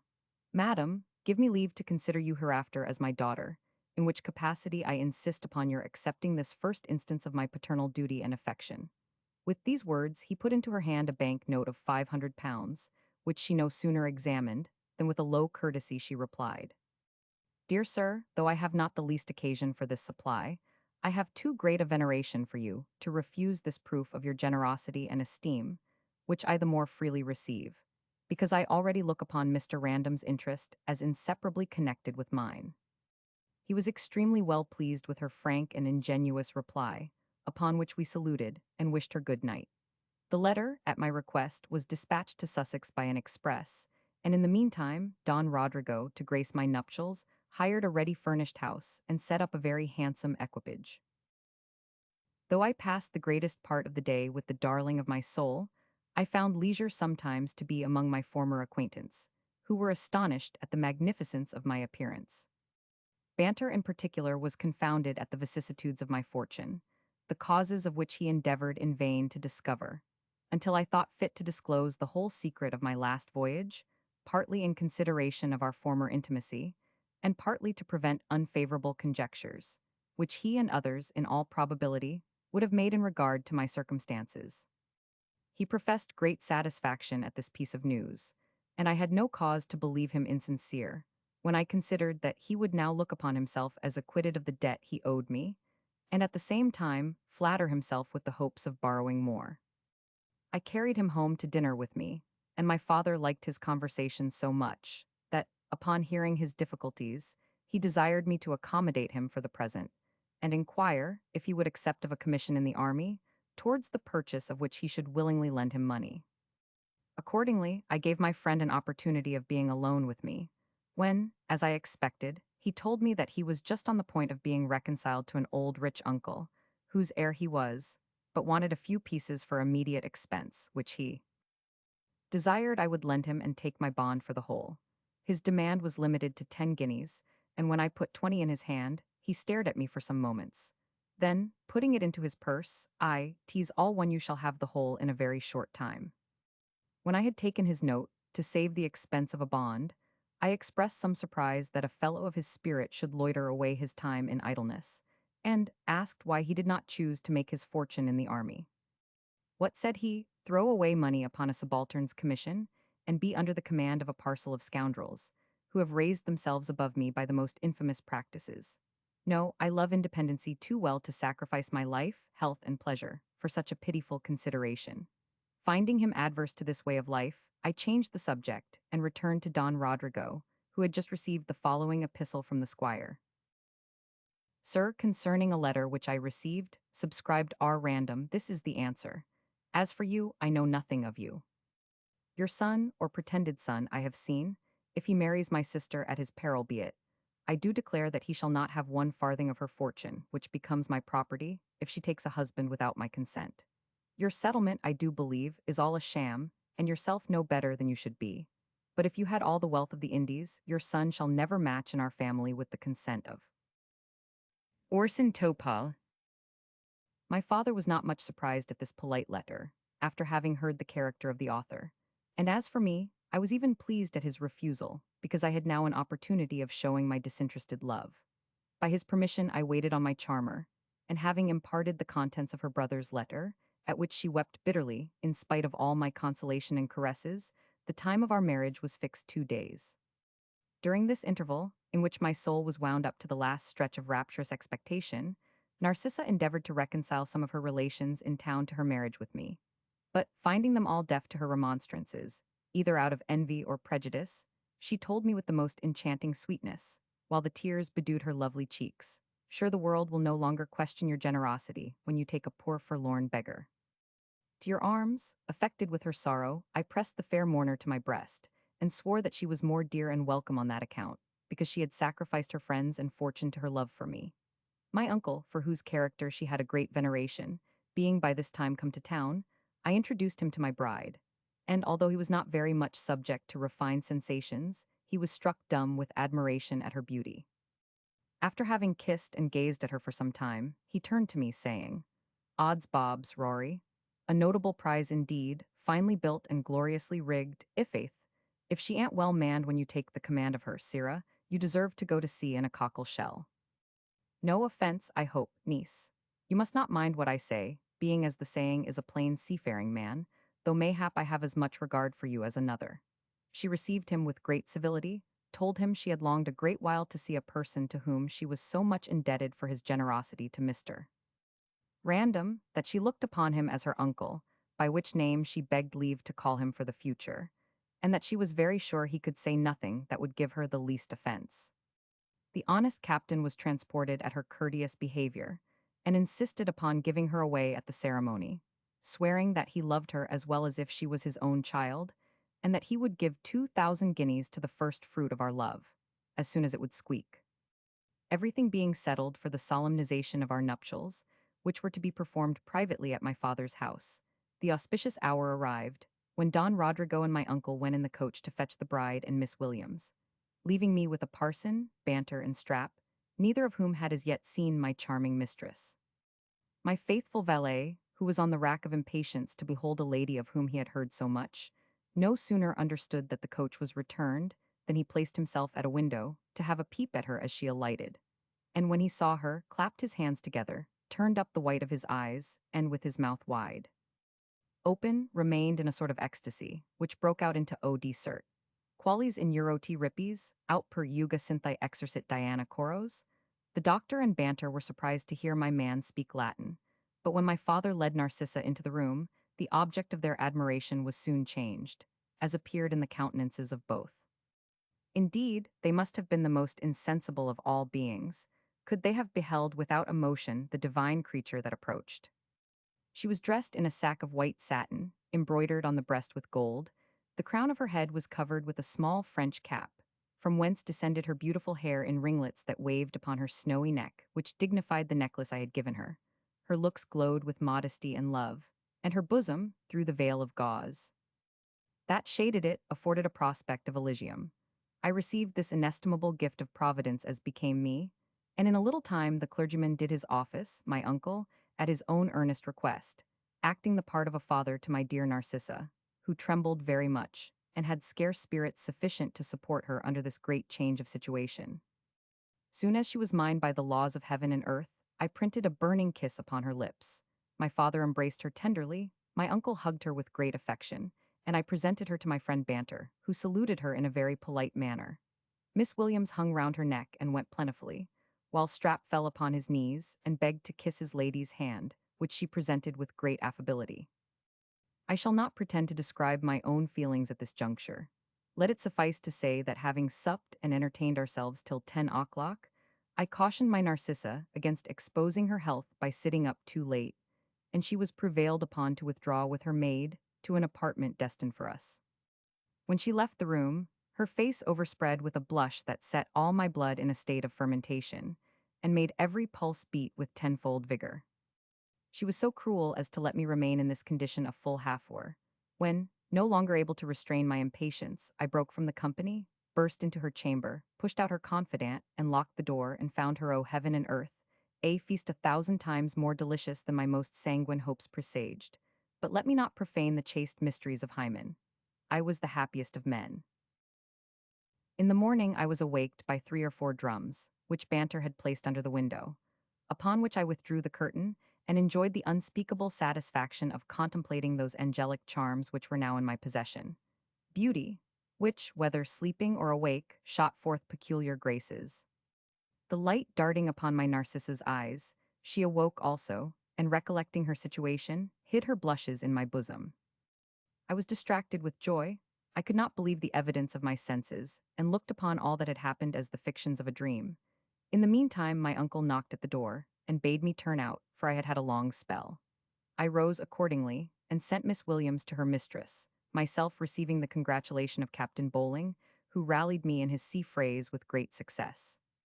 In less than an hour, Don Rodrigo led my wife into breakfast, where she received the compliments of the company on her looks, which, they said, if possible, were improved by matrimony. As her delicate ears were offended with none of those indecent ambiguities which are too often spoken on such occasions, she behaved with dignity, unaffected modesty, and ease. And, as a testimony of my affection and esteem, I presented her, in presence of them all, with a deed, by which I settled the whole fortune I was possessed of on her and her heirs forever. She accepted it with a glance of most tender acknowledgment, observed that she could not be surprised at anything of this kind I should do, and desired my father to take the trouble of keeping it, saying, next to my own Mr. Random, "You are the person in whom I ought to have the greatest confidence." Charmed with her prudent and ingenuous manner of proceeding, he took the paper, and assured her that it should not lose its value while in his custody. As we had not many visits to give and receive, the little time we stayed in town was spent in going to public diversions, where I have the vanity to think Narcissa was seldom eclipsed. One night, in particular, we sent our footman to keep one of the stage boxes, which we no sooner entered than we perceived in the opposite box the squire and his lady, who seemed not a little surprised at seeing us. I was pleased at this opportunity of confronting them, the more because Melinda was robbed of all her admirers by my wife, who happened that night to outshine her sister both in beauty and dress. She was piqued at Narcissa's victory, tossed her head 1,000 different ways, flirted her fan, looked at us with disdain, then whispered to her husband, and broke out into an affected giggle. But all her arts proved ineffectual, either to discompose Mrs. Random, or to conceal her own mortification, which at length forced her away long before the play was done. The news of our marriage being spread, with many circumstances to our disadvantage, by the industry of this malignant creature, a certain set of persons fond of scandal began to inquire into the particulars of my fortune, which they no sooner understood to be independent than the tables were turned, and our acquaintance was courted as much as it had been despised before. But she had too much dignity of pride to encourage this change of conduct, especially in her relations, whom she could never be prevailed upon to see, after the malicious reports they had raised to her prejudice. Chapter 69. My father intends to revisit the place of his nativity, proposed to accompany him. Uncle renews his will in my favor. Determining to go to see again, we set out for Scotland Arab at Edinburgh Purchase, our paternal estate proceed to Ithalt at the town, where I was educated take up my bond to crab the behavior of Potion and his wife. And one of our female cousins reception, at the estate strap, marries Miss Williams, and is settled by my father to his own satisfaction. I am more and more happy. My father intending to revisit his native country, and pay the tribute of a few tears at my mother's grave, Narcissa and I resolved to accompany him in the execution of his pious office, and accordingly prepared for the journey, in which, however, my uncle would not engage, being resolved to try his fortune. Once more at sea. In the meantime, he renewed his will in favor of my wife and me, and deposited it in the hands of his brother-in-law, while I, that I might not be wanting to my own interest, summoned the squire to produce his father's will at Doctors' Commons, and employed a proctor to manage the affair in my absence. Everything being thus settled, we took leave of all our friends in London, and set out for Scotland, Don Rodrigo, Narcissa, Miss Williams, and I, in the coach and strap with 2 men in livery on horseback. As we made easy stages, my charmer held it out very well, till we arrived at Edinburgh, where we proposed to rest ourselves some weeks. Here Don Rodrigo, having intelligence that the fox-hunter had spoilt his estate, which was to be exposed to sale by public auction, he determined to make a purchase of the spot where he was born, and actually bought all the land that belonged to his father. In a few days after this bargain was made, we left Edinburgh in order to go and take possession, and by the way halted one night in that town where I was educated. Upon inquiry, I found that Mr. Crabbe was dead, whereupon I sent for his executor, paid the sum I owed with interest, and took up my bond. Mr. Potion and his wife, hearing of my arrival, had the assurance to come to the inn where we lodged, and send up their names, with the desire of being permitted to pay their respects to my father and me. But their sordid behavior towards me, when I was an orphan, had made too deep an impression on my mind to be effaced by this mean mercenary piece of condescension. I therefore rejected their message with disdain, and bade Strap tell them that my father and I desired to have no communication with such low-minded wretches as they were. They had not been gone half an hour, when a woman, without any ceremony, opened the door of the room where we sat, and, making towards my father, accosted him with, "Uncle, your servant, I am glad to see you." This was no other than one of my female cousins, mentioned in the first part of my memoirs, to whom Don Rodrigo replied, "Pray, who are you, madam?" "Oh," cried she, "my cousin Rory there knows me very well." "Don't you remember me, Rory?" "Yes, madam," said I, "for my own part, I shall never forget you." "Sir, this is one of the young ladies, who, as I have formerly told you, treated me so humanely in my childhood." When I pronounced these words, my father's resentment glowed in his visage, and he ordered her to be gone, with such a commanding aspect, that she retired in a fright, muttering curses as she went downstairs. We afterwards learned that she was married to an ensign, who had already spent all her fortune, and that her sister had borne a child to her mother's footman, who is now her husband, and keeps a petty alehouse in the country. The fame of our flourishing condition having arrived at this place before us, we got notice that the magistrates intended next day to compliment us with the freedom of their town. Upon which my father, considering their complaisance in the right point of view, ordered the horses to the coach early in the morning. We proceeded to our estate, which lay about 20 miles from this place, and when we came within half a leg of the house, were met by a prodigious number of poor tenants, men, women, and children, who testified their joy by loud acclamations, and accompanied our coach to the gate. As there is no part of the world in which the peasants are more attached to their lords than in Scotland, we were almost devoured by their affections. My father had always been their favorite, and now that he appeared their master, after having been thought dead so long, their joy broke out into 1,000 extravagances. When we entered the courtyard, we were surrounded by a vast number, who crowded together so closely to see us that several were in danger of being squeezed to death. Those who were near Don Rodrigo fell upon their knees and kissed his hand or the hem of his garment, praying aloud for long life and prosperity to him.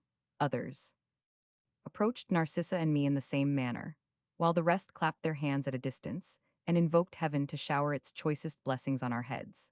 In short, the whole scene, though rude, was so affecting that the gentle partner of my heart wept over it, and my father himself could not refrain from dropping a tear. Having welcomed his daughter and me to his house, he ordered some bullocks to be killed and some hogsheads of ale to be brought from the neighboring village to regale these honest people, who had not enjoyed such a holiday for many years before. Next day we were visited by the gentlemen in the neighborhood, most of them our relations, one of whom brought along my cousin, the fox hunter, who had stayed at his house since he was obliged to leave his own. My father was generous enough to receive him kindly, and even promised to purchase for him a commission in the army, for which he expressed great thankfulness and joy. My charming Narcissa was universally admired and loved for her beauty, affability, and good sense, and so well pleased with the situation of the place, and the company round, that she has not as yet discovered the least desire of changing her habitation. We had not been many days settled, when I prevailed upon my father to pay a visit to the village where I had been at school. Here we were received by the principal inhabitants, who entertained us in the church, where Mr. Syntax the schoolmaster, my tyrant being dead, pronounced a Latin oration in honor of our family. And none exerted themselves more than Strap's father and relations, who looked upon the honest valet as the first gentleman of their race, and honored his benefactors accordingly. Having received the homage of this place, we retired, leaving £40 for the benefit of the poor of the parish. And that very night, Strap, being a little elevated with the regard that had been shown to him, and to me on his account, ventured to tell me that he had a sneaking kindness for Miss Williams, and that, if his lady and I would use our interest in his behalf, he did not doubt that she would listen to his addresses. Surprised at this proposal, I asked if he knew the story of that unfortunate young gentlewoman, upon which he replied, "Yes, yes, I know what you mean, she's been unhappy. I grant you, but what of that? I am convinced of her reformation, or else you and my good lady would not treat her with such respect. As for the censure of the world, I value it not a figs and besides, the world knows nothing of the matter. I commended his philosophy, and interested Narcissa in his cause, who interceded so effectually that in a little time Miss Williams yielded her consent, and they were married at the approbation of Don Rodrigo, who gave him £500 to stock a farm, and made him overseer of his estate. My generous bedfellow gave her maid the same sum, so that they live in great peace and plenty within half-mile of us, and daily put up prayers for our preservation. If there be such a thing as true happiness on earth, I enjoy it. The impetuous transports of my passion are now settled and mellowed into endearing fondness and tranquillity of love, rooted by that intimate connection and interchange of hearts which naught but virtuous wedlock can produce. Fortune seems determined to make ample amends for her former cruelty, for my proctor writes that, notwithstanding the clause in my father-in-law's will, on which the squire founds his claim, I shall certainly recover my wife's fortune, in consequence of a codicil annexed, which explains that clause, and limits her restriction to the age of 19, after which she was at her own disposal. I would have set out for London immediately after receiving this piece of intelligence, but my dear angel has been qualmish of late, and begins to grow remarkably round in the waist, so that I cannot leave her in such an interesting situation, which I hope will produce something to crown my felicity.